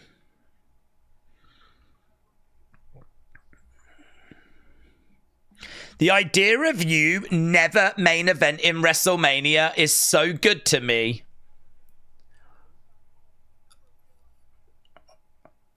You never realizing that dream is so good to me.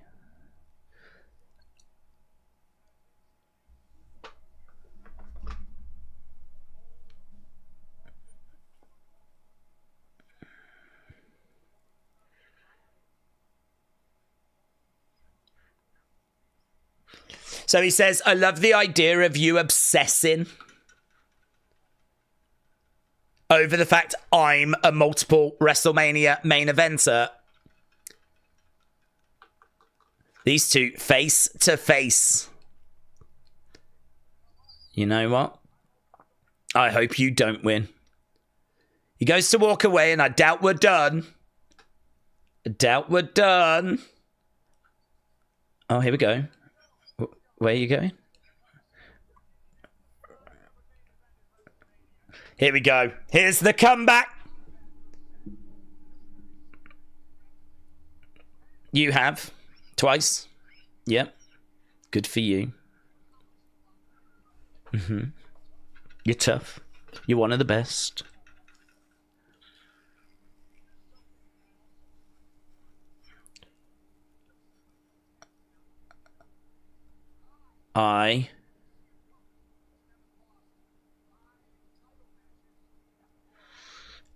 I've never lost 5 title matches at the Rumble. Oh, that was you. This is the big one. Here we go. I've never lost to Logan Paul, said CM Punk. That is the big one. And you can see how much that hurt, Kevin. It hurt us all. Yeah. Oof. Oof.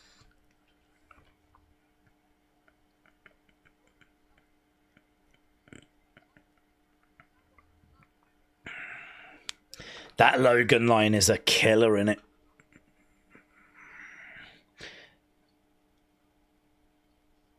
You take shortcuts.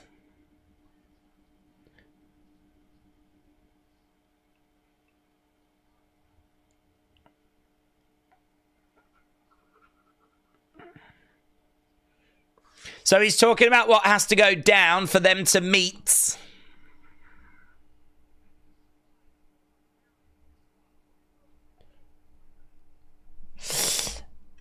Damn, Punk went there, said Kelly. Snap. KO lost to a YouTuber. Maybe Days can beat him. Dude, I couldn't beat up the makeup lady. And she's about 85.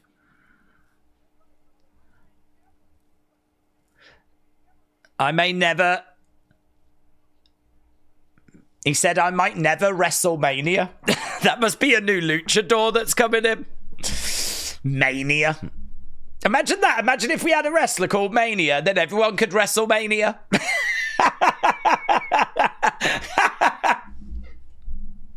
Yes.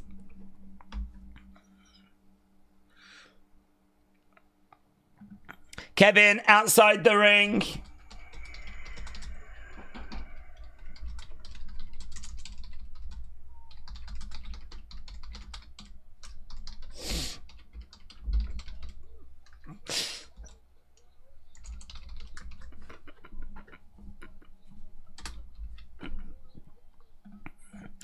Okay, well, there we go. Kevin Owens walks away, and that was pretty fun. Good segment, said Brony. Yeah. Couple of lines. Oh, there's the Miz. What's going on? Are we going to get a little Wyatt moment, or...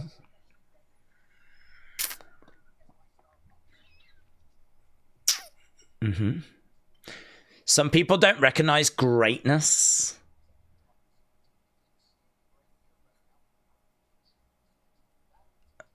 Oh dear. Classic. Here's Andrade. If Andrade was here right now, I'd punch him in the face. Guess who was in the room?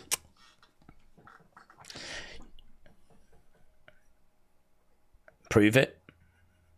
You and me tonight. You and me tonight.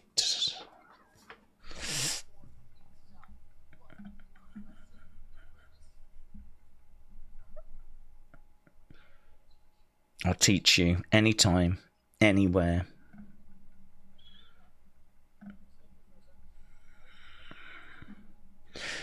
So it looks like we're going to be getting... looks like we're going to be getting that match tonight. We know we got Chelsea Michin coming up as well.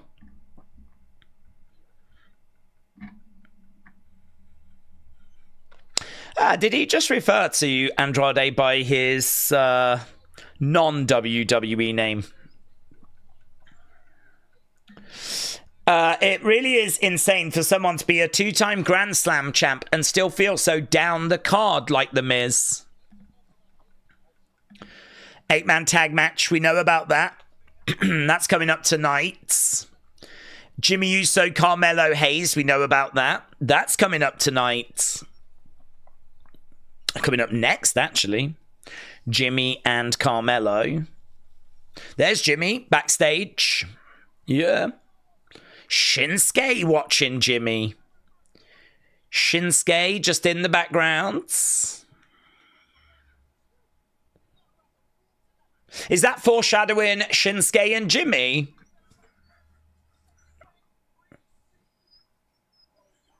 Booyah! Ball game.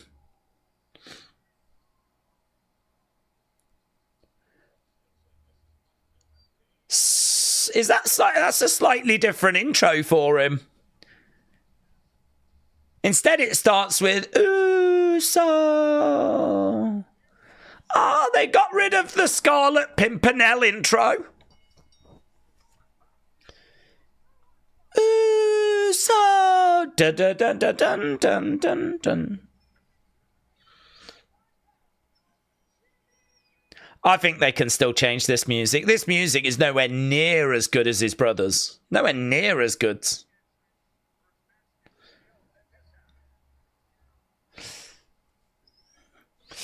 Wyatt Six are chilling at Whataburger. No need to worry about them doing anything with The Miz, said Spartan. You could be correct.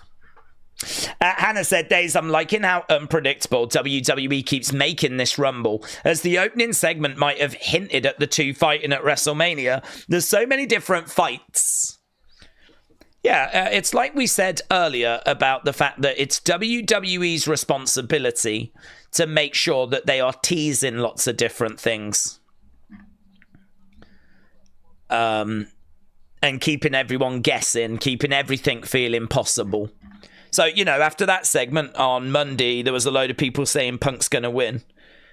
And I think, really, a lot of it was because of that segment. They feel like it was foreshadowing something.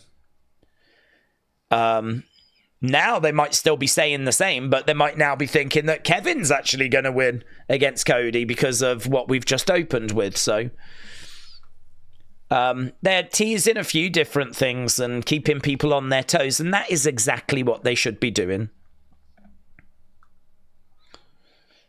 Okay, here's Carmelo making his way down.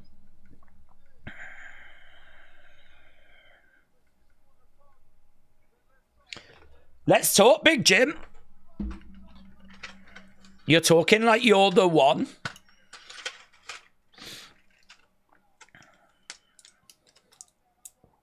I don't miss. I don't miss because my name isn't Tyrese Halliburton. There's Tyrese Halliburton.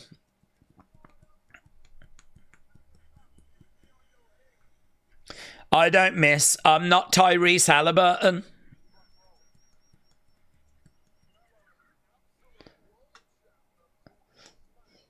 So, Mello, about to get in the ring, but Big Jim comes over and we are underway. Green shirt guy in the front.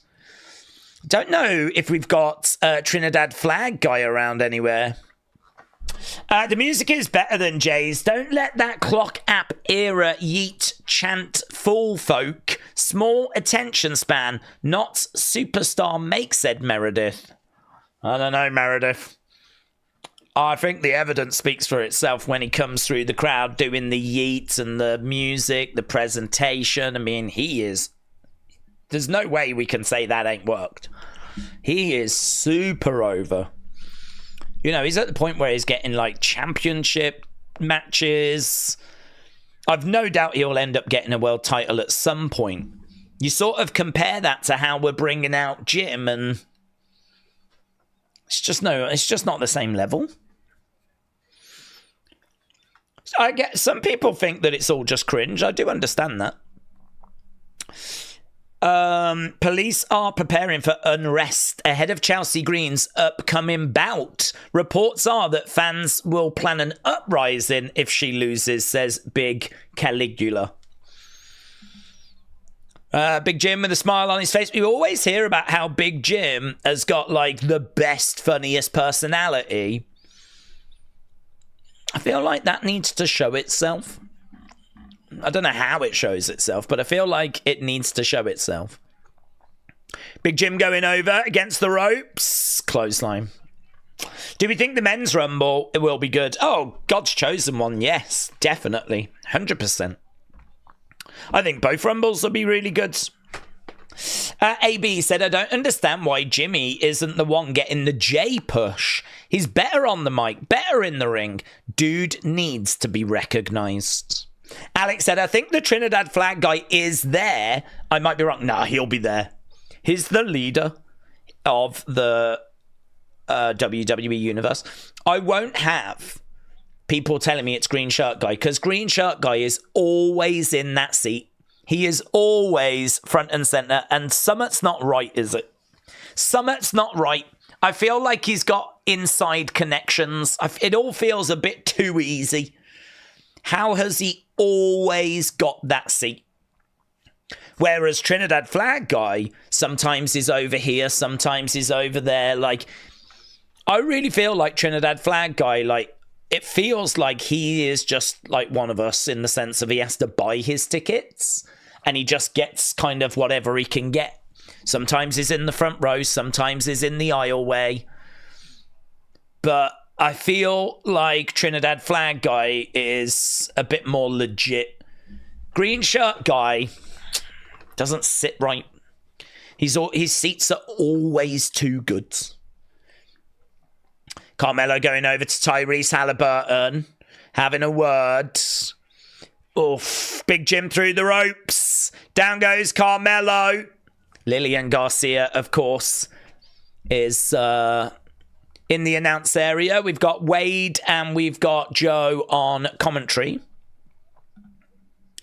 Right now, Carmelo going back into the ring.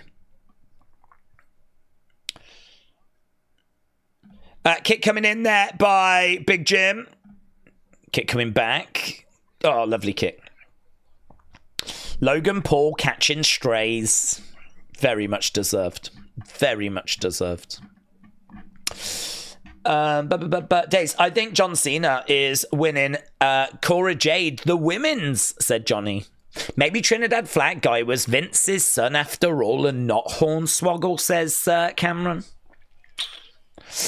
Here we go. 1, 2, shoulder up.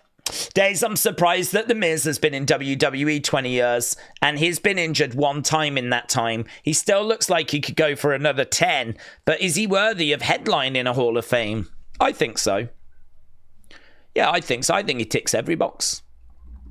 I mean, he has got longevity. He is a former WWE champion. He's a couple-time Grand Slam champion. Yeah. I mean, the only thing you'd say is that, you know, he's not... I feel like you've got The Rock and Stone Cold and, you know, Undertaker in that top level. Then I think you might have, like, Bret Hart, Shawn Michaels in the level just below. I don't know that they ever quite got to be in the absolute faces of the company for an extended period. They had a little run, they had a little time, but they never dominated an era like Cena did, or like Hogan did, or like Stone Cold, or like Roman. Like those era face-defining, to me, that's the top tier.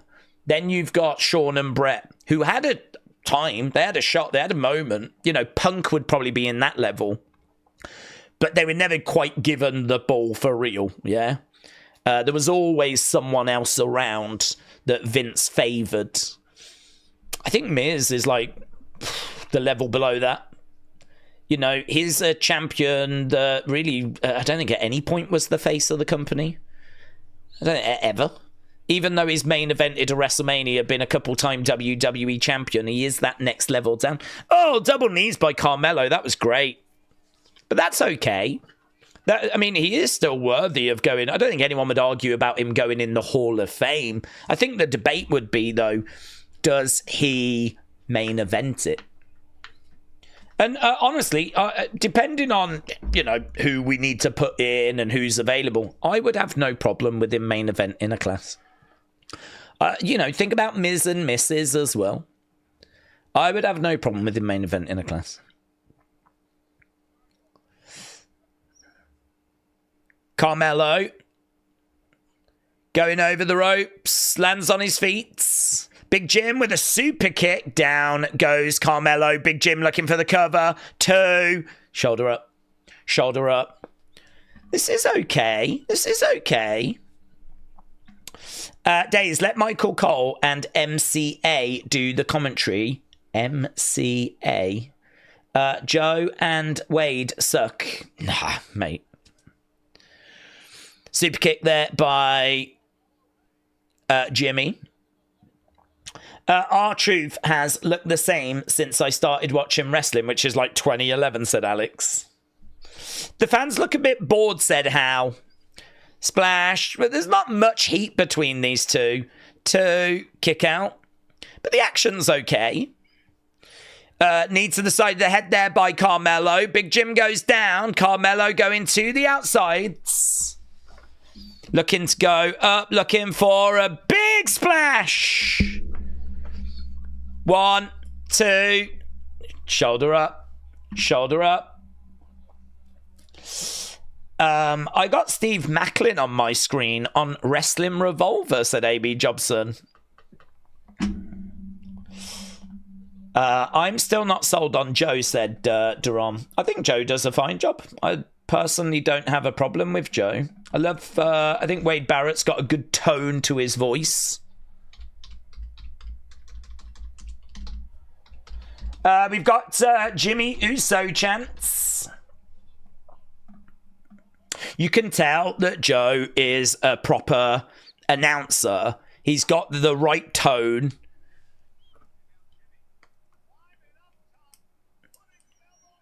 But, you know, he's not a Michael Cole. I mean, lead commentator is so difficult.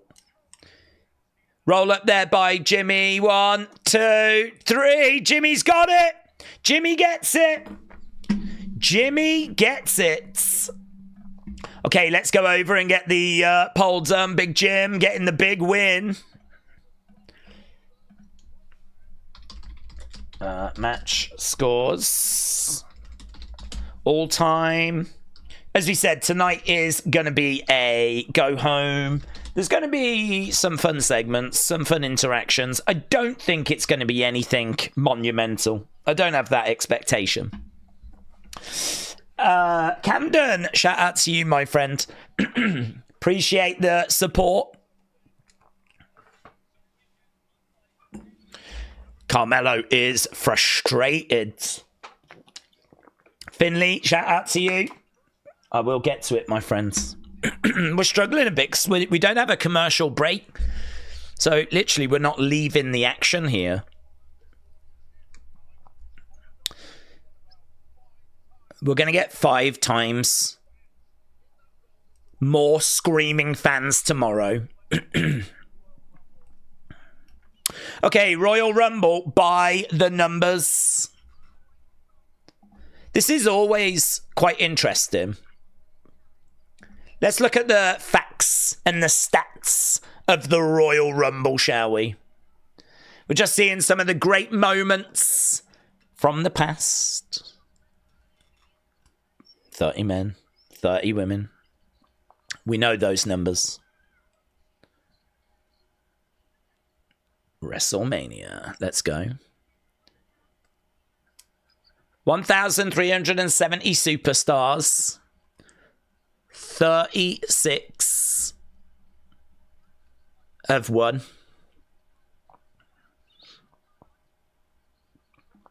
22 have won a world championship.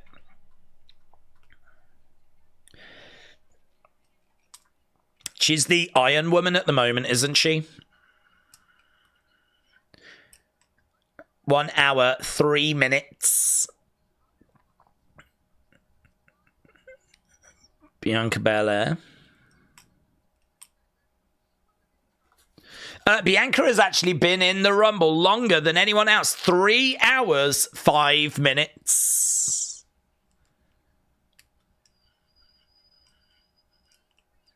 Back-to-back winners.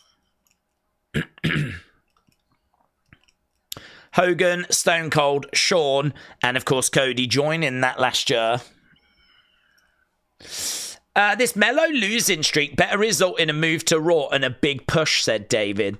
James said, I'm so hyped for this Rumble. If Chelsea loses her belt tonight, we riot.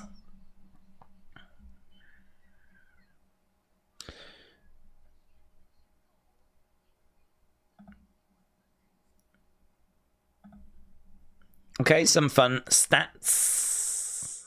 Yeah, avoiding eliminations. Never went well. 5 seconds for Chelsea. 1 set. We saw that 2009. Santino. You never know. There's Booker. Johnny Knoxville. Bad Bunny.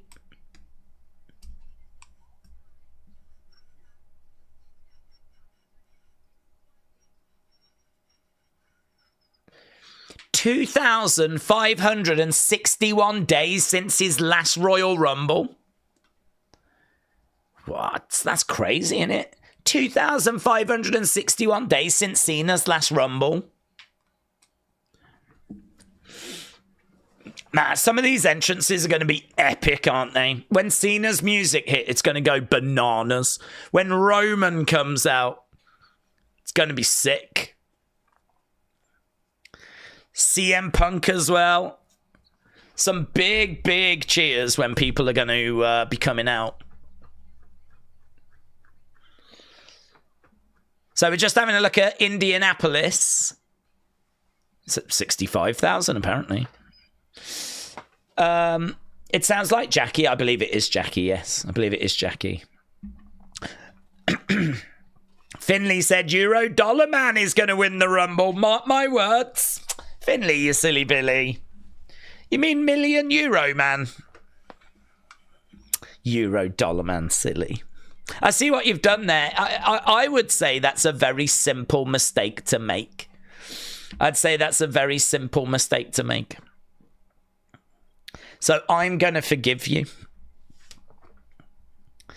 Asuka, we're just seeing Asuka. Rhea Ripley is... all the superstars are trying to find their roads and their streets that are named after them.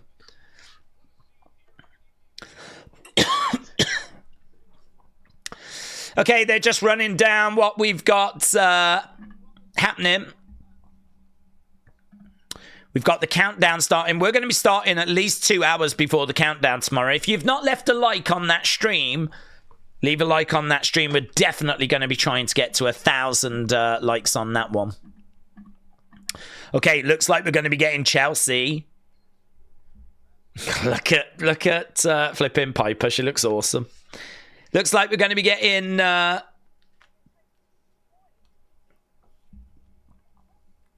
Chelsea Michin next.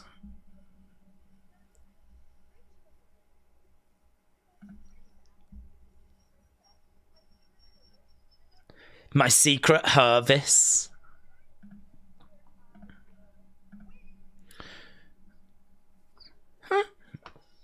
Okay, here we go then. Chelsea is going to make her way down. Secret Hervis. Piper looks great in this role. Wade Barrett said she's meant to be inconspicuous, but Piper's coming down with a big red coat. I do like Piper in this. This is great. These two would be great as a double pack, wouldn't they? Chelsea with that and Piper in the secret Hervis role. You see, the thing is, if you take the belt off Chelsea, you've got to end this fun. You've got to end this fun, and I don't think we've only just got started. I can't see us moving away from this. King Yeti said, there is a plan to riot if Chelsea doesn't win, said King Yeti. Well, King Yeti, you've been so supportive of this channel. I think I will riot for you. I think I will actually join in. Okay, here's Michin. Michin making her way down. Michin Chelsea. You lots really thought that this was going to be a Chelsea win.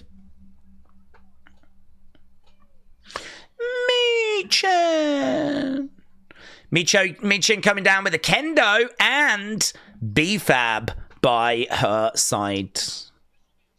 Mello is a jobber, said the EST. Dave's not sure about this, but is Hayes on a losing streak, massive losing streak? Is there a plan at stake for him? Yeah, we're just getting him on TV. I mean, he was just robbed there. So, I mean, that he went toe-to-toe with Jimmy. I think the problem is that, like, when you first come up from NXT, really, you're just trying to get people used to seeing you. Like, not everyone's going to come up from NXT and just start killing it, you know?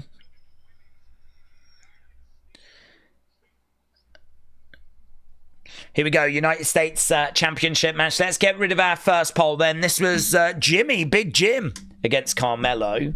You lot scored it. Bella's sounded. We are underway with match number 2. You lot scored it. 63% good, 17 great, 13 all-time, 5% bad. It's good 95. So, okay, Chelsea goes to the outsides.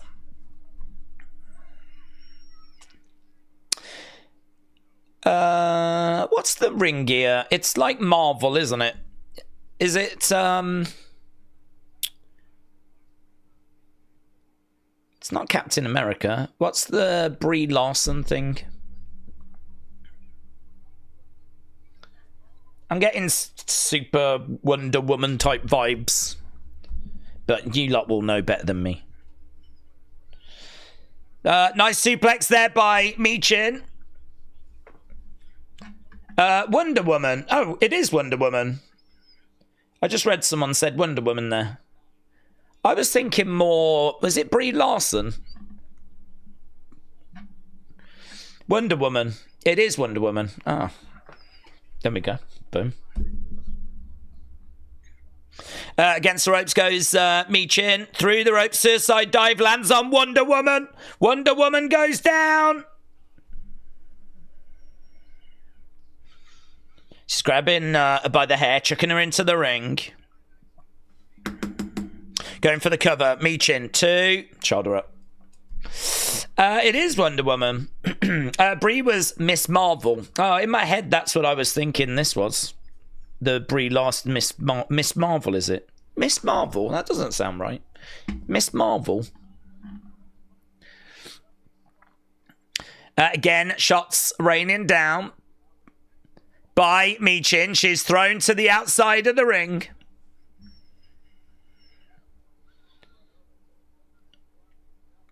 Right, we've got Chelsea coming out.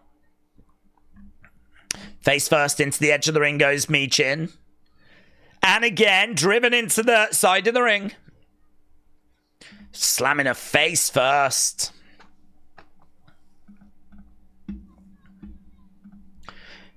Pledge your allegiance, you idiots. She's very frustrated. Kick out there by Michin.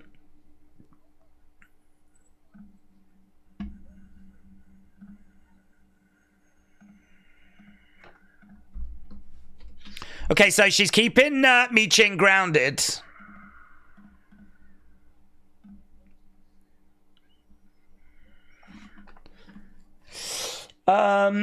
Captain Marvel. That's the one. That's the one. Captain Marvel. Again, Michin goes down.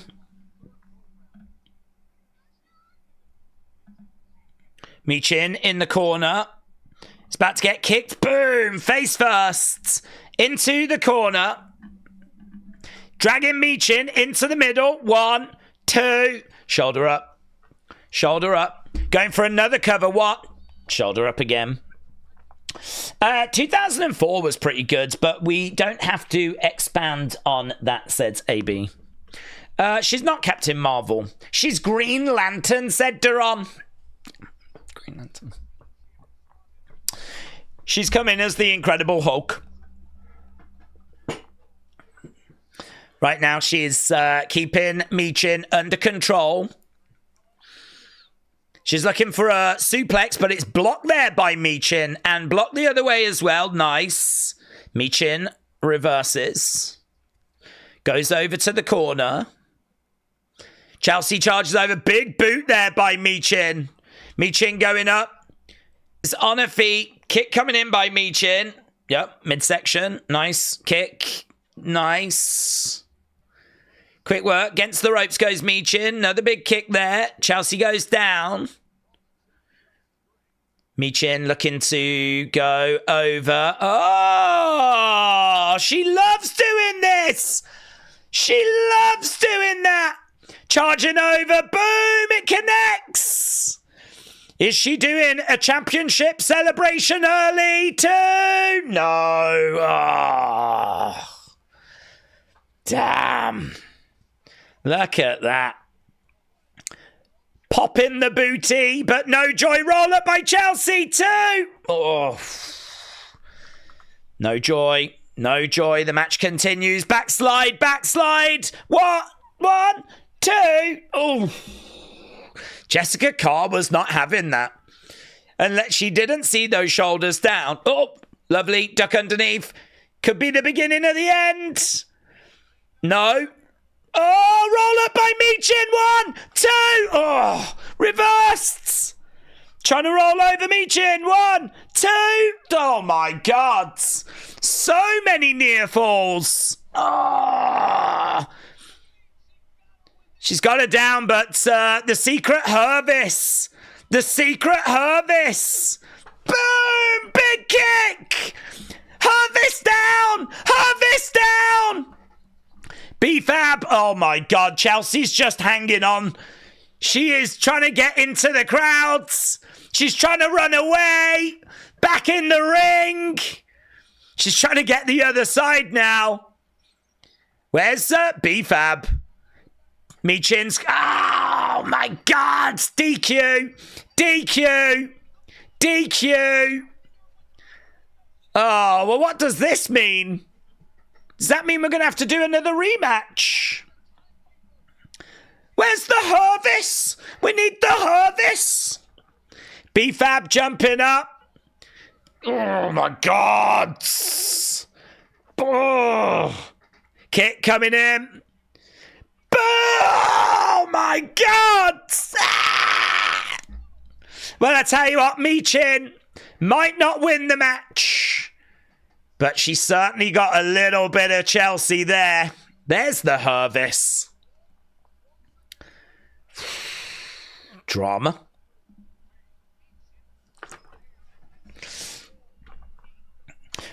Well, there we go.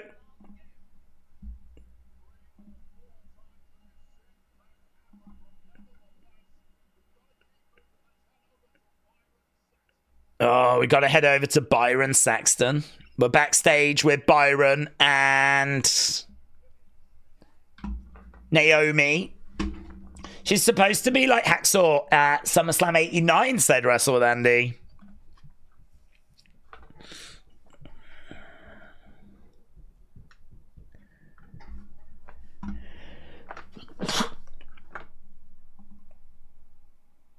Oh, God, why is everyone asking what's going to happen if it... Yeah, they do keep asking.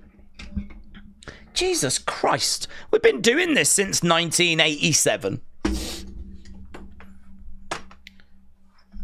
It's every woman for themselves. It's every man for themselves. Guys, what's going to happen if it comes down to the two of you? Well, they'll fight, won't they?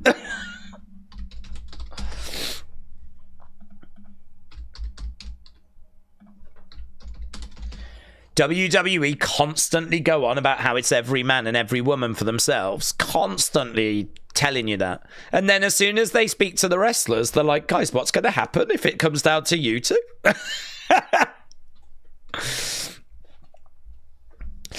Damian Priest is live next. They look like colourful birds, says Rob. I think we all do, Rob. I think we all do. King Yeti said, stop calling her the wrong name, Days. It's B Trash. King Yeti, do you not like B-Fab? Are you not a B-Fab stan? Oh, that means I can't be a B-Fab stan then. Do we not like her? I think she's all right. She's innocent. She doesn't do anything wrong, does she? You could make the argument, is she main roster worthy or should she still be in NXT? That's a very interesting conversation. And honestly, I wouldn't really have a debate there. I would probably agree with you. She probably should still be in NXT.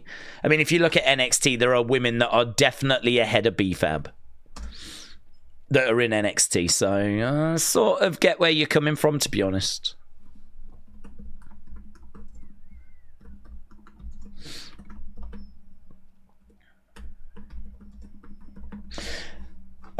King Yeti, shout out to you, my friends.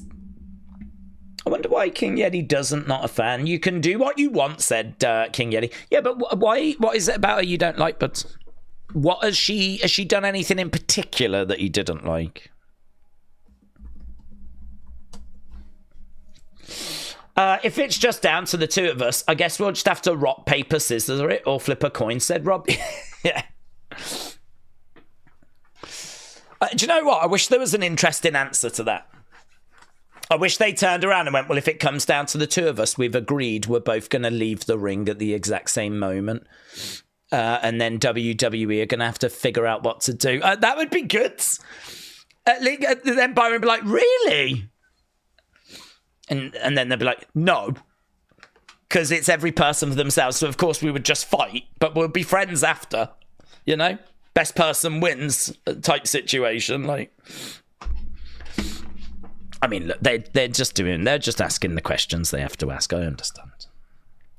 We're going to get Jade back tomorrow, and she is going to reveal who attacked her, said Ewan. Mr. B said, I've started to yell out Yiddy instead of Yeet, and it is all your fault. Alex said, Hannah, the Good Brothers were on NXT, but now I'm not sure.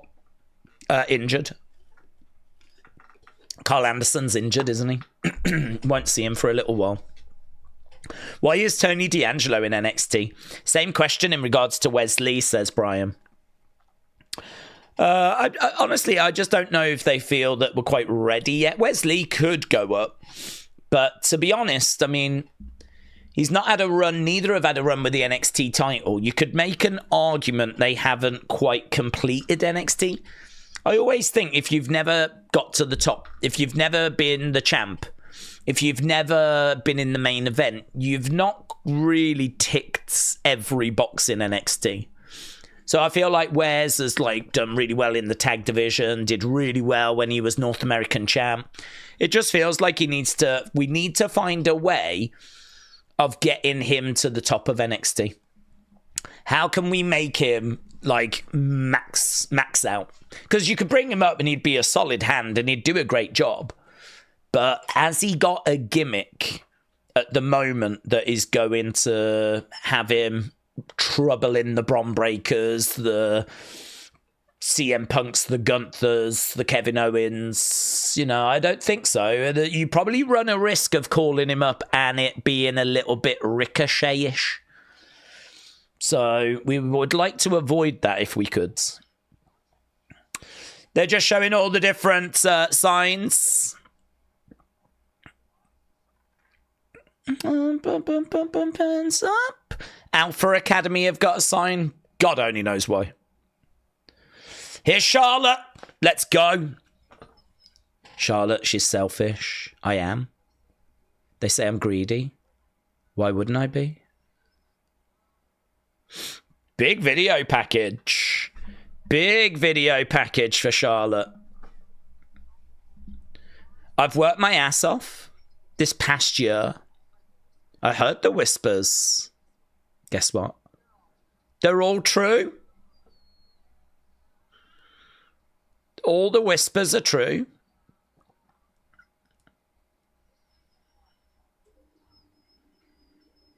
I don't need to make friends.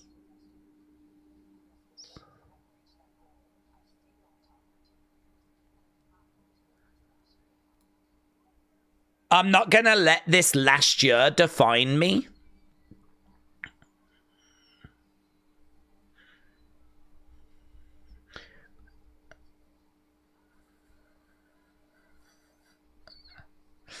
Controversially, I quite like Charlotte.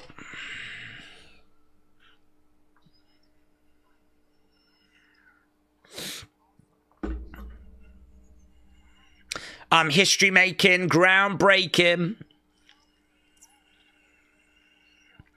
Returns. Little wink. She returns at the Royal Rumble. There is Stephanie.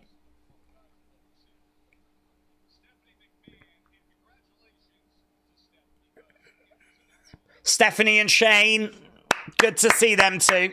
Shane looking great. Lovely seeing Stephanie and Shane again. Joe can't wait to see Stephanie's places. Perv. Right, what's coming up now? What's this? Who are you? Are you Damian Priest? I don't know anyone's flipping entrance music anymore. They change it all the time. And they're also mid. Yeah, it is Damian Priest making his way out. OTC, I love you. Peak Angle Hall of Fame. We had beer battered fish fry with fries and collard greens with Stella. Please welcome Damian Priest.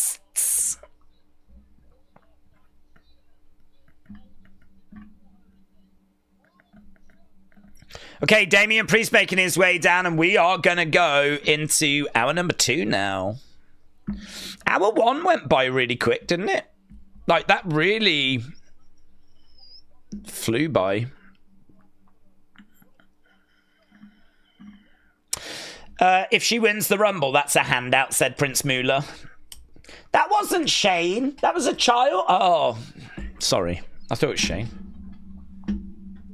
I thought he was still recovering for what he did at WrestleMania 39. You know what these rich people are like. They've got all these potions.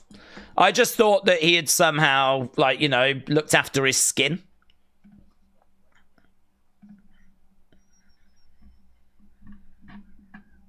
Okay, Damian Priest is making his way down to the ring.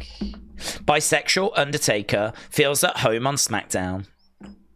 Days, they need to stop showing that Bulldog Rumble moment. It's still hurt. Oh, James, it's one of my most painful moments. I so thought he'd won. Okay, let's see what this boomer's got to say, shall we?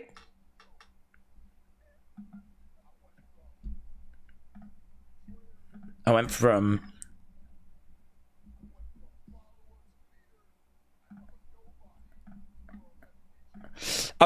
nobody to world heavyweight champion. I'm not trying to live in the past. I am on SmackDown, okay.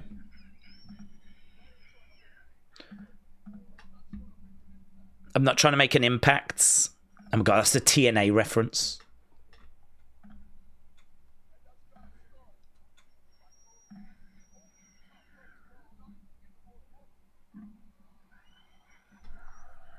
So he's talking about securing his spot at WrestleMania. It's going to be my hand getting raised. I wasn't watching because I was in the kitchen. Who's coming out now? Jacob Fatu. Okay. Okay. This just got interesting. He's coming out with no solo. No solo. It's just Jacob and Tama. It's just Jacob and Tama, the voice of reason, Tonga.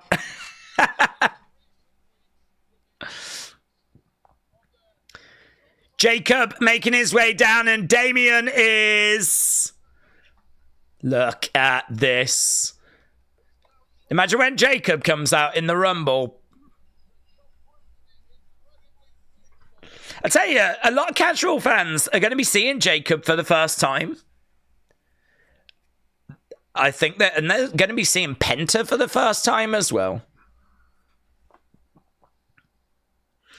Jacob getting a microphone.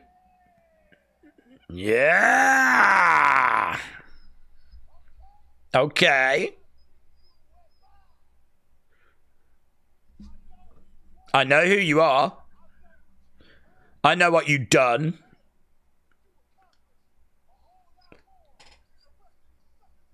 You've accomplished a hell of a lot more than the rest of these suckers.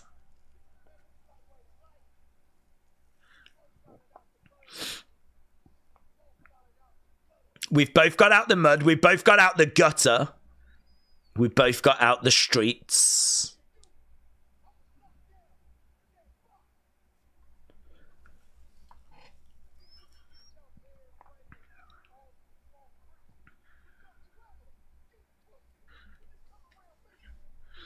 Don't ever get it twisted when you come around me. I'm off the leash.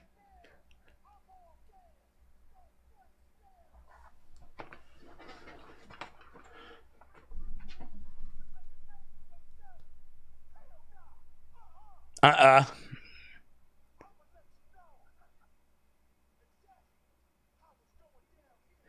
all gas.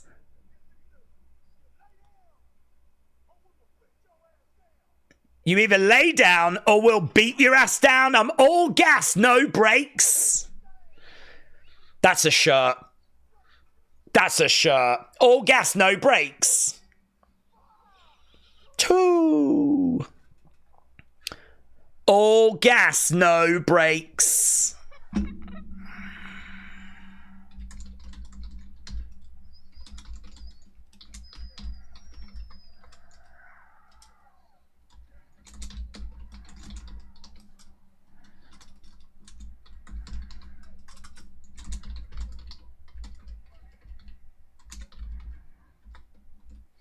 That's it. Damien's not impressed. Boom! Super kick! The voice of reason down! Damian Priest with a super kick. Jacob turns. He looks at Damian. I mean, they're going to have to brawl, surely. Unless someone's going to come down and interrupt. Is someone going to break this up? Could Solo come back? They're circling round each other. I don't... Where's he gone? Oh, yeah, they are, you know. A brawl breaks out. Tama Tonga down. Jacob charging over. Damien grabs him, hurls him into the corner. Big shots coming in there by Damien. Tama comes back. Oh, my God, he's getting murked again. Oh, here we go. 2-on-1. 2-on-1. Someone make the save. Who's going to come to Damien's aid? Kicks coming in. Headbutts there by Jacob. We can see the entranceway. Feels like someone's going to make that save. Oh, here we go. Chair being introduced. It's LA Knight. It's LA Knight. LA Knight racing down to make the save. Oh, my God. Oh, my God. It's been a really bad couple of minutes for Tama Tonga. Let's go. Ugh. Boom! Chair shot. Jacob goes out the ring. What a big boot, said Word of Wrestling.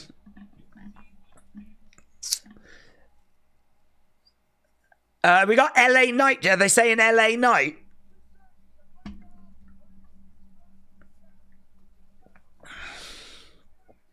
You just had a beatdown and you can get it again.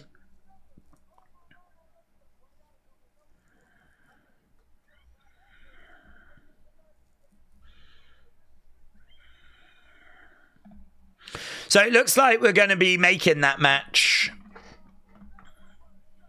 LA Knight. Okay. Joe's like, it's just too good. I think Joe's under the opinion that we just don't deserve this match. It's just too good. We're not worthy. Priest can hold his own on the mic. He's no rookie, said Brony. Okay, let's end the poll backstage. There's Angel and Berto. Motor City Machine Guns. So these guys are working together tonight.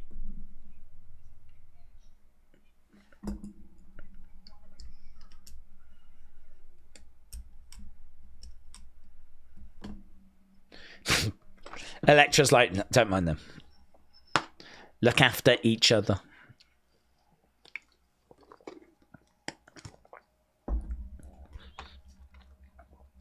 So there is like a big 8-man tag match coming up.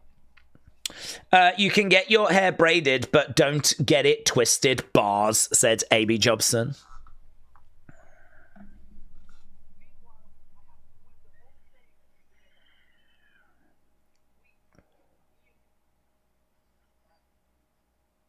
We're still fighting for what we deserve.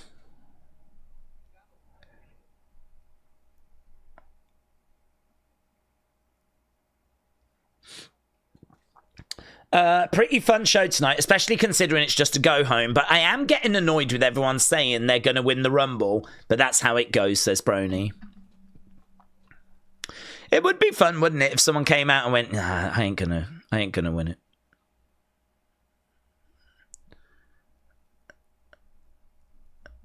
I ain't gonna win. Not tonight. I don't fancy my chances. Here's Pretty Deadly.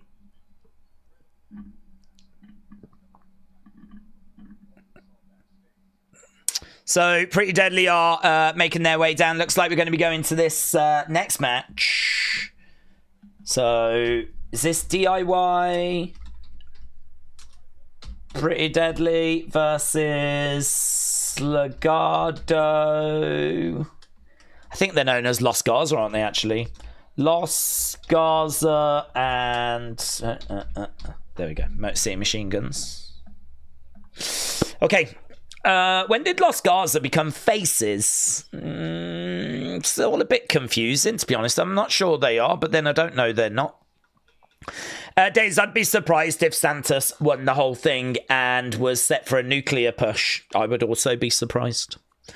If Roxy from TNA was here, she would say, I won't win the Rumble in a heartbeat. Well, it would be pretty fun, wouldn't it? Imagine if one of the backstage... Imagine if, like, Kathy goes up to R-Truth and goes, are you going to win? And he'll be like, no, you're joking, aren't you? Have you seen all the names that are in it? I don't stand a chance. That would make me root for them more, to be honest. That would make me root for them more. Rest of Andy said, what if Jacob starts a Shawshank Redemption gimmick and he's like Morgan Freeman and Tama is the Andy Dufresne?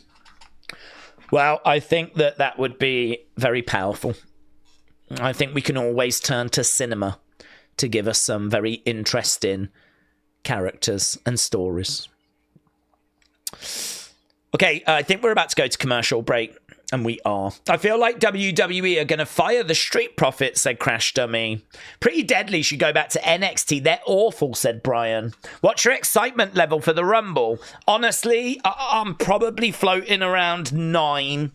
Probably about 9. The only reason I'm not higher is because I sort of feel like I can't really find that big potential. I mean, it's AJ Lee.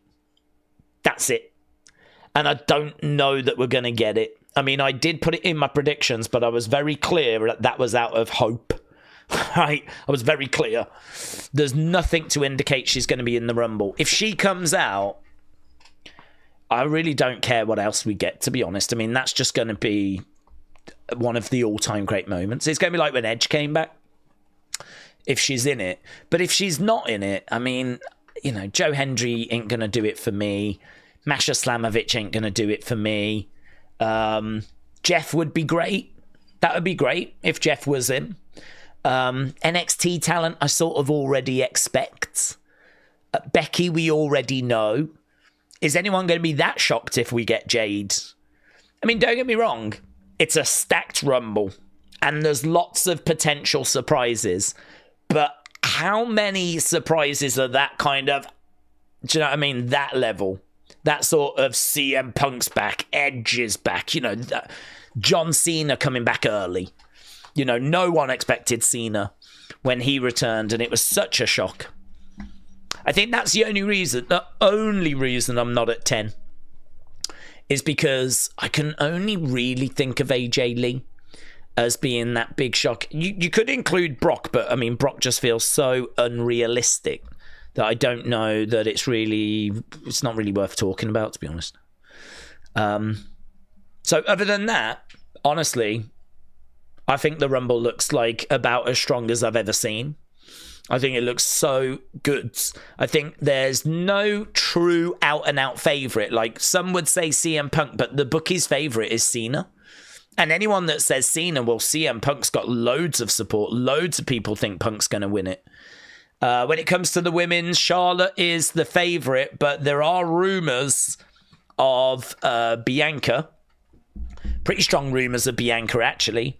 Becky's going to be around. You can never rule Becky out.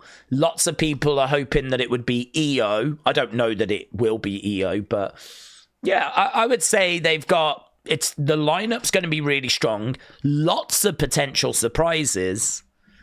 But the only thing is, like, how many of those surprises are going to be, oh my God, this is mind-blowing. This is mind-blowing. How many are going to be that level? Don't know. That's the only thing. So for that reason, I'm going to go 9. Facts. Not too interested in TNA surprises. I don't mind them. I have no problem with them being in. I think they should be in. But I sort of expect Joe Hendry. Masha Slamovich is someone I don't really know. I've seen her wrestle once when I watched Genesis the other day. She's fine, but I'm hardly going to scream the place down if she's in the Rumble, you know? Jeff would be good. They're just showing the Triple H moment. This is when he was interrupted. Sean doing a little dance and then, oh, my back. And then Undertaker coming out. So these two coming out. I wonder what Triple H thought was happening. I'd love to have known what he thought was going on in this moment, you know. Obviously, as soon as they start talking about, you know, you're in the Hall of Fame with DX, but you deserve so much more, it's not hard to know where it's going then. Steph came out and gave Triple H a hug.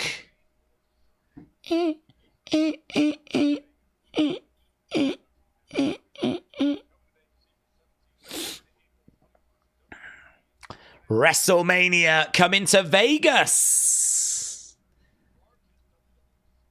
WrestleMania in Vegas just makes so much sense, doesn't it? I mean, it just really does. Makes so much sense. I'm shocked we haven't been there more, actually. Hannah said, I think SmackDown needs to get more used to 3 hours. It's interesting how it's 3 hours and not Raw.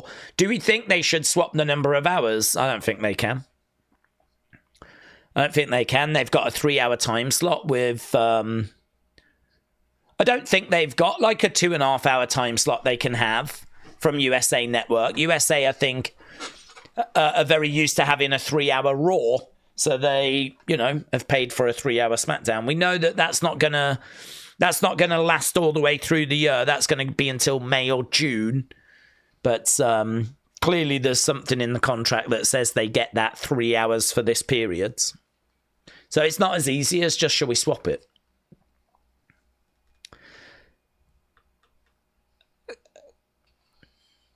Mackenzie said, HBK's new theme, I'm just an old man. Old man. Yes. I'm just a boomer. Boomer. King Yeti said, I can't explain from day one when I've seen Hit Row, but I thought the whole stable just sucked. Mostly B-Trash and Flop Dollar. I was also not a big fan of Hit Row. Do you know, when I first saw Hit Row, and actually many times after that, I actually thought they were a group of wrestlers pretending to be like a hip-hop group. I was actually really shocked to find out that they were actually musicians and they actually had that sort of backgrounds. The reason that I like really struggled with them in NXT is they felt too posy. Like they would come out and then they'd be like, and like they would act like they were really cool, but it sort of felt so forced and it sort of felt so fake, and it sort of felt like rather than coming out and just being cool, they were like trying to act cool, like they had their pose in the entranceway and they did all their little rhymes, and which they thought sounded great and I just thought sounded a bit mid. And yeah, Hit Row, like in NXT, I was like really not keen on. And then, like most things that happen, if I don't like it, WWE will push it. And so they found their way to the main roster. And I still didn't like them. And then the whole Flop Dollar thing happened. And I felt sorry for him in that, you know. I felt sorry for him because, like, Michael Cole didn't shut up about it. So he got caught on the top rope and spilled to the outside. And it's one of the funniest recent botches. It's probably one of the most iconic recent botches. What the hell is playing? What the hell is that? There was like some sort of Love Hurts thing that just... Did anyone else hear that then? Some sound just played. Oh. Love Hurts is written on the side of the ring. Was I meant to see a trailer, but it never got shown? I just heard like some noise, and then someone went, Love Hurts. And I'm like, do you know what? That is true, actually. It really does. It really does. I thought it was God talking to me for a second, but actually I'm thinking it might just be a trailer.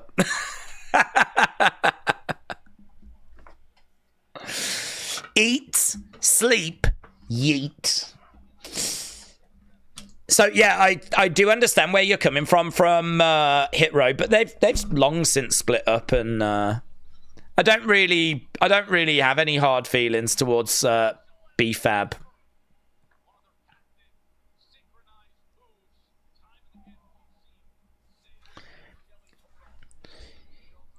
Machine Guns. Oh.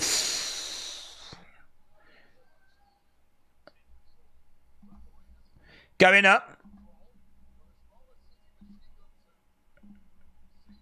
Through the ropes. We've got 3 people diving through the ropes. Going to take a quick break. Mackenzie said figure 8 no more because of Flair's injury. Ooh, that's an interesting thought. Will it be a case that we will change that? If we do change it, what would we change it to? Defcon said prediction, Jacob eliminates Roman. Ooh.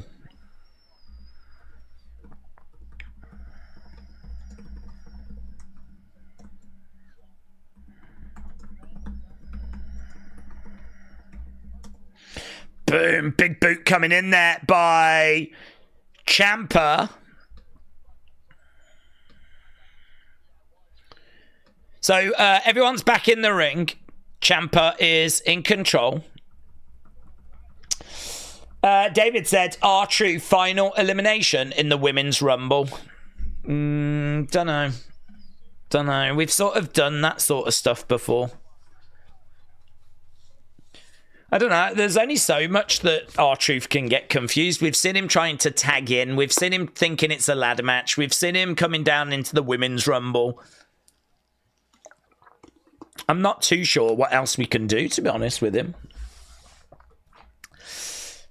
Chris said, I was at WrestleMania 9. Was you? Wow. That is honestly really cool. That is really cool.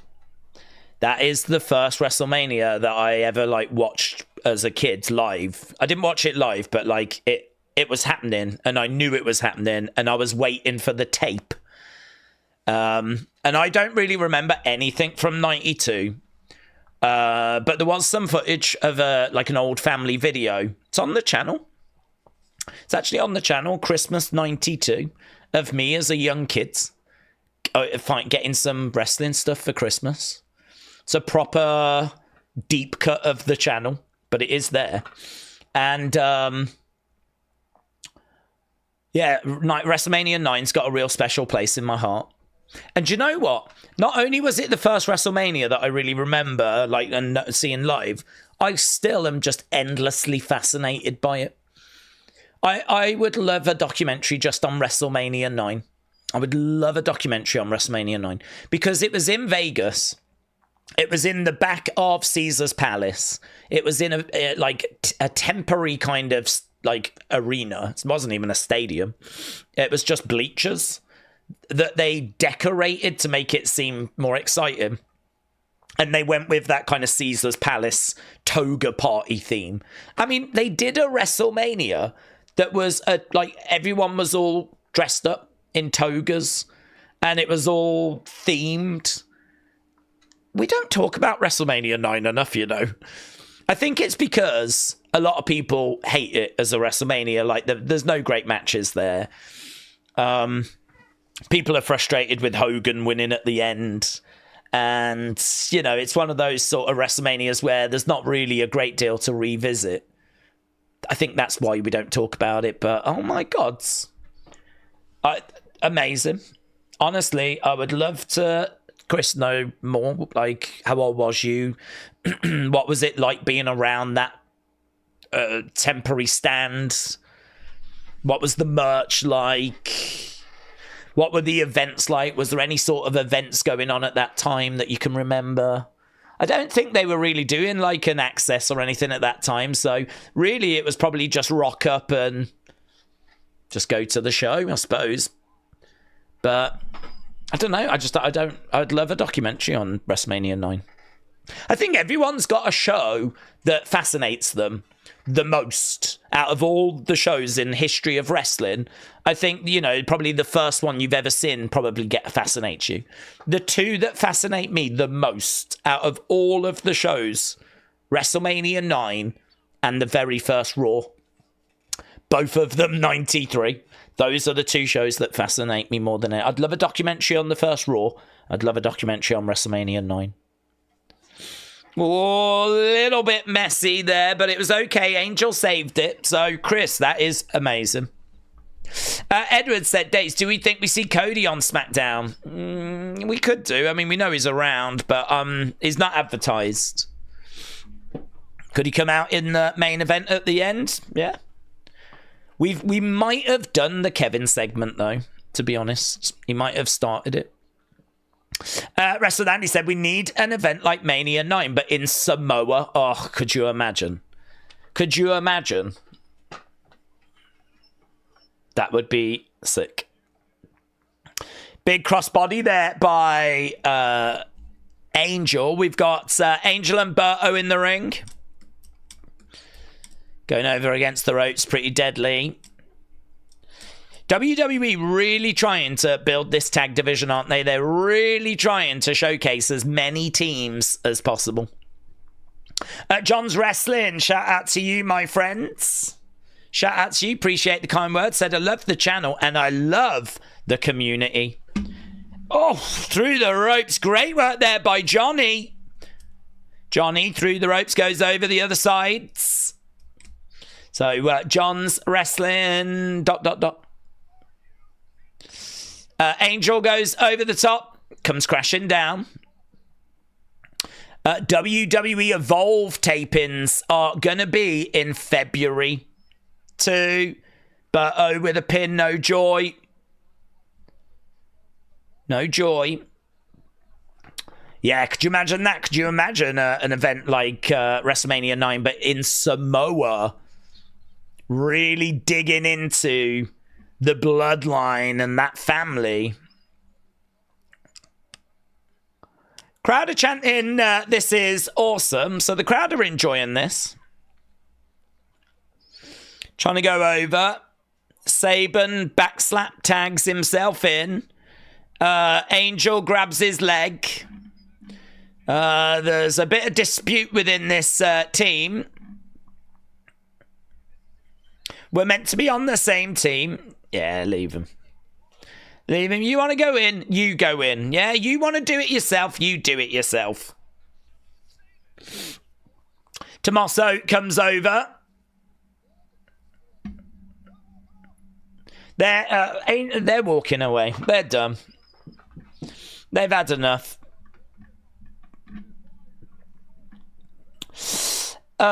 Days, are we having a UFC stream? No, but we're not going to have chance. We are 100% locked in for Mania. In fact, as long as I can get Unseen done and get the opinions video done quite quickly after SmackDown, my plan is get the stream set up for tomorrow, which is pretty much there. Go to bed, get up, and then we will be live probably whilst UFC is live. At the moment, the stream is scheduled to start at 8, which I think is 3 Eastern. I would love to go an hour earlier than that. You know I like to do at least 2 hours before the kickoff show, countdown show. And I would love to go even earlier. I mean, honestly, if I could go earlier than that, I would. But I'm a little worried about my voice holding up. I mean, the Rumble, you know we're going to get moments. I really need my voice to hold, so I don't want to run the risk of going, like, pushing it too much. But equally, yeah, I do want to make sure we're ticking that box. Okay, this tag match continuing. King Yeti said, I would love a PLE in Samoa because I'm fat and I love seeing people who are fat too. Ah, very good. Very good. Very good. I'm fat and I would love to see some other people that are fat too. You should take a bow for that one, buds. You should definitely take a bow for that one. Gotta bring the computer child to read for you. Yeah, maybe. That would save my voice, wouldn't it? That's a good shout, actually. That's a good shout, Metal Mama. Well done. Thinking outside the box. We could start flipping 5 hours before then. As long as all the messages get read out by the computer voice. Literally nothing can stop us. That's a really good shout.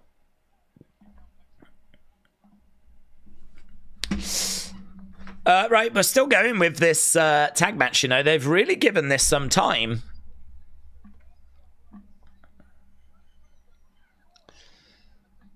Oh, Saban picks up the victory, and we're done. Okay, let's go. Carl from Fightful just reported James Ellsworth was spotted. Let's go. That would be the dream, wouldn't it? That would be the absolute dream.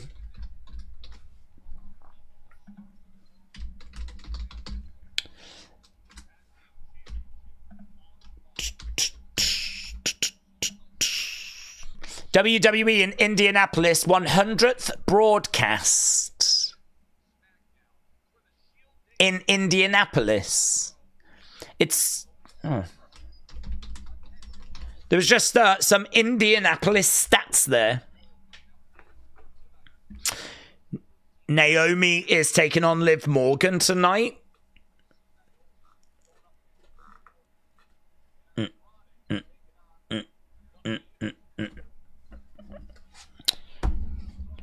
Damian Priest LA Knight against Jacob and Tama. That's coming up tonight.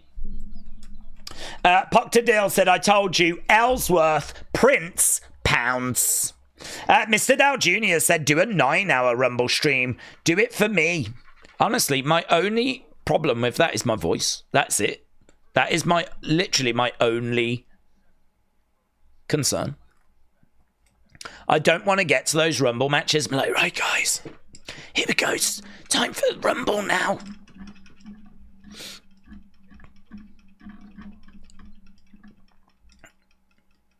Dun, dun, dun. Right, okay. We should be going over to next match. Days, I think SmackDown needs to get more used to 3 hours. Who's he? He plays Marvin Gaye. Marvin Gaye. What's going on? I do not need to know about Wade's loins, says Kelly. Well, speak for yourself, Kelly. Yeah? Not everything's aimed at you. I want Corey on PLE commentary, says Vic. If I could heart comments. James says, tag me in. Oh, what? You could be my... Oh, God, no. Oh, God. Do you know, I flirted with the idea and then I just thought about all the endless profanity. Johnny said, Days, you should start taking steroids. Oh, my God, you're so right. Like that one, right? Right, guys. How you doing? How's everyone doing? Don't look at me! Don't look at me! Sorry, I just lost it for a second there. I think that's what happens, isn't it? Don't you have, like, short bursts of aggression? I don't know. And don't you have, like, a tiny dinkle? Oh, my God. I've already got a tiny dinkle.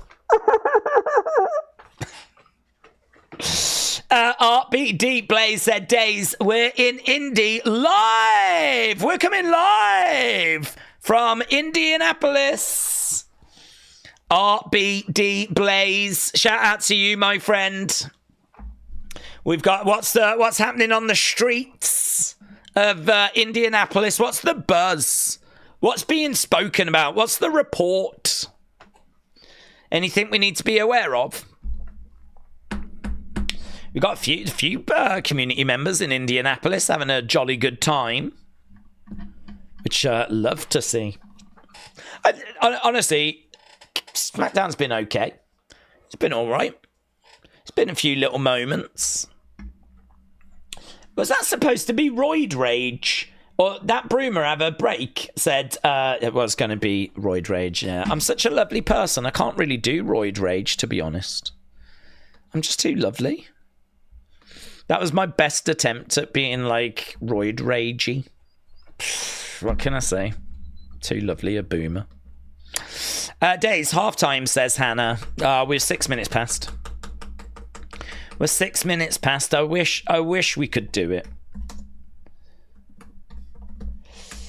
Miz and Days both have tiny balls. Well, hang on. Dr. Luchalala, I didn't say anything about my balls, actually. Didn't say anything about my ball. I said my dingaling, yeah? So, let's get that straight. Not the dingaling, that's fine, but the balls are flipping, honestly. Scary. I would say scary. Scary is the... Concerning is the word I would use. I would actually use the word concerning. Medically intriguing. But that's enough about my balls. We are just at commercial break at the moment. King Yeti said, I would find it funny, Matter, but when you're an overweight child in a society that demands perfection, your sense of right and wrong, fair and unfair will be tragically skewed. Yeah, thank you. We're really tackling some big topics right now. Right, when we come back from commercial break, we know that we've got quite a few exciting matchups on the way. And including a tag match with LA Knight. LA Knight. Damien taking on Jacob and the voice of reason, Tama Tonga. Roid Days instead of Rage, says Corey. Days equals genetic jackhammer. Let's go. Where has William been, said Vic. First time we talk about dongs and now it's balls. Where is William, actually? I love how we all think of William during these moments. That does make a lot of sense to me. We do all think about William at these times. Okay. Days, I met Lyra, R-Truth, Rhea, Kevin, Trish, and Miz today. Did you really? Dad stuff, shout out to you, dudes. Oh, hello, what's going on? Those tag titles. Is that Tama looking at tag titles? Oh, well, why are they just lying around? Tama looking at the tag belts. This is interesting. Yeah.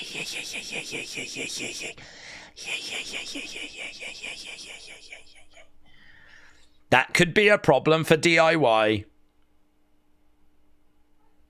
Oh, hello. What's going on? Yeah, what was that out there?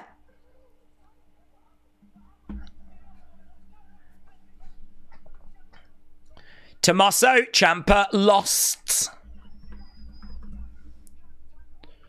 This isn't the time to argue.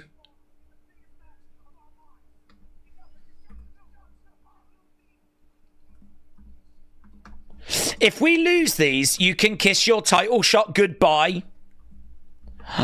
You're on your own? Oh my god, that's going to make it harder.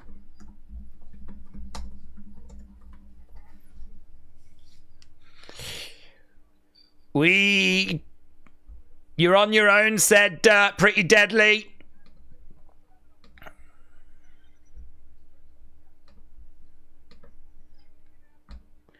We've got a special guest. Is it Tyrese again?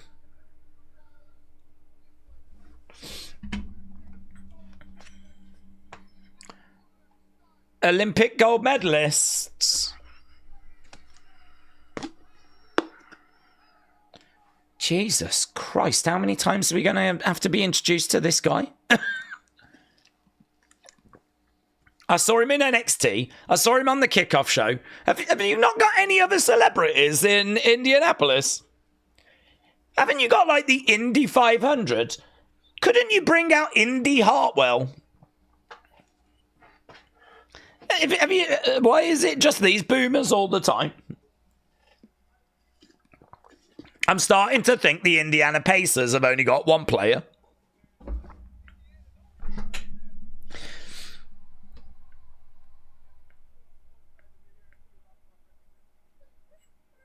Poctadale said, Days, what happens if the US puts 25% tariffs on beans on toast trade? We don't need you for that.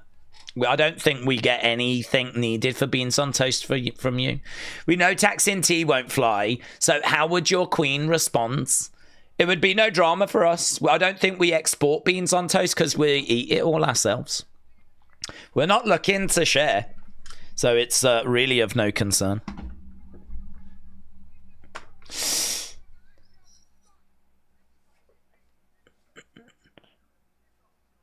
Right, so we're just talking to Tyrese.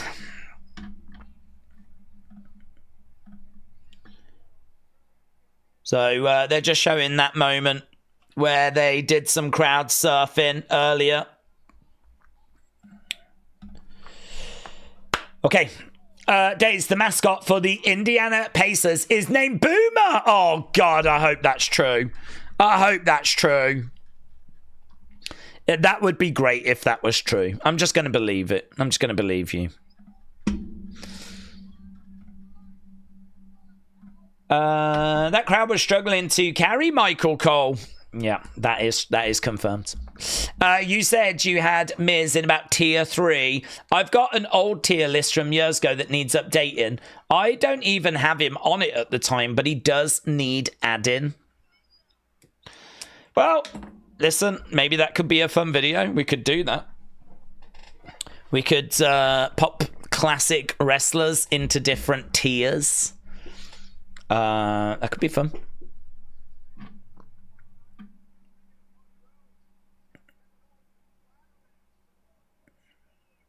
Okay, so video package for Cody and Kevin.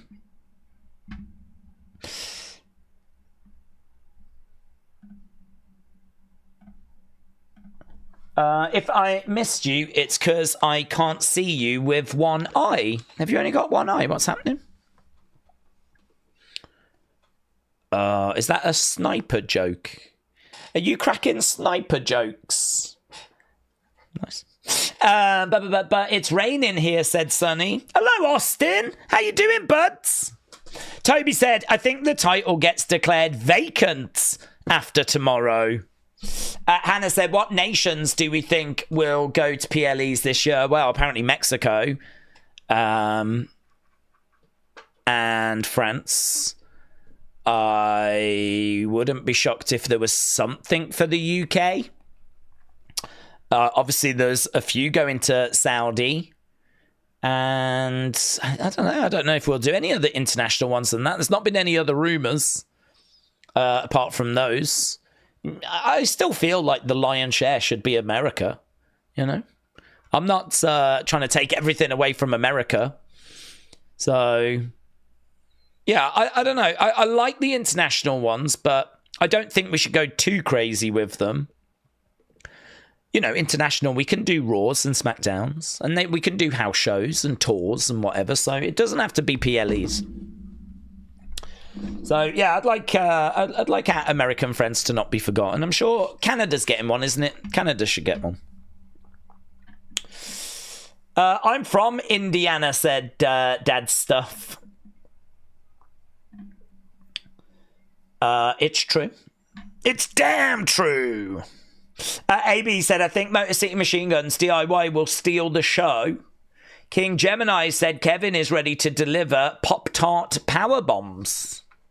Backlash in Mexico, said Tom. I can't remember if it's Backlash that I've seen. I think it might be. Mackenzie said, Boomer, the mascot, makes about 25 to 50,000 a year. No way. No way. Really? Oh, God, I'm jail. I could do that job. Could you imagine if I quit this to become Boomer the mascot? Doesn't that just feel like the job I'm meant to have? Oh, my God. Boomer the mascot. Smurfy Toon said you could Google search Wrestling Days wife. Can you? Oh, my God, let's do that. That'll be interesting. Wrestling Days' wife. This is what comes back if we go to image searches.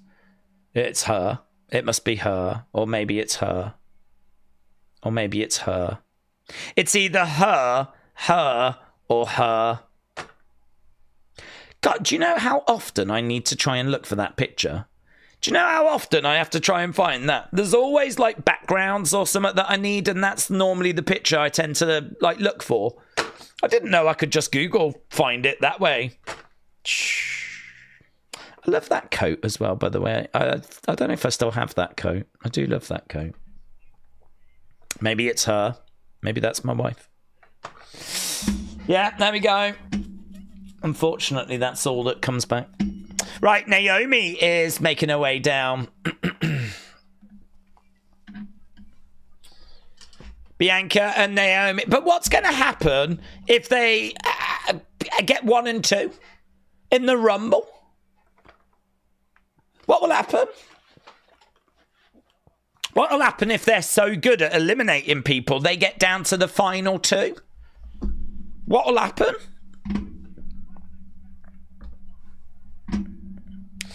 Okay, Naomi has made her way down. Days, R-Truth is going to think the Rumble is a lumberjack match. He very much could. He very much could. What time is the Rumble countdown show for you? 9 p.m. 9 p.m. Rumble starts at 11. They could cancel the Rumble tomorrow. I'm just going to have Michin twerking for 3 hours and that would suffice, said Old Dad Gamer. Mayor Pete said, Days, you are our boomer mascot. Thank you. It was for you, my OB dub. What's this mean? What's that mean? Is Trini flirting? I never know if Trini's flirting. Are you flirting? I can normally tell with women, but I just think Trini does it so bad. I'm never sure. Hannah said, Days, I didn't know that there was that many photos of you with a mouth open. You're a celebrity, shout out to you. You didn't know there was that many photos of me with my mouth open. What does this mean? What does that even mean? Wrestling Days. Images. Do I have my mouth open a lot? Let's have a look. Let's count. Yeah. Yeah. Yeah. Yeah. Yeah. Closed. I suppose technically, yeah. No. No. Yeah. No. Yeah. Yeah. Yeah, I'd say there's not many like that. When you made that comment, I thought the whole page was like me, like. But there's a few. There's a few. I mean, it's a whole range of emotions, really. Look, that picture's come back again. Let's flip and go. Guys, if you've not watched my Royal Rumble predictions, I'm just saying, yeah, good video. That was the first shirt that I ever had. I've told the story about this shirt before. We did a competition, right? We did a competition where I said to the community at the time, send in your designs for the first shirt. And people did. And, you know, it was a mixed bag. And this genuinely was the one that jumped out. And I was like, oh, that's pretty good with a wrestling ring on. I mean, I look at it now and I'm like, nah. But honestly, it was probably about as good as we got sent. And so I was like, okay, we'll go with that. And so we did that for the first shirt. And it's apparently out of stock now. So we did that for the first shirt. And it was... Shout out to anyone that's got that, by the way, because I don't even know if I've got one myself anymore. But then it turned out it was already a mascot and someone had just stole it. It was like a mascot, a slogan for someone else. And someone had just nicked it. Like, you know, High Spots Wrestling or something like this. Like some sort of wrestling warehouse or wrestling promotion or something. Some small thing. But it totally been stolen and I had no idea. No idea whatsoever. Thankfully, I mean, I'm not going to get in any trouble because, I mean, parody and also it ain't being sold anymore. But, yeah, that was kind of like lesson learned. If ever I ask you guys to send in designs, a lot of you boomers, flipping will lie. So that was my next shirt then. Really loved that one. I just thought it was a great looking design. I just thought it looked really good. So, there's been a couple, but there is no merch available right now, so deal with it. Yeah. I'm pretty confident if we was to do some merch, it would involve the word boomer. King Yeti said, read this days. Pull over, Mr. Hensey. Mr. Hensey, pull over. The community misses you. And we know that you're listening or watching or doing something in your cabin. Right, let's end the poll. That was the 8-man tag. Here comes Liv. Watch me. Watch me. Okay, 8%, 13%, 18%, 59%. So good 92% for that. All the matches are just good tonight. Nothing really setting the world on fire. Liv Morgan. Dun, dun, dun, dun. Okay. Liv versus Naomi, as we are just 8 minutes away from the final hour. One more hour to go. Then we are back tomorrow, baby. Back tomorrow.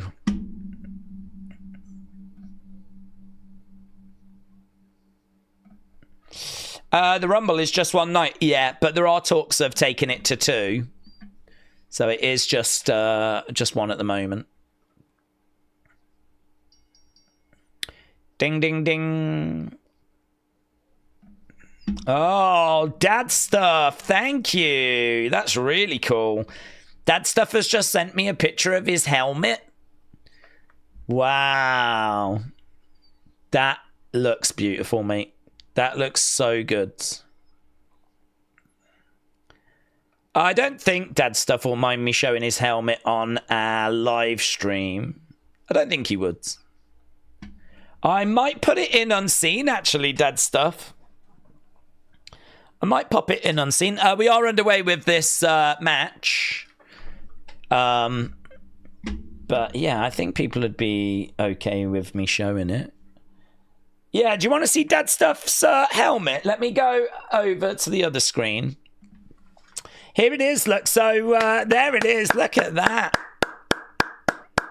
Really nice. Wonderful Royal Rumble helmet with lots of signatures all over it. Look at that. Well, have a look at that. Yeah, Dad Stuff said go for it. Yeah. That is... and I'm not afraid to say this, Dad Stuff. That is the nicest helmet I have ever seen. Naomi giving Liv all the groceries. And she's getting round the back, picking up Liv. Nice. Atomic drop. She definitely felt that in her buttocks. Duck underneath. And again.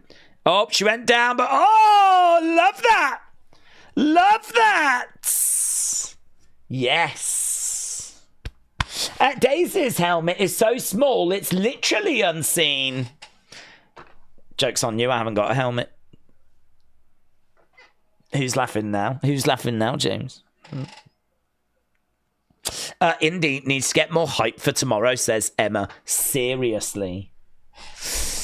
They are a little bit subdued, aren't they, to be honest? They are a little subdued. Perhaps they're saving their excitement and their enthusiasm for tomorrow. Perhaps they're just simmering. Okay, so Liv down on her knees, crawling over. Against the ropes. Goes Naomi. Well scouted. Oh, brutal. Brutal. Going for the pin. 2. No joy. No joy. Right. Randy Orton is returning tomorrow to clean house, says Wu-Tang. I think it's been cleaning house for a few weeks, to be honest, buds. He's probably done with cleaning the house.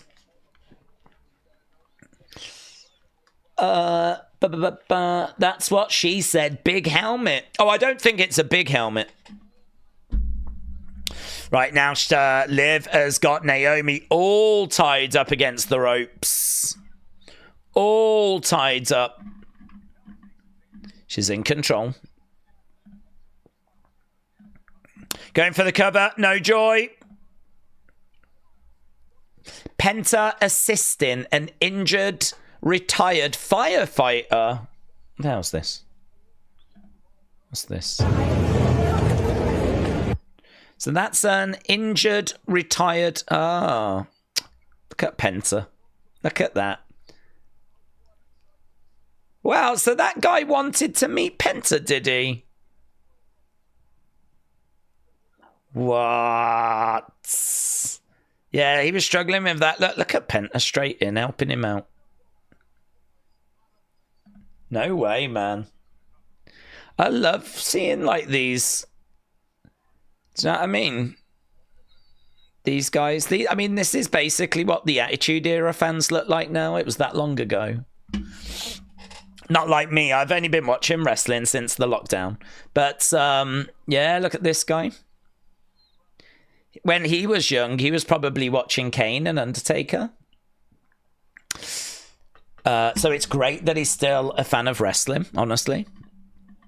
Roll up. Oh, kick out there by Liv. Boom! Double knees. Going for the cover. It's all a little bit quiet at the moment. Are we still at commercial break, are we?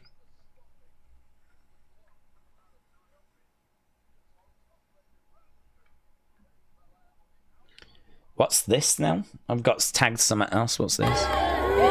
Yeets. What's this woman doing? Don't know.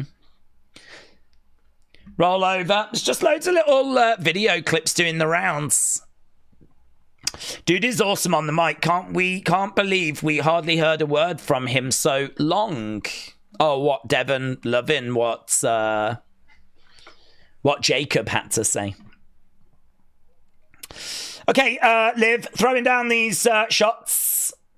Did Liv just wipe her mouth on the ref shirt? Oh, I didn't see. This match doesn't really mean anything, does it? That's a bit of a shame. Christopher said, I didn't remember any special events around WrestleMania. The double doinks is my fondest memory. My dad got free tickets from Caesars. We didn't get to see any shops. We just went to several Raw main event Smackdown tapings, along with Nitro shows throughout the years. That's awesome. Okay, Liv is on her feet and she's shimmying away. Do you reckon everyone's in, please let's not get injured the day before the Royal Rumble mode? I mean, you could sort of forgive. You could sort of forgive if they were, you know. Right now, she's grabbing Naomi by the heads. And she is in control. We've got an hour to go. 1 hour to go. Bianca on the outside. Big shot coming in there by Naomi. She goes up. She's working the neck. And again. Best in the world signs. Been a few signs in the crowds. Yeah, right now, Liv in control. She's round the back. These, according to Sean Ross Sapp, are the current favourites. John Cena, Charlotte Flair are the current odds on favourites. So those are the current favourites. Naomi down, Liv down. Days, we get the same time zone Royal Rumble Countdown show. Well, it's on at the same time, isn't it? I mean, it's just on at different times around the world. But it's on at the same time, if that makes sense. Clothesline by Naomi. Liv goes down. Another clothesline, miss. Naomi on her knees. Goes up, kick to the midsection. Naomi, oh, kick coming into the side. Liv goes down again. Goes, oh, face first. Naomi is going up top. Naomi, missile dropkick maybe? No, crossbody. Lands on Liv. Liv gets a shoulder up. Shoulder up there by Liv.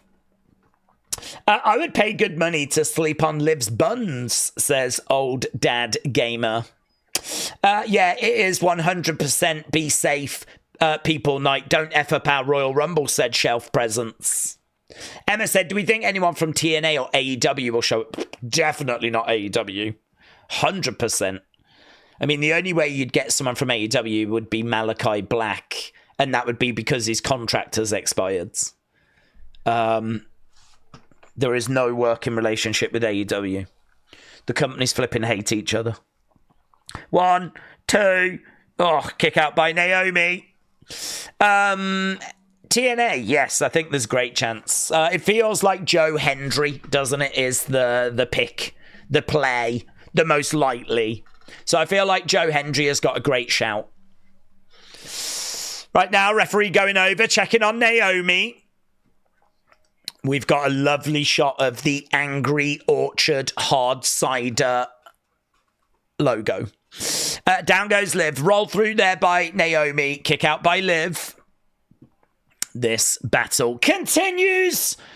Rear end. She just rear-ended. Liv Morgan drags her over. Naomi goes up. Raquel jumps up. Bianca comes round. Yeah, Raquel goes down. This is going to allow split leg moonsault. Misses. She misses. Liv Morgan rolls her up. 1, 2. Reversed. 1, 2. Naomi gets it. Wow. Match doesn't mean anything, but it's a good win for Naomi to get a win over Liv. Naomi beats Liv.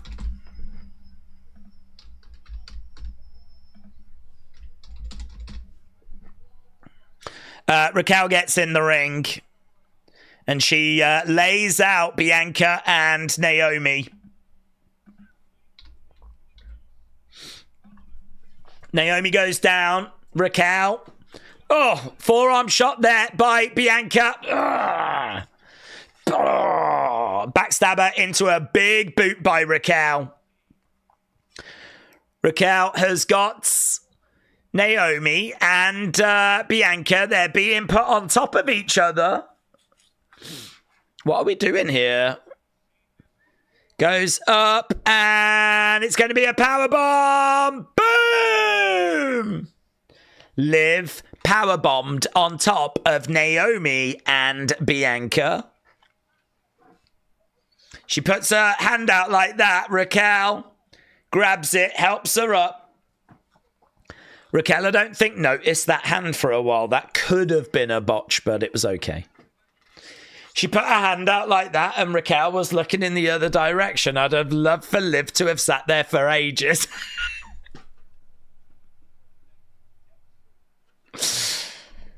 Right.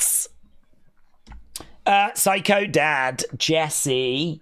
Monday night, I'm admin price. Smackdown night. Wood champion. I don't even understand these words. Damon, I don't even understand the words. What have we got here? We got Jacob shouting at us again. Yada, yada, I mean. Yada, I mean. That was sick. I still don't know what he says. Yada, I mean. This is just a look at Saturday night's main event with Jacob and Braun. Days I've worked for indie promotions, and unfortunately we've got a show tomorrow. Would you like to spoil what happens on a pay-per-view? How do I say in a respectful way, I don't want no spoil? You've got, hang on, what? You've got an indie show tomorrow. We've got a show. Would you like to spoil what happens on a pay-per-view? No. How do I say respectfully why I don't want no spoilers? I don't have no idea. Guys, are you all drunk? What the hell is going on? What the hell is going on? We're just seeing a replay of Saturday night. I feel like mentally a load of people have checked out. I feel like people have gone, you know what? This is like a pretty go-home show. I'll see you tomorrow. But they haven't logged out. Just mentally, they've gone. They've just gone. And that's okay. I understand. It is quite a go-home show tonight. But we've still got Damian Priest and LA Knight against Jacob and the voice of reason, Tamatonga.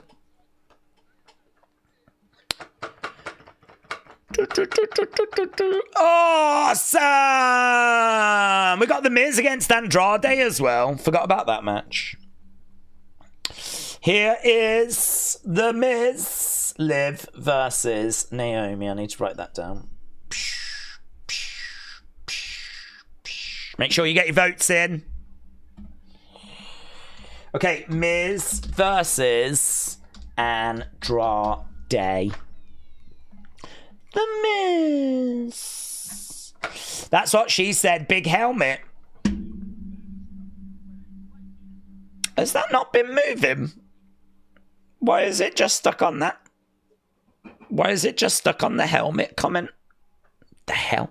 I've sent you an old graphic. I can send you an original file if you want an update. What are you on about? What are you on about? Oh. This is Wrestle with Andy's thoughts.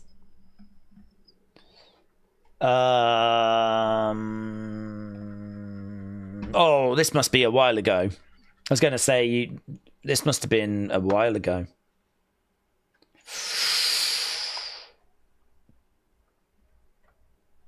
There's some controversy, isn't there? I'm seeing some controversy. Maybe you shouting at me to go to Glasgow, and then when I actually went there, not following it up with anything. Maybe not the most controversial thing you've done, to be honest.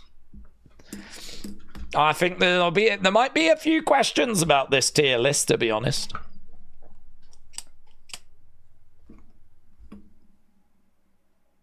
I'm just letting it marinate. What, Wrestler Andy, what year was this? What year was this? If you're going to tell me, like, you did this, you know, 2015 or something like that, I'd be like, okay. But even then, I've got some questions. Oh, he's run away, and I've scared him off. What the heck? Where's Omos? Said Austin. Yeah, here we go. Cena, Taker, Austin, Bruno, Rock, Roman are all tier 1, said LS Dub. Is that AJ Styles at the bottom? Said Austin. Let's have a look, shall we?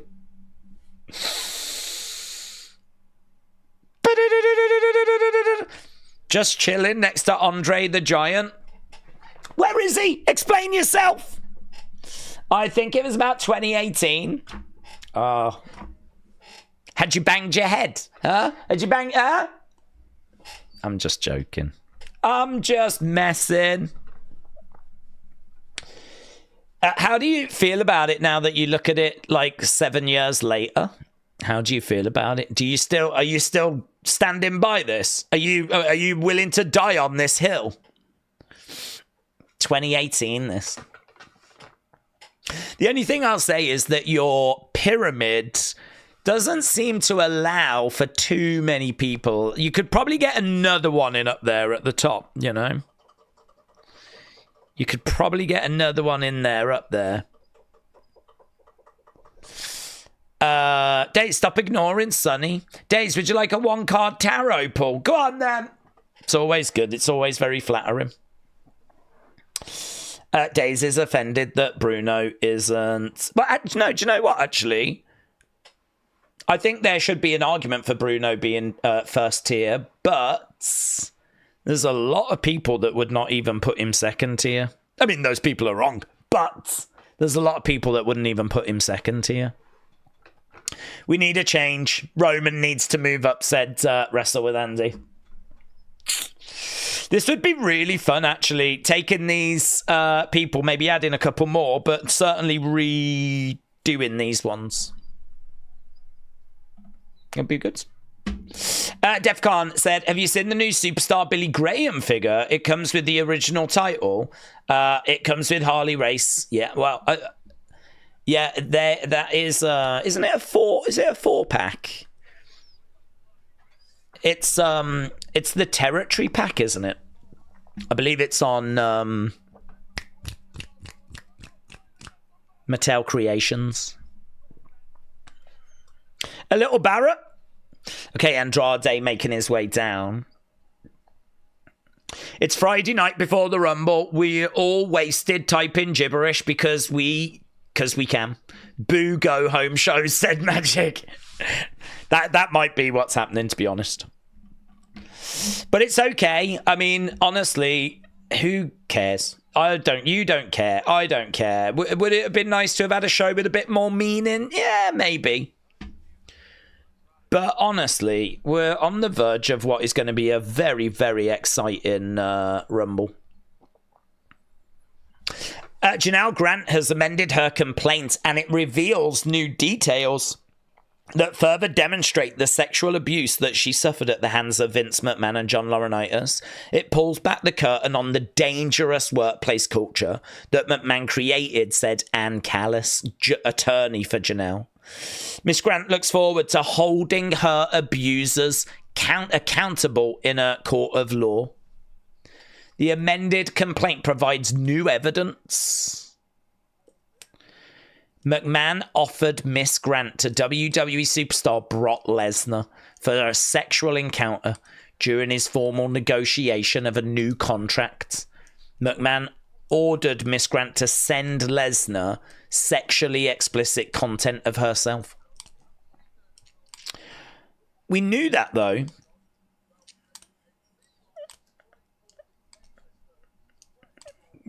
Just reading some of these, and we knew these. I'm wondering where the new details are.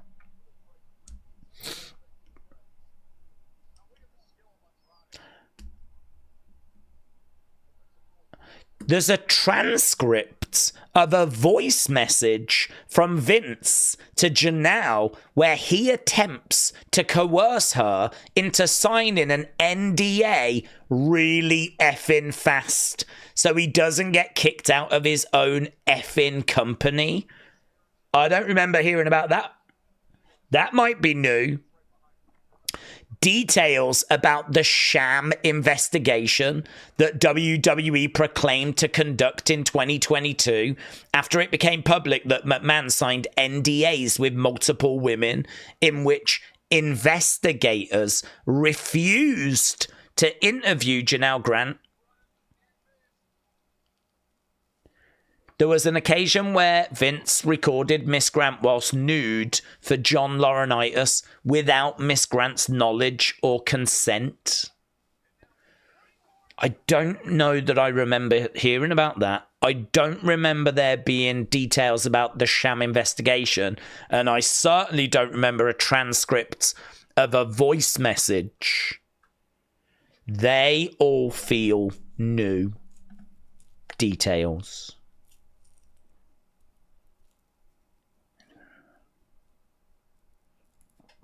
A text message from McMahon to Miss Grant where he makes it clear only McMahon has the power to arrange Miss Grant's sexual encounters. I feel like some of these is... So I think some of this we've heard before. Some of it is new. Wow. Timing of that is very interesting, isn't it? Day before the Royal Rumble. Day before the Royal Rumble. Why would they choose to drop it now? Is it because there's such a spotlight on WWE? They're just trying to cause, you know, as much noise and kind of... I wonder why now? Wow. I know that will be like, can we just focus on SmackDown? But listen, the Brock stuff is still very, very... Well, it's all relevant. But the Brock stuff, you know, there's people thinking he might be in the Rumble that I don't think realise how serious of stuff he's actually caught up in. Miz in the corner, posing away. He's about to come down. Double axe handle. Double axe handle there. And this crowd are very quiet. They are very quiet. I know we haven't given them much, but even so, I'm pretty sure France wouldn't be acting like this. They're trying to applaud away and make some noise, though. They're trying to get into it. Can I get the chat working on screen? I have no idea why that chat is not working. It somehow must have just got froze at some point. Let's refresh it and go again, shall we? There we go. I think that did it. Yes. Johnny said, what I was trying to say is I've got work tomorrow. My co-workers like to spoil the show. How do I tell them? I don't want spoilers. It's all you can do. Just tell them, please don't. Just please don't. I mean, if they're going to be douches about it, there's not much you can do, is there? But, you know, real wrestling fans would try and respect that, to be honest. If they're going to be douches and ruin it, I mean, that's really uncool. That's really uncool. Here's Boom planting Andrade. It's been 1 week since the debut of the New Days Order. With your infamous DJ Khaled. Another one. Smile on the face of the Miz. We've got 42 minutes left to go. Knee in the back there of the Miz. Johnny, I'm with you now. I understand. I think, are we going back now? Is that why it was all so slow? And so that is the problem. I keep moaning about it and I'm never going to stop. It's always so slow and so quiet when we go to commercial break. And then when we come back, like, the wrestlers don't do anything to try and change it. But they do when we go back. Kick coming in there by The Miz. And again. So a couple of kicks coming in by The Miz. Another kick. The only thing that's sus is the Brock accusations, because we all know Brock is not social at all very much. He's an introvert. I just couldn't see him being involved. But it's not a big social thing, is it? I mean, if Vince goes, listen, I can get such and such to sleep with you as well if you sign, you know? I mean, if that's not really an extrovert type thing, is it? Basically, Vince arranging a sexual encounter for Brock. It's all very in-house, isn't it? It's all very seedy and very dirty. And the only thing is, if Brock didn't know that she wasn't up for it, you know? You just don't know what... If Brock knew that she was not really into it and she was being sort of forced into it, there's your problem. But if Brock, I'm sure Brock's defense is going to be he always thought that she was complicit. I'm sure that would be his defense. Shoulder up. Although I don't think they actually did anything. I don't think they did anything, but let's not go down those roads. There's going to be plenty of people that aren't going to be looking for that conversation right now. But looks like there are some new details that have emerged. Against the ropes, big boot there by Andrade. Your card days is the 9 of Pentacles. Upright. Okay. It's a sense of accomplishment, financial stability, self-sufficiency, and the culmination of hard work. Oh, Sonny, thank you. I mean, pretty much none of those things are true, but I'll take them if they're in my future. 1, 2, shoulder up. King Yeti! More people joining our members family. Oh, look at you, King Yeti. So giving. So appreciated. And it has made a massive difference. I mean, it's lovely to see so many people around engaging with the championship stream and the members stream, and it does just give us so much more opportunity to do stuff, you know. So appreciated, my friend. And look at all these wonderful people that have benefited. Days, how has SmackDown been, said Lisa? I've just got back. Dude, it's been amazing. It has been so good. I really thought that a lot of the surprises we've had tonight, they would probably save for the Rumble. But it's just been pretty much a non-stop stream of like boom, boom, boom, boom, boom. Honestly, I can't wait to do the opinions video because we have cooked. You say you've only just got back? Spanish Fly. Oh my God, now we're doing Spanish Flies. Shoulder up there by the Miz. Wow. Non-stop. Lisa, get yourself a snack, get yourself a drink, and just enjoy this final 30 odd minutes. Because you watch, I bet the show's going to go a bit mid now, actually, because we've probably just used up all the surprises. You watch, I bet that happens now. Oh, and I froze. Oh my God. Who do I blame for that? Look, I froze. And I'm showing how big my PP is. It's like literally that big. Roll up there. I don't even know where I'd go to fix it. Oh my God. I've deactivated. I've gone. I'm just like John Cena. I'm still here. Oh, Andrade's won and I'm not even here. Oh my God, Andrade's won. Oh, jeez. Let me do the poll. Hang on. Hang on. Oh my God. Oh my God. Guys, it looks like I've jumped off the balcony. And it looks like I took the chair with me. But I've got to do this poll first, so I can't do anything else. Hang on. That was good 93. This was Andrade versus Miz. Andrade got the win, by the way. Andrade got the win. So, let's do the poll. Crimson, shout out to you, my friends. Guys, Damian Priest is backstage. Oh my God, he's just bumped into Santos Escobar. Okay, match score. Hang on, I'm coming back. Don't you dare go. I know this show might not have been that amazing, but I didn't expect to leave. Okay, bads. There we go. Okay, how do I get this back? Okay, hang on. I'm coming back. Here I am. Am I? Am I coming back? Oh my God, it's not even if... Oh my God! Where have I gone? R-Truth! Oh my God, I'm not here for R-Truth! Oh my God! You just pick a show. He talked with Adam Pearce. Oh God. Talk amongst yourselves. I'm just going to have to get another. Here's LA Knight.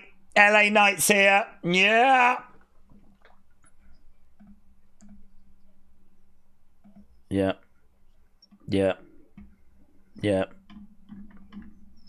When the bell rings tomorrow, I don't know you.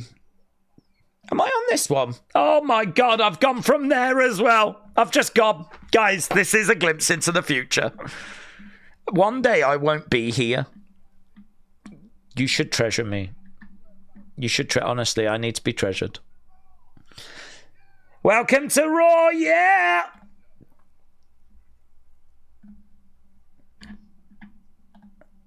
We should form a team. R-Truth whip, that was good. Here's Tiffy. There's Zelina.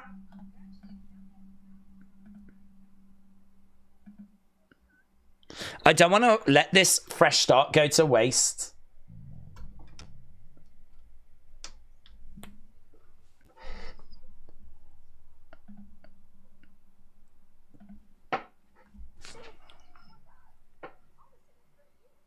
We got Zelina. We've got Tiffany.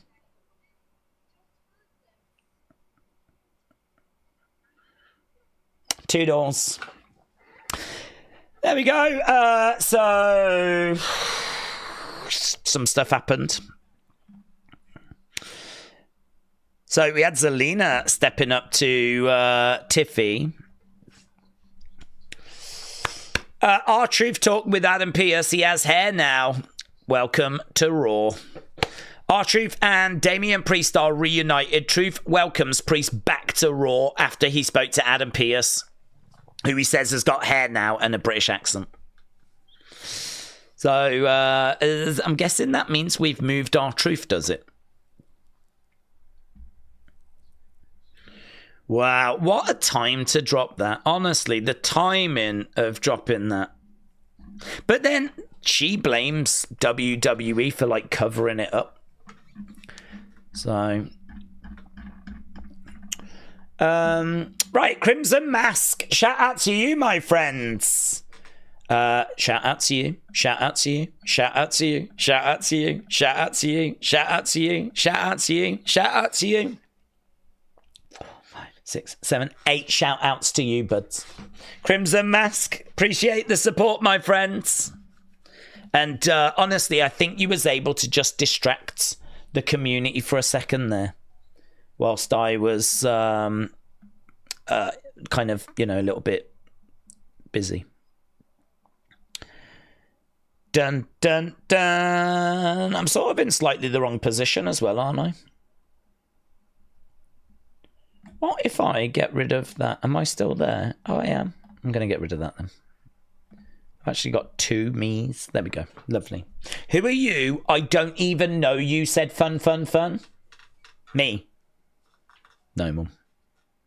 Did you see Shinsuke? I saw him in the background earlier, but to be honest, I was dealing with something during the R-Truth Damian Priest bit. Alex said I still hope Truth and Cena team up at least once this year. William said Days is a ghost. Days, I've sent you something. It's a quick sketch. I can do better. We'll do better then. Kevin said, Days, do you think there is... Why would you send me something? Why would you send something and go, I've just sent you something. I can do better than it, though. I've not tried my best. Why would you say that? Why would you do that? Imagine that.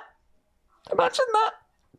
Imagine sending something over going, yeah, I've done a quick summit. It's not, I haven't really tried, to be honest. I can do way better. We'll do better then. Oh my God. Oh, well, I got to look at it now, haven't I? We're going to look at it together as a community. Apparently, what's that? Who is that? I'm sorry, man. Tonight's the night. We're going to handle business in a tag match. Shinsuke. It's a whole nother story. Yeah, that looks like Shinsuke, doesn't it? Does that mean it was like Shinsuke before as well?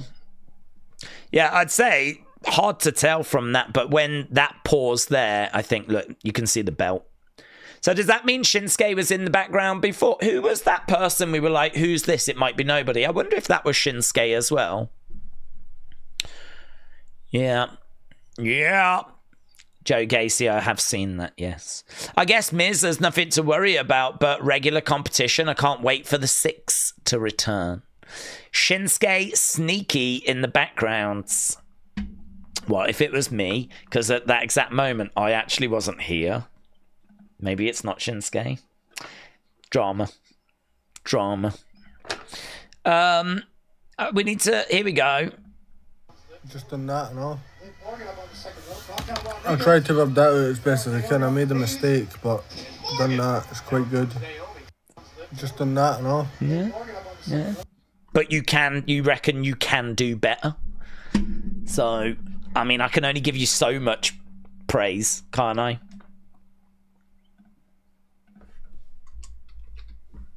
Yeah.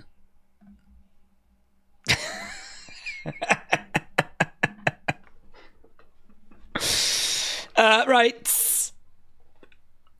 Shout out to all the shout outs. Alex said, I knew it was Shinsuke once I saw a glint of the US title.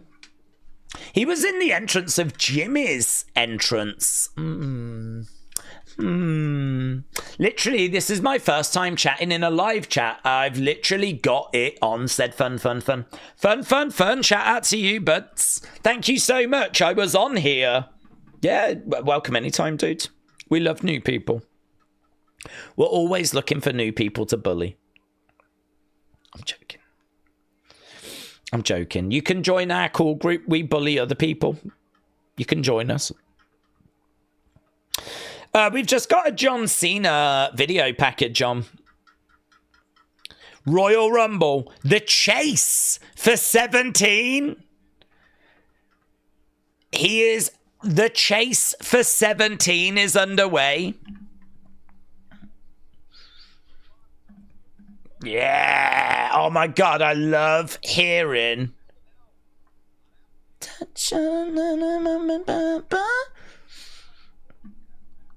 Yeah, man. I love hearing Joe Tessitore talk about Von Dutch.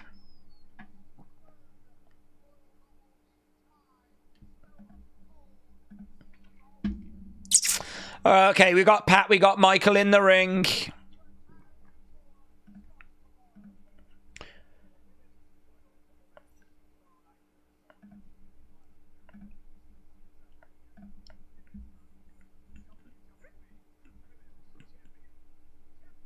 Tiffy's coming out.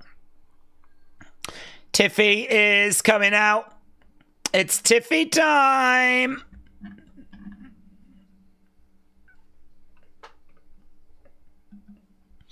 Okay, Tiffy making her way down. It does feel a bit weird, her being champion.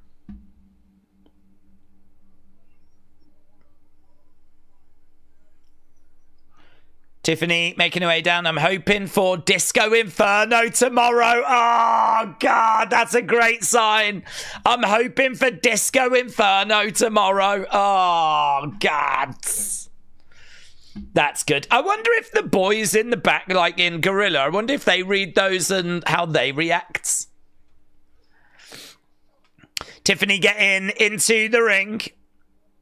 Holding up that women's championship.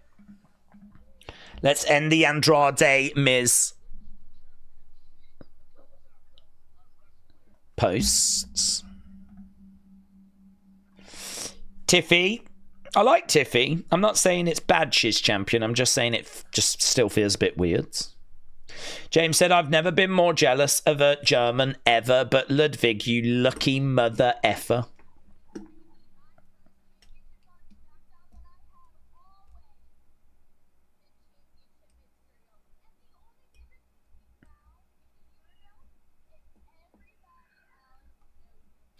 Everyone else knows it. What is the chance of Mandy versus Tiffany? Slim. I don't think WWE care for Mandy.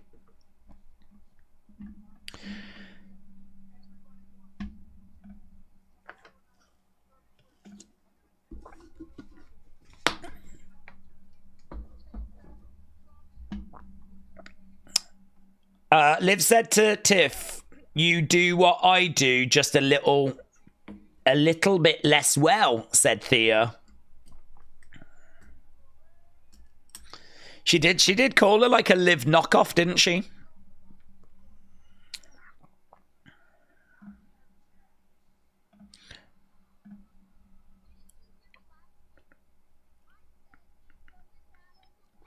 It doesn't matter who wins the Royal Rumble.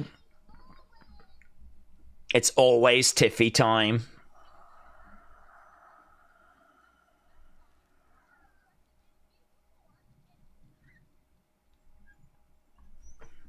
Is this Candice? That's her music in it. Okay, I do know someone's music. Candice LeRae is coming out. She looks pretty good.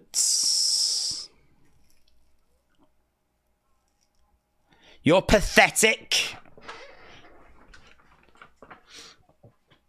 You don't even deserve to say Naya's name. Candice making her way down to the ring. You betrayed Nia and you betrayed me.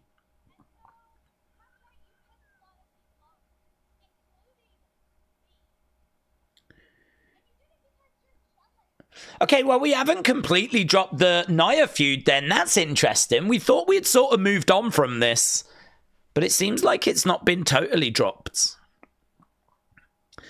Okay, so Candice getting into the ring. She's stepping up to Tiffany.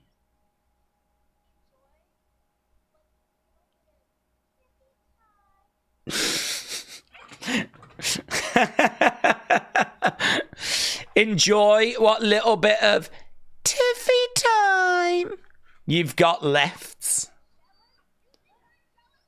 You think I'm jealous of you?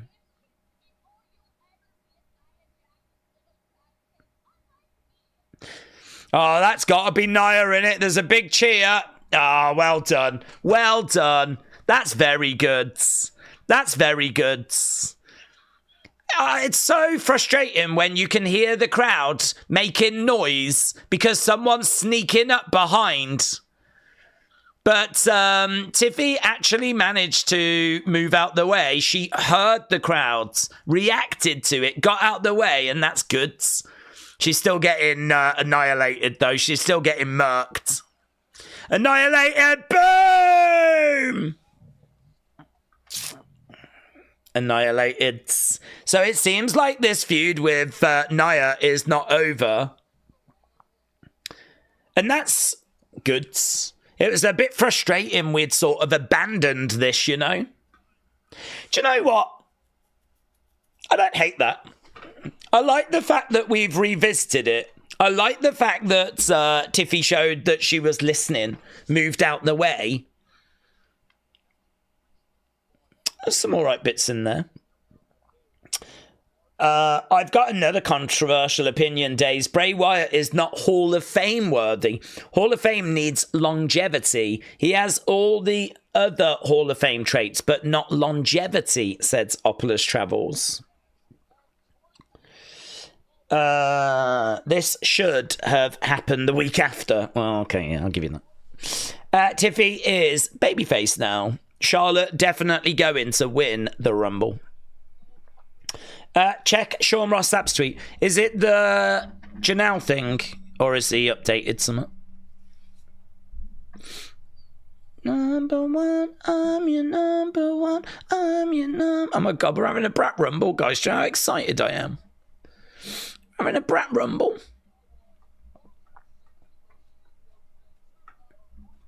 Interesting that Brock's named. He was never named before. This Brock's named now. Jacob is favourite to have the most eliminations. Is it that one? Candice really tried to step to Tiffany. She did.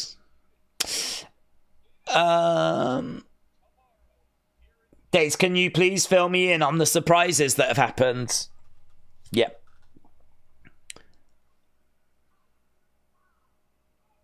Oh, here's Jacob. Get your pepper spray ready. Get your tasers ready. Surprises. R-Truth looks like he might have gone to Smackdown. That was a big surprise. CM Punk came out and did a promo with Kevin. That was a big, oh my God, this is exciting. So that was a surprise. Miz was trash talking Andrade, and it turned out he was just standing behind him. That was a surprise. And so then they ended up having a match. Pretty Deadly seemed to abandon DIY. Angel and Berto abandoned Motor City Machine Guns. That was a surprise. John Cena is chasing number 17. That was mentioned in his video package, and I don't think we've ever said that before. That was a surprise. Nia Jax has just attacked Tiffany when we all thought that they'd moved on.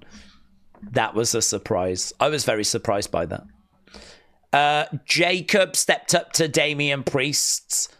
That was a surprise. I didn't expect that. So I was surprised by that. The crowd have been really flipping quiet to the point where I borderline think most of them have gone home. And that's a surprise, considering it's the day before the Rumble. That's a surprise. So that's a surprise. Shinsuke has been lurking in the background. That was a surprise. Naomi pinned Liv. That was a surprise. I was surprised by that.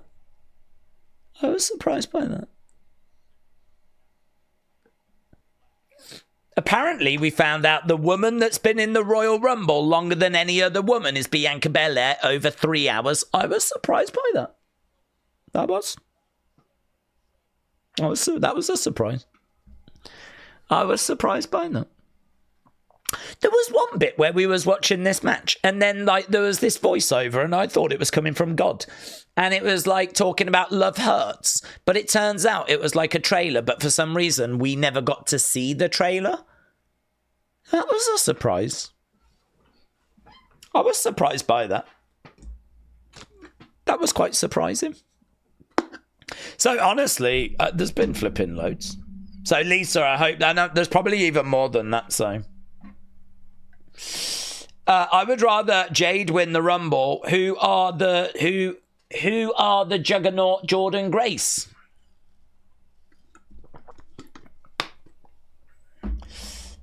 Give me Selena Vega versus Tiffy one day, said AB. Who's a brat? Is that a person, said Justin. I'm just trying to figure out what you're talking about. Dudes, it's the name of an album. Charlie XCX came out with Brat. As a result, we had a Brat summer. Yeah? Didn't Kamala Harris say that she was Brat? Things became Brat because the album dominated the world in the summer. And I was all over it. I was just about 3 months too late. I had a Brat winter, really. So I had a Brat end of 2024, but I still had it. And then WWE chose a song from the album to be the theme of flipping Royal Rumble. So now Triple H is Brat, and the Rumble's Brat, and I'm Brat, and you're Brat, and everything's Brat. Here's Damien.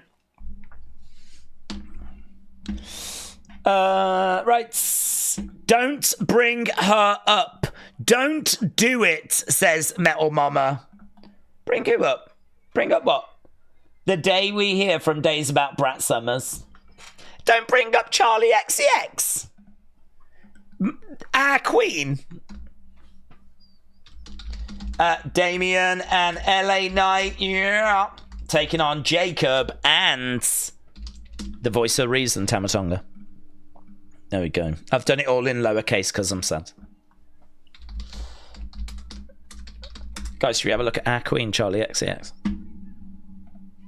Here we go.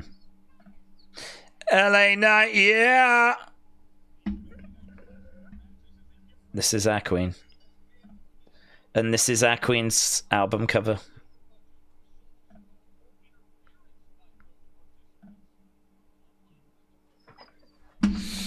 Amazing.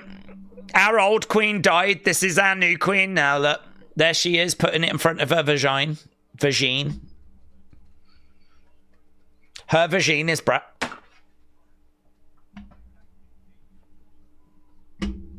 Her vagine is Brat. These are just some of my favorite pictures. This is my personal folder. So there we go. The Rumble is Brat. I'm Brat, you're Brat, we're all Brat. And we're having a Brat main event. There is a sign in the crowd that says Triple H is Brat. And honestly, I saw it once at the start of the show, and this show automatically got a 10. I love you, Fatu sign. Love the Bearded said I'm fat. Just tweak it to be Brat. You can be Brat. That's better than being fat. Fat used to be cool with a PH, wasn't it? That's like what boomers are into. Headbutt there by Jacob.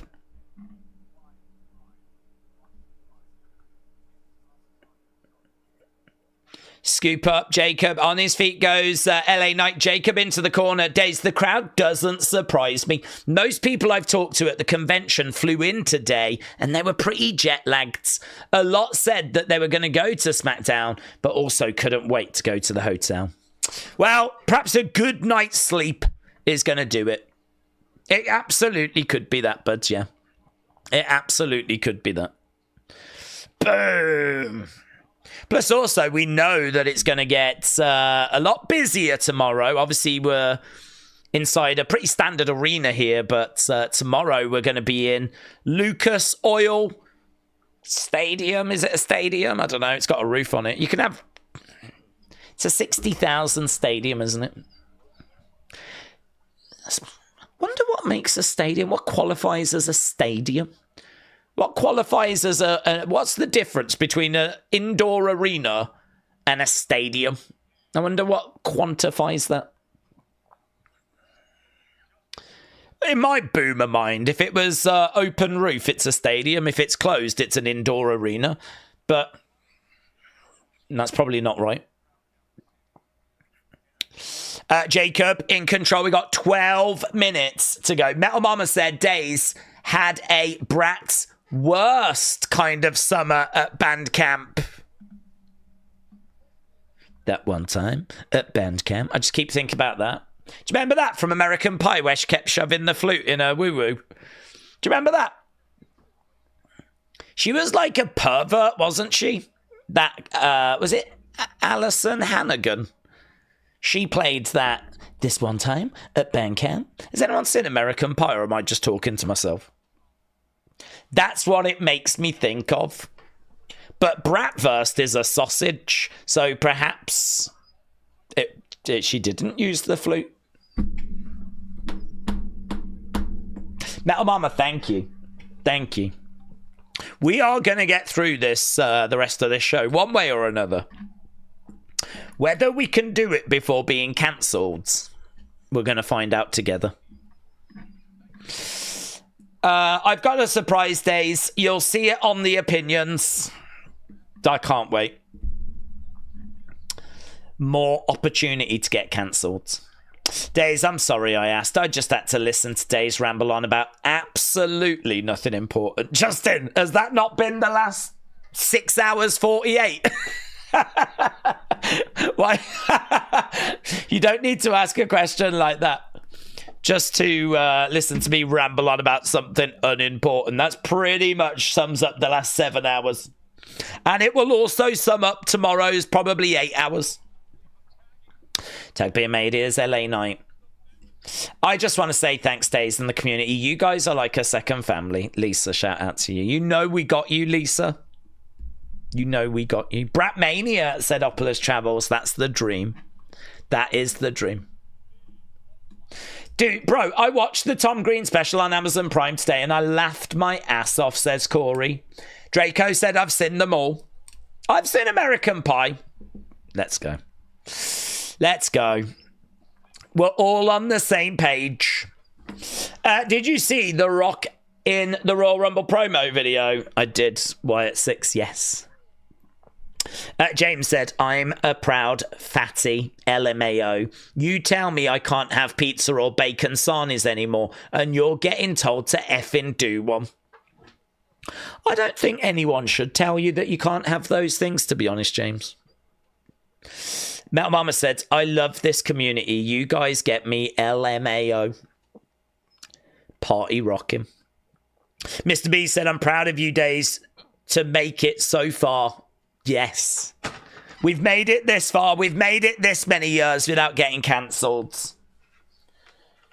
We'll do it. We'll achieve it one day. One day we'll achieve our dream. AB Jobson said, I like the Bellas. Your tribal chief said, football, soccer is a stadium. Basketball, hockey is an arena. That can't be.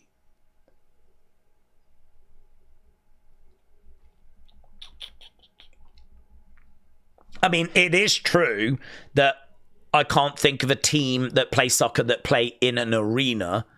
So it is true, I believe, all teams play in stadiums, because I can't think of one that does not fit. I can't think of a basketball or a hockey team. I mean, I think you are correct that they play in those things, but that is not how it's defined.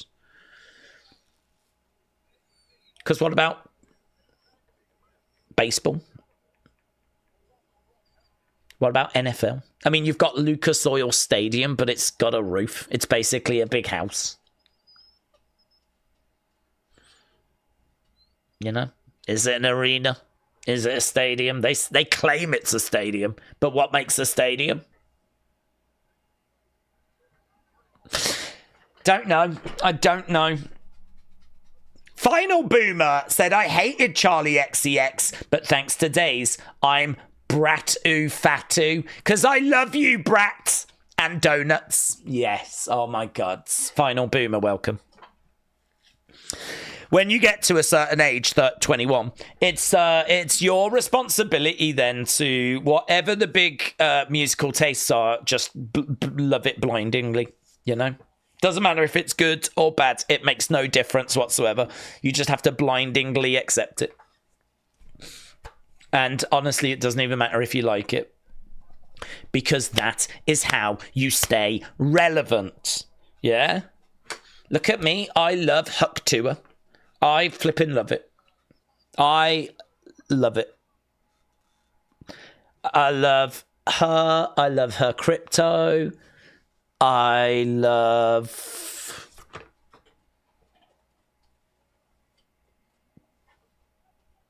I don't know what else I love. That's about it. Logan Paul and Jake Paul have got a reality show coming out. I'm going to love that. That is going to be so good. I can't wait. I'm so excited. I'm going to drink Prime whilst watching it. I'm going to drink Prime. I'm going to watch their show. I'm going to hook to her. And I'm going to listen to Brett. And that is 1-6 Sunday night, isn't it? I think we can agree. Tamatonga is in there, and he is working on LA Knights. Jacob should eliminate some big names in the Rumble. It's time for Days Crypto. Oh my God, it so is. You're so right. I've said before though, if when we do a Days Crypto, make sure you sell it like an hour after it's come out, because it is going to be a rug pull. I'm telling you now. I'm not trying to catch any of you out. We'll catch out all those people that aren't in our community. I don't care about them. Anyone that's here now or joins us tomorrow, I want you to be safe. So I'm telling you, as soon as that price goes up, about an hour or so in, get your money out, because I'm crashing it. Yeah? And if we take down the load of boomers we don't even know, who cares? I don't give a flip. Why do I care? I don't care. I've never seen him before. I'll never see him again. Not bothered. But I don't want you lot to suffer. Yeah? I don't want you lot to suffer. So that's not financial advice. I'm just saying. Wrestle with Andy said, I've just got 1,000 Hensy coin. Boom! Jacob goes down. Let's go. Rug pulling. Yeah. Listen, you've got to do what the trendy thing to do is, and that is the trendy thing. All the kids, remember everyone was fidget spinning? Do you remember that? It's rug pulling now. Which honestly, a few years ago would have sounded very painful. Clothesline, over the top goes Jacob, lands on his feet. Oh my God, he helped him down. Days can't beat an extra large full English, 3 sausages, 3 bacon, beans, mushroom, 2 hash browns, 3 black puddings, 3 toast, 2 eggs, 2 tomatoes, chips, the lot. Dude, I couldn't eat that. I couldn't eat that. I don't have the biggest of appetites, you know. I'd be tapping out. Oh my God. Boom, super kick. Damien on Jacob, but Jacob just took it because he's a flipping beast. Into the ring post goes Jacob. Jacob down. Jacob down. Oh, I want Jacob to get up. Get up. I never got a day's spinner before, said Mr. B. Yep. Here we go, working on Tama Tonga. Fatu is not next. He is horrible at selling, said Bryson. Oh, his walk, look at that! Old school! Oh, kick out by Tama. So, Damian Priest walking the ropes, but rather than come clubbing down, crossbody, he went old school. Did you see Bring Back Sheamus's old theme? I did. Cody did not like it. No, he liked it. He called it out, didn't he? Didn't he say, like, he brought back the Winged Eagle, and so he'd be quite happy to try and help bring back Sheamus's old theme? Damian Priest is wrecking shop right now. He's got Tama Tonga up. Looking for a razor's edge. No joy. No joy. Round the back. Round the back. Goes down. Damian Priest down. It's being wore down. We've only got 3 minutes to go. Oh my God. What if AJ Lee comes back in the next 3 minutes? Oh my God. What if AJ Lee comes back tonight?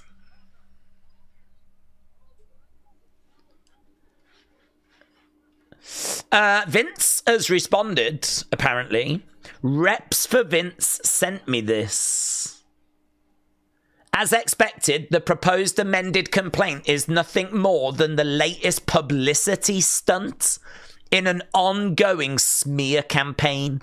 It is filled with desperate falsehoods from a team that continues to disregard the law and truth.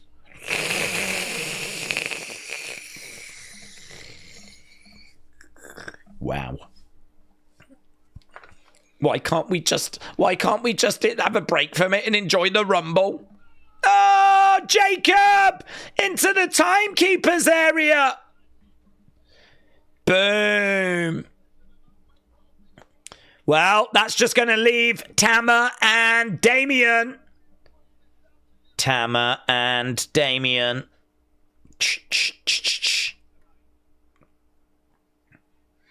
Going over against the ropes.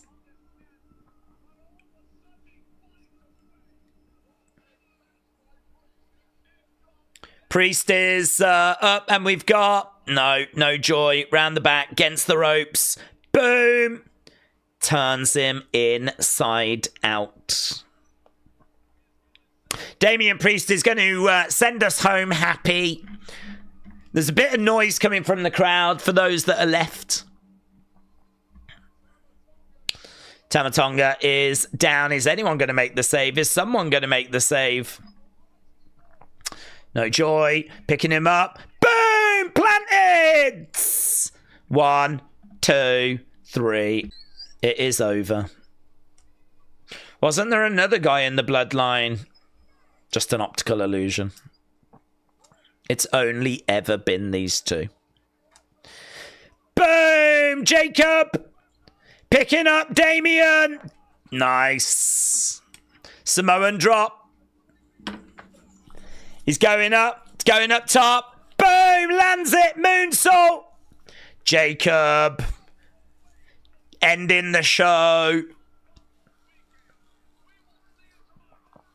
So Damian planted Tama. And that is the end of the show. There we go. Wow. It's very rare that I give 10s. Very rare. It's very, very rare for me to give a 10. And I'm certainly not giving one here. But I hope you lot enjoyed it. I hope you had a lovely time. And I hope that this was magical. Days, what is your favourite live stream you've ever done? This one. This one. I always better my last one. It doesn't matter what year it was. What's your favourite live stream? This one. The 31st of January, 2025. I would rather be watching Royal Rumble tomorrow. I think we would all rather be watching the Royal Rumble tomorrow. Do you know my favourite stream I've ever done? Do you know my favourite stream? Royal Rumble 2025. Yeah, that's my favourite stream. And if you want to join us for that, where we're actually going to get something we can get our teeth into, then you're going to have to join us tomorrow. It should be pretty sick. If you are joining us and you've not left a like on that stream, leave a like. I am going to keep badgering people to do that till it reaches 1,000. So we might as well get it done early. Yeah, then I might shut up. I haven't decided yet. But I definitely need to get that to 1,000. So if you haven't left a like on that Royal Rumble stream, do me a solid. Be a pal. Leave a like on that stream. Not this one. I don't need any on this one. This one's finished. No, don't care about this one. This one sucked. This one sucked. But tomorrow's, that was excellent. Brat is better than espresso. Oh my God. Final boomer, you and me. We're getting married. This is the stream that never ends. It just goes on and on, my friends. It does feel that way, Metal Mom. He is injured. Retro MC reports said he should be back around WrestleMania. Bryson, shout out to you, sir. Appreciate the support. Although, Bryson, I didn't say subscribe. I'm just nitpicking. Yeah. I didn't say subscribe. It's great that you did. I'm not too down on that, right? But you need to leave a like on the Rumble stream. That's the more important. I am willing for you to unsubscribe if you leave a like on that Royal Rumble. So I'm just listen, you do you. You do you. But Bryson, welcome. Can I be a parrot tomorrow? Said yes. Feel free to annoy people. Days, what's the prediction for the Rumble Iron Man? Mine is Jacob. Yeah, I'm going to be boring and say the same. I mean, people are looking at him at being Iron Man, most eliminations, and it's probably true, isn't it? It's probably. Johnny said Cora Jade is winning the Rumble tomorrow. Amin said, Days, I've got a feeling that Randy will return tomorrow. He really could. He really could. Bryson said, I got you. You're a good one, Bryson. You're a good one, but appreciate it, dude. Right, I'm going to run away. I'm going to do Unseen. I want to get the opinions video done, and then I want to get to bed. And honestly, don't be shocked if we start at least an hour earlier than the Rumble is scheduled for, right? I am looking to start earlier, but it just depends how quickly I can get these next few things done. So I'm going to run away and work on that. A big thank you to everyone that joined us. I know there was maybe not much here, but it was okay. There was moments. There was a few talking points. We got through it. It's fine. It's all about tomorrow, isn't it? It is all about tomorrow. So thanks a lot for watching. Appreciate the support. I will see you tomorrow for the Royal Rumble. Oh, mate. That sounds so good. That is so good. For the Royal Rumble. We flipping live for this. This is our time to shine. This is what we live for. The Royal Rumble. Let's go, man. Let's